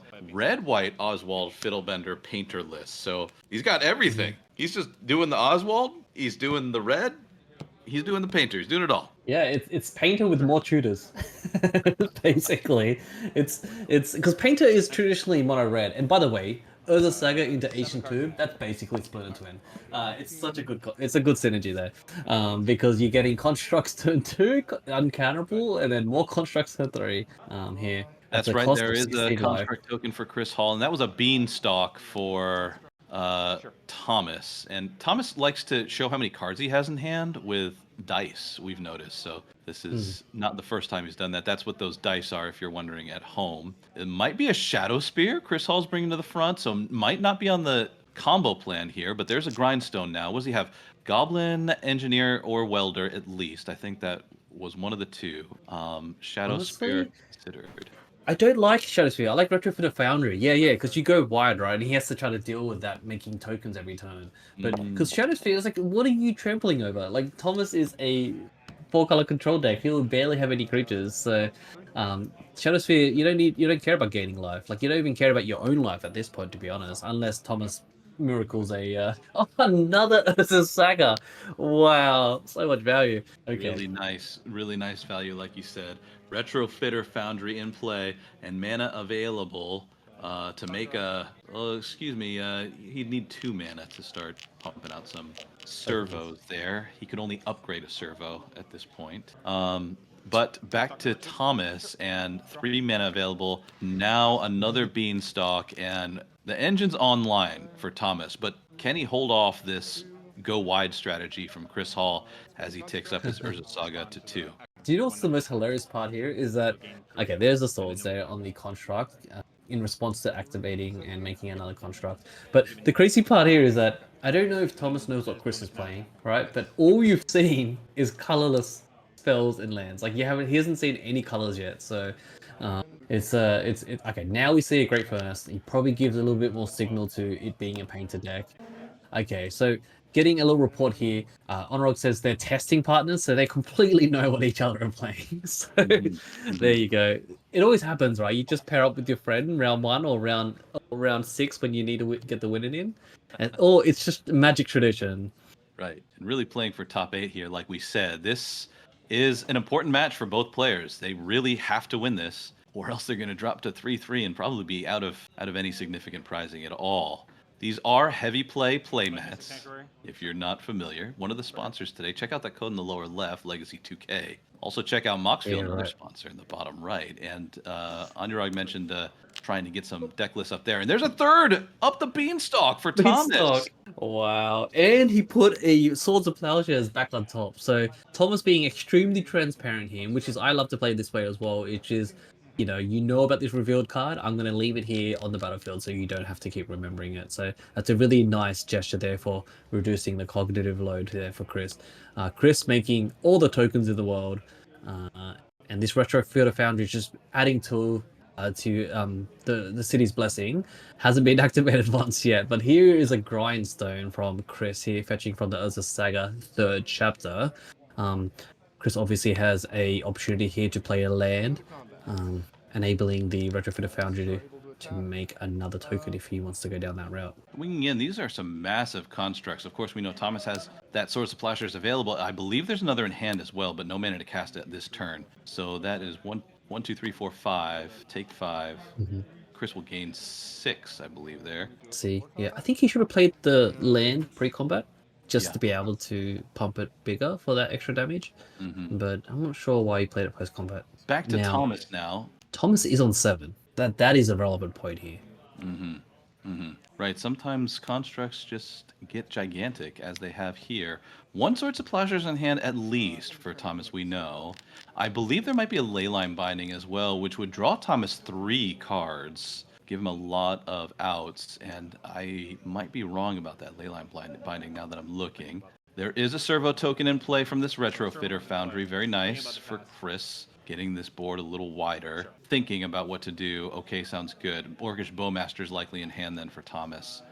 Now that I'm thinking about it, I'm like, I wonder if the Shadow Spear was relevant, but because like it would have had more action. But the retro being able to make more tokens to go wider is something to think about for the long-term game here. Now, if they're testing partners, they know all the ins and outs. And Chris probably came into this game going, I need to not cast spells and just rely on my Elder Saga's making ability to go all out on that one. So Chris here with swinging with the construct and the servo, and it seems like he's got a response. He's like, I'm going to make a token in response to you sorting till I get that extra damage. Yep, before And then- damage. And there is that leyline binding from hand after all. That's probably going to take care of this construct. So it's just going to be one servo getting in here. Thomas down to 6. Importantly, though, Thomas draws 3. Murktide Region among the draws. That's a huge blocker for Thomas. Now has to contend with perhaps this grindstone. Chris Hall might need to switch his game plan up here. No more beatdown, and instead going for a win with this grindstone. There is a Goblin Welder in play. Yeah, and like, see, Welder is, if it was not summoning sick, it is a good way to try to deal with the leyline binding here, where, Layla is trying to exile something, you just sack it. But then again, he needs something in the graveyard to be able to activate the welding, the Goblin Welder to be able to swap it in and out. Thomas resolving a brainstorm right now. There goes 2. After drawing 3 cards? Seems Draw good. 3. Oh, this is a Force of Will. The Goblin Force of Welder is still in the Will. stack. Force of Will is going to pitch Lorien Revealed, and All 3. Do you like drawing 3 cards after you counter a spell, Mike? oh my goodness. Thomas has drawn 6 cards on his opponent's turn this turn cycle. Unreal.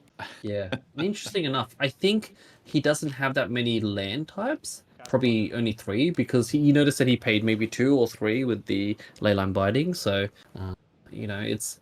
Oh, there's a Terminus. Terminus is relevant. I think that's a Swords to Plowshare, isn't it? It is. Swords, Lorien Revealed, and Swords to Plowshares are the cards. Now, Lorien Revealed, Terminus, in that order on top of Thomas's deck. So he's expecting to need to Terminus in 2 turns.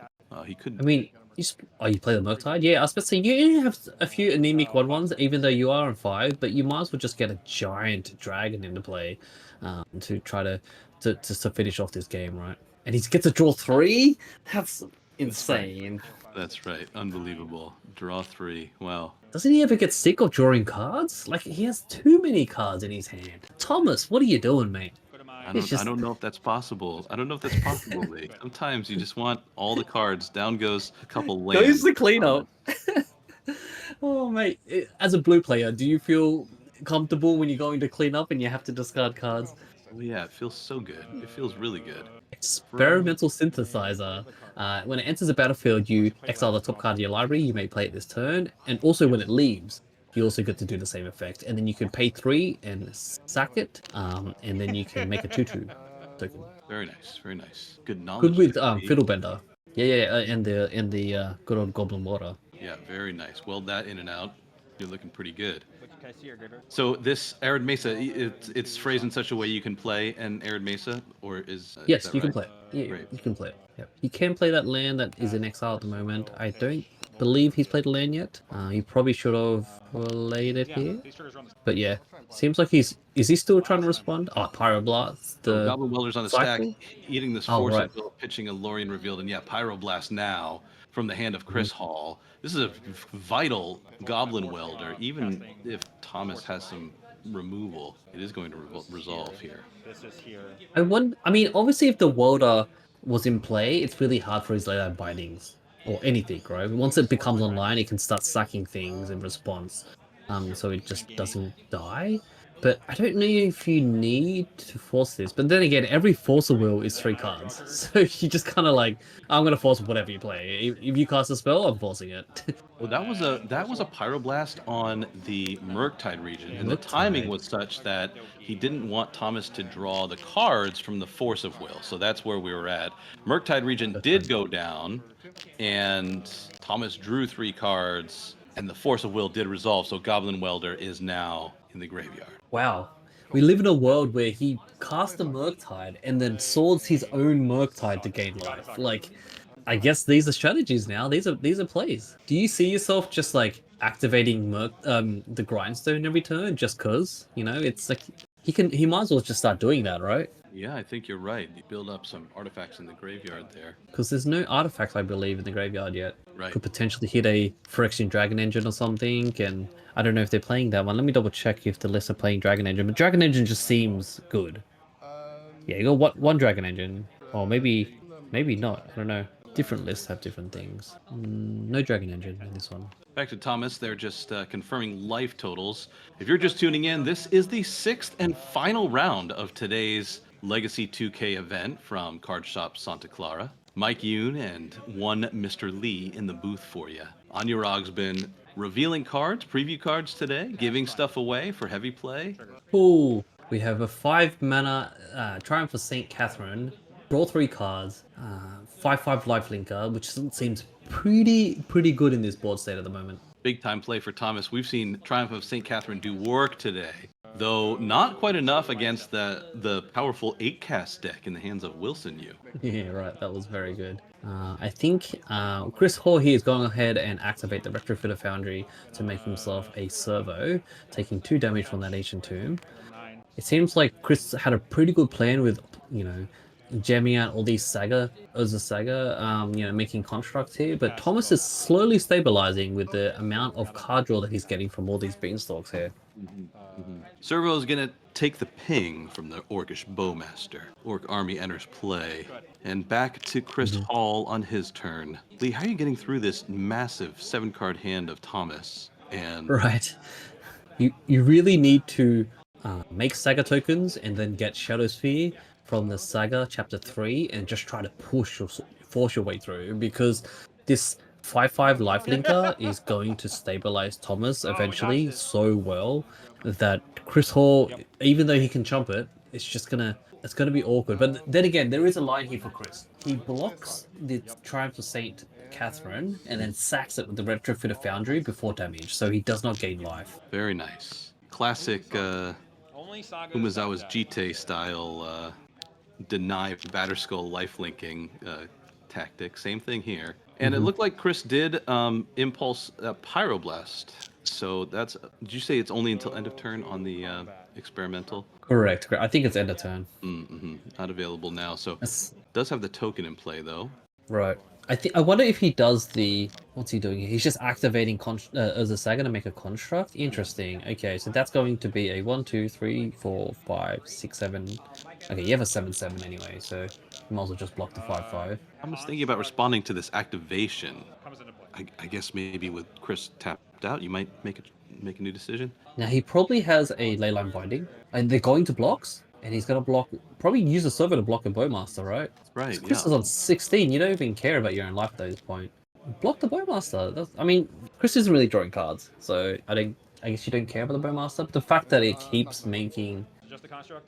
Alright, let's see. He's got the Vigilance Samurai creature as well. Interesting. He also still needs to attack back. Thomas has a full grip. It's insane. We have gone the damage.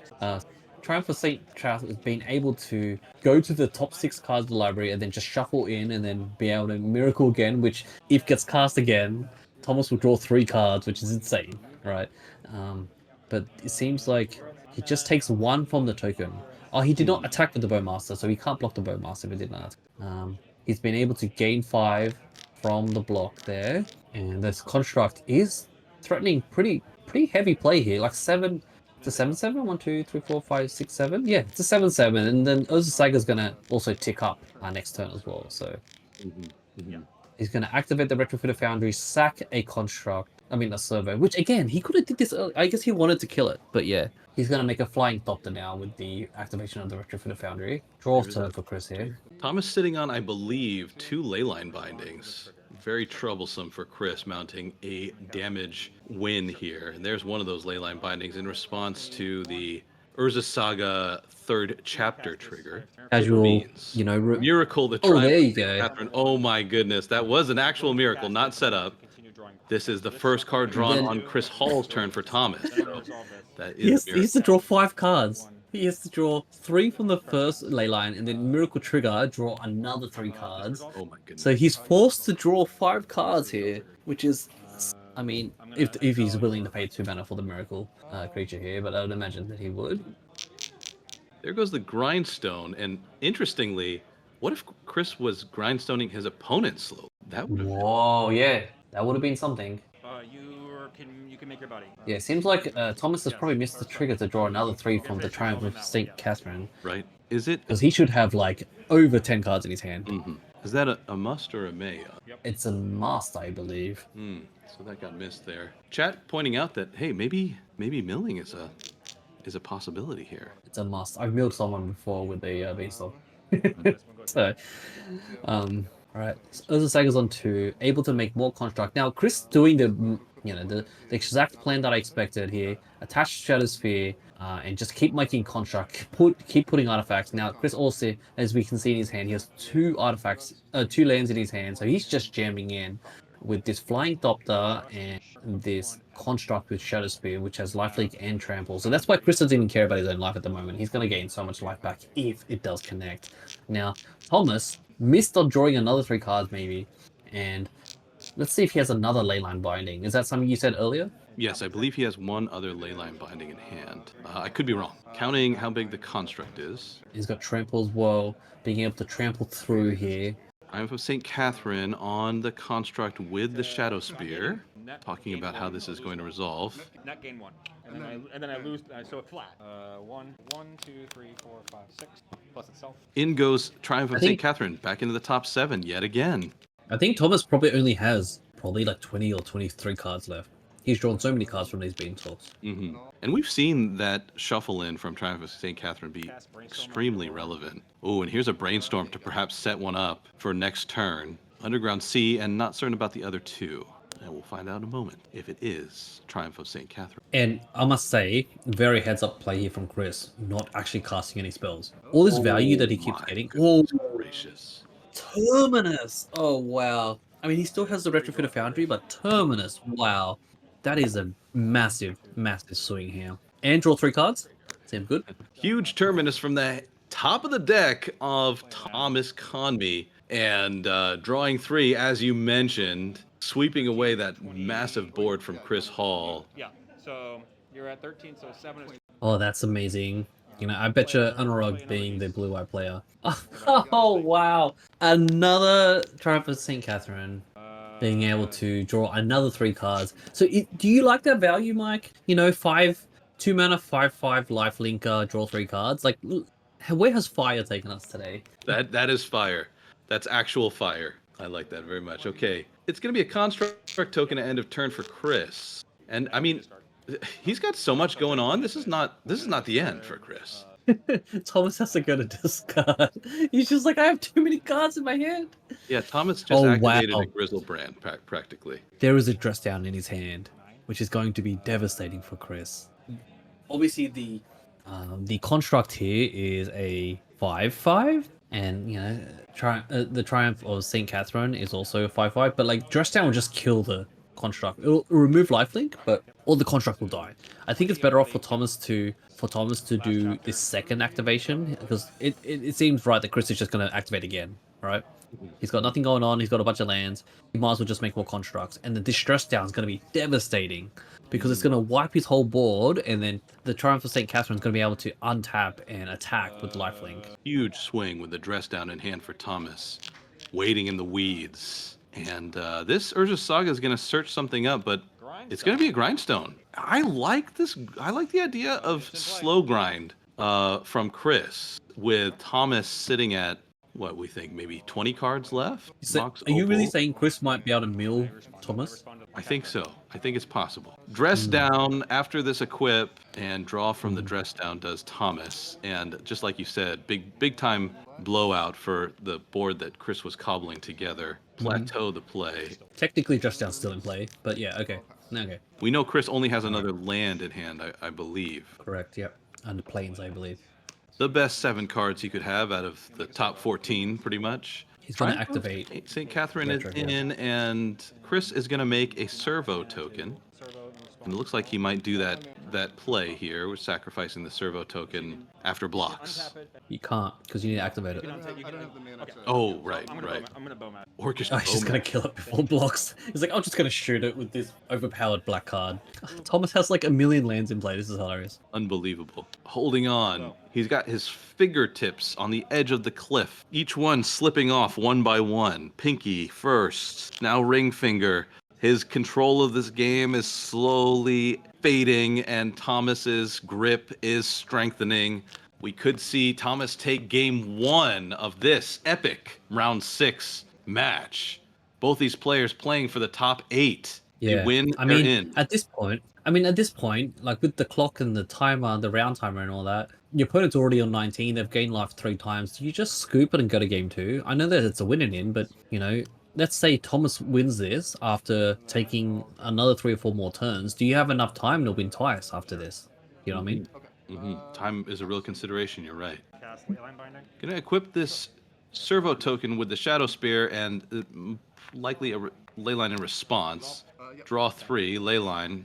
It's gonna target the Retrofitter Foundry. Chris Hall gonna take 4, down to 9. Gonna use that third ability of the Retrofitter Foundry to untap and then make another servo token on its way out. Honestly, I think the grindstone plan would have been better to be able to grind them out, mill them out, and then win game 1 and then draw game 2, because you don't have enough time to play the game 2 and then just win around that way. Because Thomas has to draw when he casts any spell over 5, and it looks like Thomas is maybe down 10-ish cards, maybe less, 12, 15.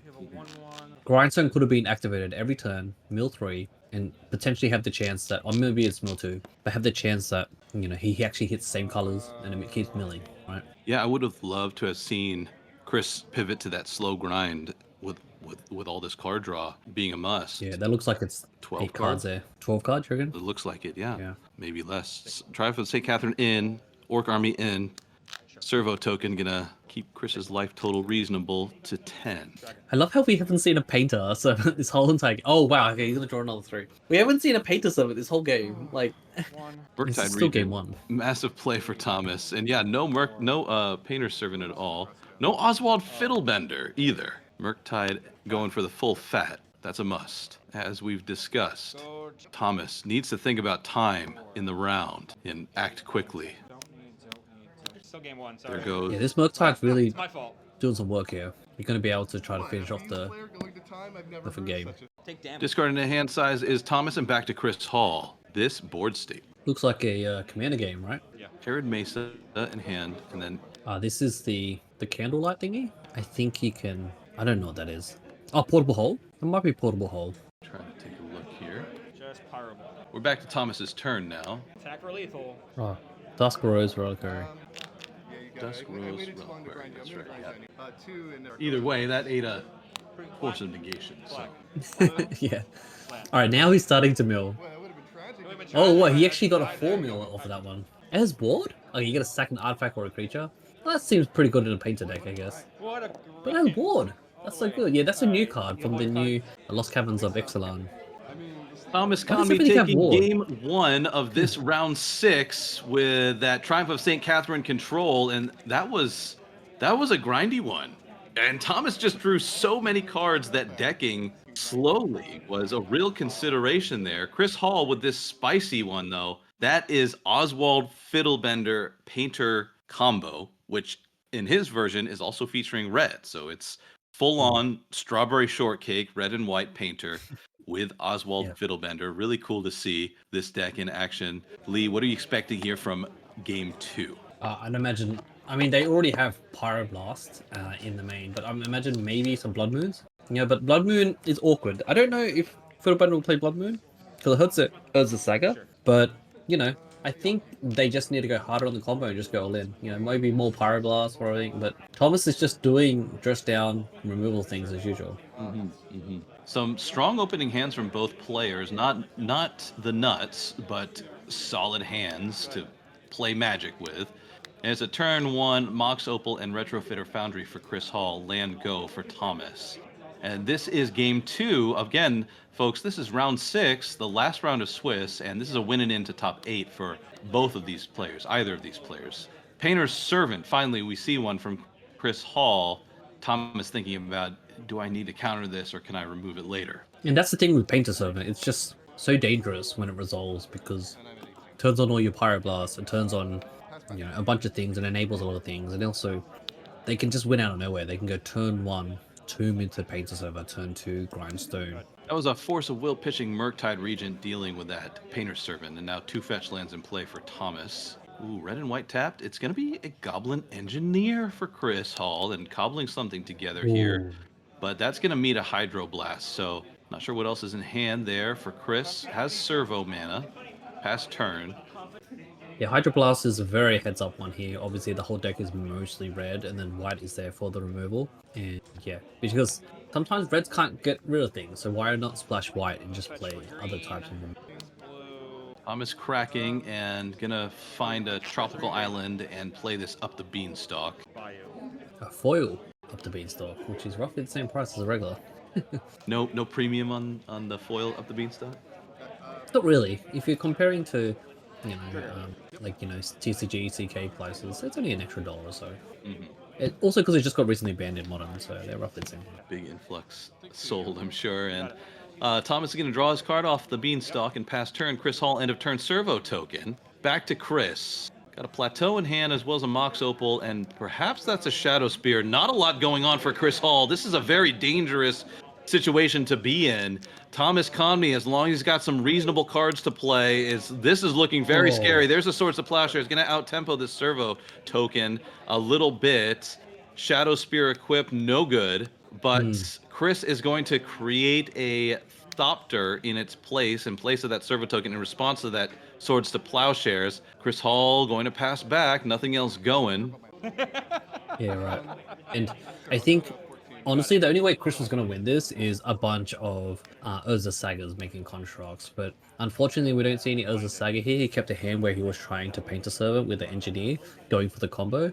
And as you can see here, Thomas is just doing control things where he controls the board, gets a threat through a Murktide or a Triumph St. Catherine and win the game. So here's another Beanstalk from Thomas. So every mana spell he casts that's over 5, he's going to draw 2 cards. So this is exactly where the control player wants to be. There is that experimental synthesizer, once again, gonna impulse away the Arid Mesa.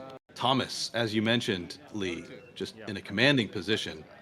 Synthesizer is gonna impulse again and find a Goblin Engineer. And Chris Hall gets to cast a Goblin Engineer, getting something going here off that lucky impulse. Get to make a token off of that experimental synthesizer as well. So Goblin Engineer in play now. Interesting. Why did he make a token? Because he sacked it. He sacked it to make a token. Right. Yeah, no, I think the reason he didn't play the Arid Mesa is because he was hoping, if I activate this and sack it to make a token, I might hit a Saga. And he's really desperately looking for a Saga because it comes with 4 or 5 power plus another artifact, which is probably a retro, right? Yeah, and there is Chris. He binned with the Goblin Engineer, Abrea's Apprentice. So this is mostly looking for some bodies and maybe a bit of card advantage here, being able to impulse every turn. Right, and the 1/1 Thopter coming in with the Shadow Spear, making it a 2/2 with Trample and Lifelink is going to start chipping away here. No one notices the Thopter until it starts attacking. When did this get do it on swords? The other thing, right? Swords. Thomas thinking about what's happening here, making sure the board state's right. Indeed, it is right. 15 all? Is it 15 all? Chris Hall in for 2. Oh man, I imagine actually for Chris, if the Retrofitter Foundry did not get exiled by the Leyline Binding, he would have been able to just start making golems, sacking the Thopter and making 4/4 golems. But unfortunately, he got taken out. The Leyline Binding there. Ponder for Thomas. He's going to go ahead, and I think he saw a Triumph St. Catherine there. Potentially, I think I saw a little peek there, so potentially he can set it up and just draw it next turn, play it next turn, and draw 2 cards. There is the Ponder resolved. Misty Rainforest for the turn. Passing back. Get to untap with a Goblin Engineer. Feels good if you're Chris Hall. I think we mentioned that these two play test together, and so untapping your opponent's stuff for him is probably okay with between these two. Thopter is in, Shadow Spear attached, and it looked like the other token was in as well. Pithing Needle. Needle's probably going to. I mean, if he let it resolve, then it means he can name Misty. Force of Will's but casually revealed. Gonna draw 2 cards off of Beanstalk and so good. Resolve this Triumph of St. Catherine, and yet again, Thomas might have missed the the draw from the Triumph. So just a Oh, genuine. right. Another missed mental trigger, yeah. No, for no, two can't mental games miss in a that. row. Triumph of St. Catherine, though, coming in 5 life-linking damage. Chris Hall down to 11, and now his pressure doesn't seem so good in the face of this Triumph of St. Catherine. Shadow Spear Doesn't might matter. play a real role.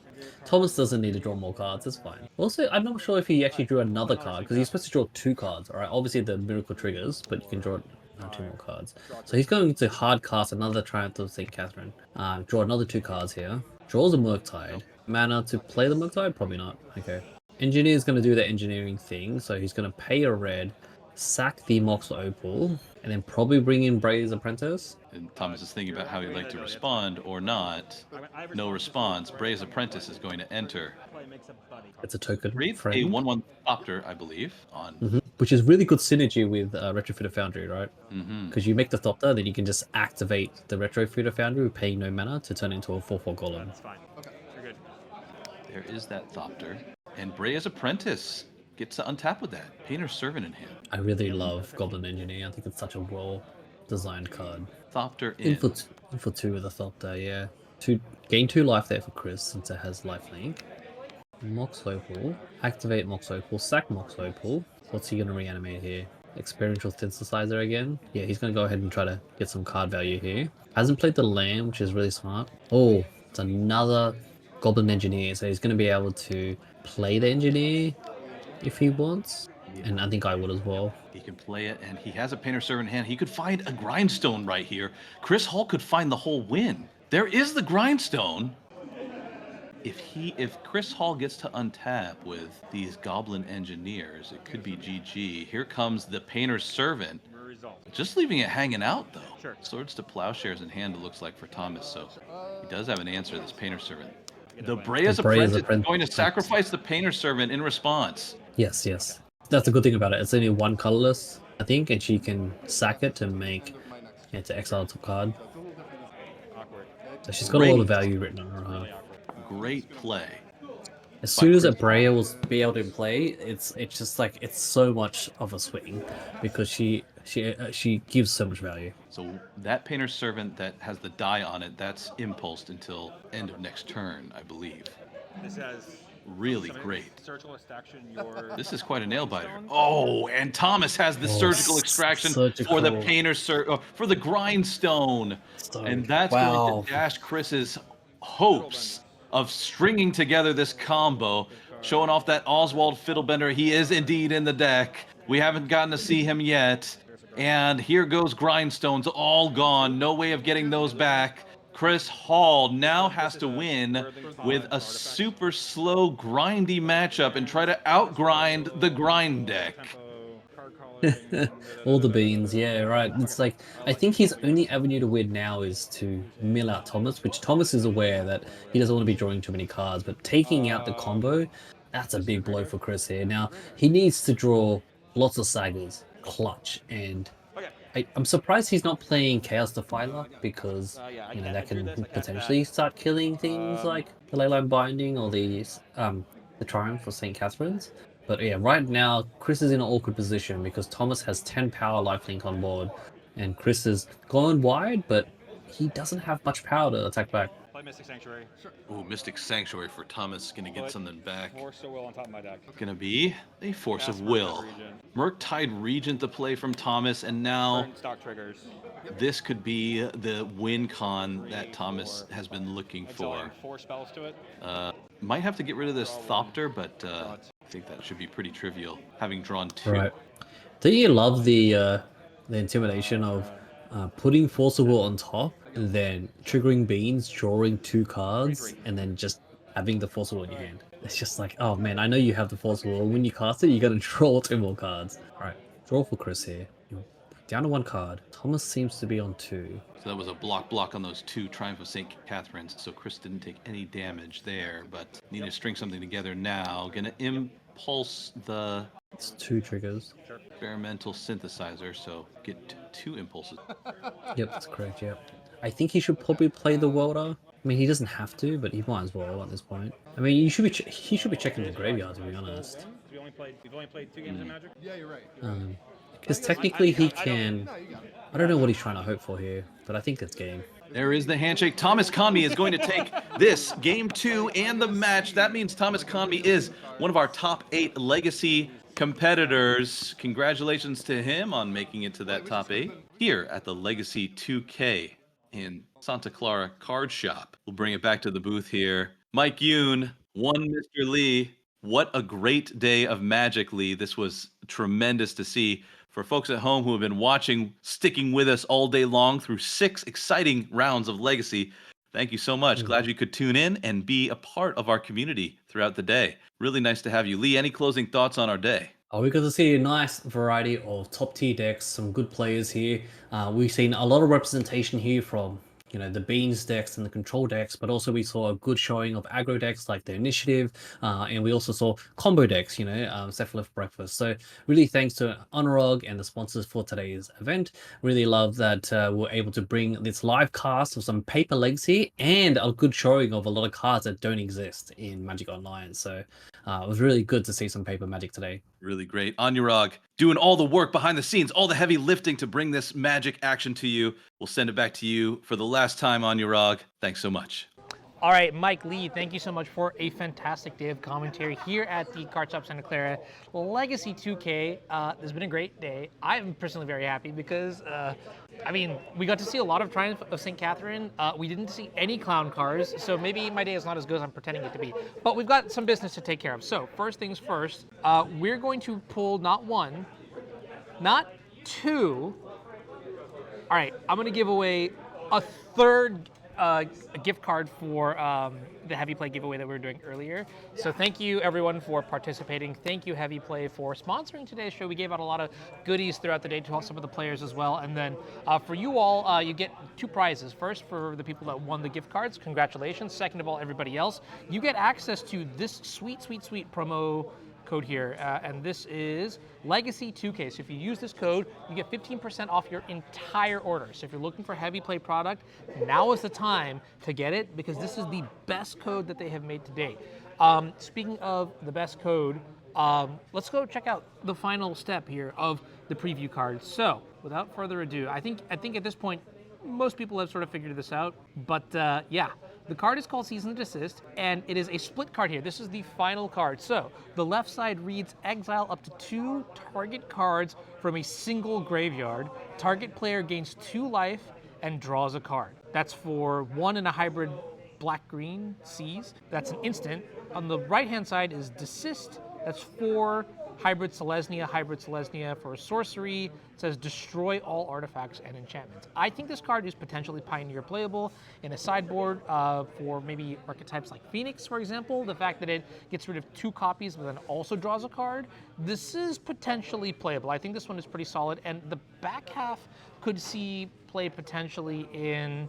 Okay, I don't know Pioneer well enough. I'm going to be very honest with you, where Desist could actually be pretty good, but it does look like, the front half is really good, so the back half basically is just like gravy, right? So this one, I'd probably give it like a 6 out of 10, solid 6 out of 10. You might expect to see 1 copy in the sideboard somewhere. This is part of the larger cycle of split cards that we've actually seen. So I think, oh yeah, also triggers Beanstalk. Yeah, that's pretty facts here. So well done. And just as a recap today of the 2 promo cards that we have had here on the stream, we had Candlestick and we had Season Desist. Candlestick being a clue equipment artifact for 1 blue mana, and then also gives the equipped creature the ability to surveil 2. Pretty cool. I'd also like to say thank you to our second sponsor, Moxfield.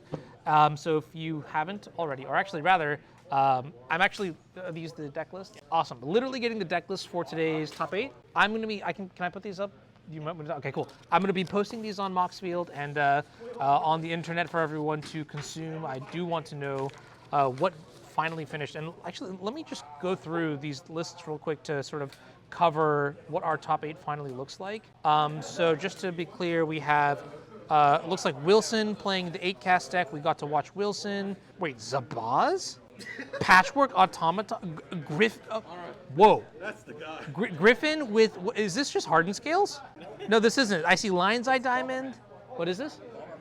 Bomberman. It's a Bomberman and Hardened Scales fusion. Is this like a brew that you put together? What's up? Okay. Oh, it's Caleb. Okay, it's a Caleb list. Okay, that makes a lot of sense. Well, that's pretty spicy. Here, I'll give you like a glimpse of this, but I'll also like post this online. There you go. You can take a screenshot later on. I'm not gonna hold it up there forever. I see. Okay, this is pretty sweet too. Does anybody know what the card Exsanguinator Cavalry does? Because I have never seen this card before in my life, and I play a lot of Legacy. Here's another mono black list, which is pretty sweet. Okay. And then we have the bug control list that we saw earlier. Looks like a copy of Grixis Delver. There's a lot of deck lists here, actually. Cephalid Breakfast, Grixis Delver again, and Storm. So we have a pretty diverse metagame here. We'll have the deck list up for you sometime tonight, maybe tomorrow morning on the Moxville page, moxville.com/users/unzmtg. That's where that's going to go.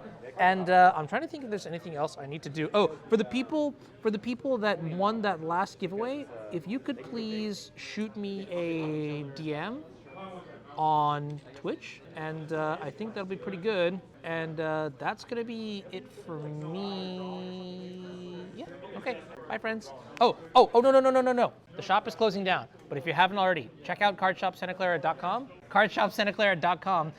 Thank you so much to the team here for letting me set up and stream today. It's okay. All right. This is not the best, but like to be able to come to a shop and then just like set up is pretty freaking sweet. So if you want to show your support to paper coverage, like seriously, hit up Card Shop Santa Clara, hit up Heavy Play, hit up Moxfield. All right, that's it. I'm out. Peace. Bye, everybody.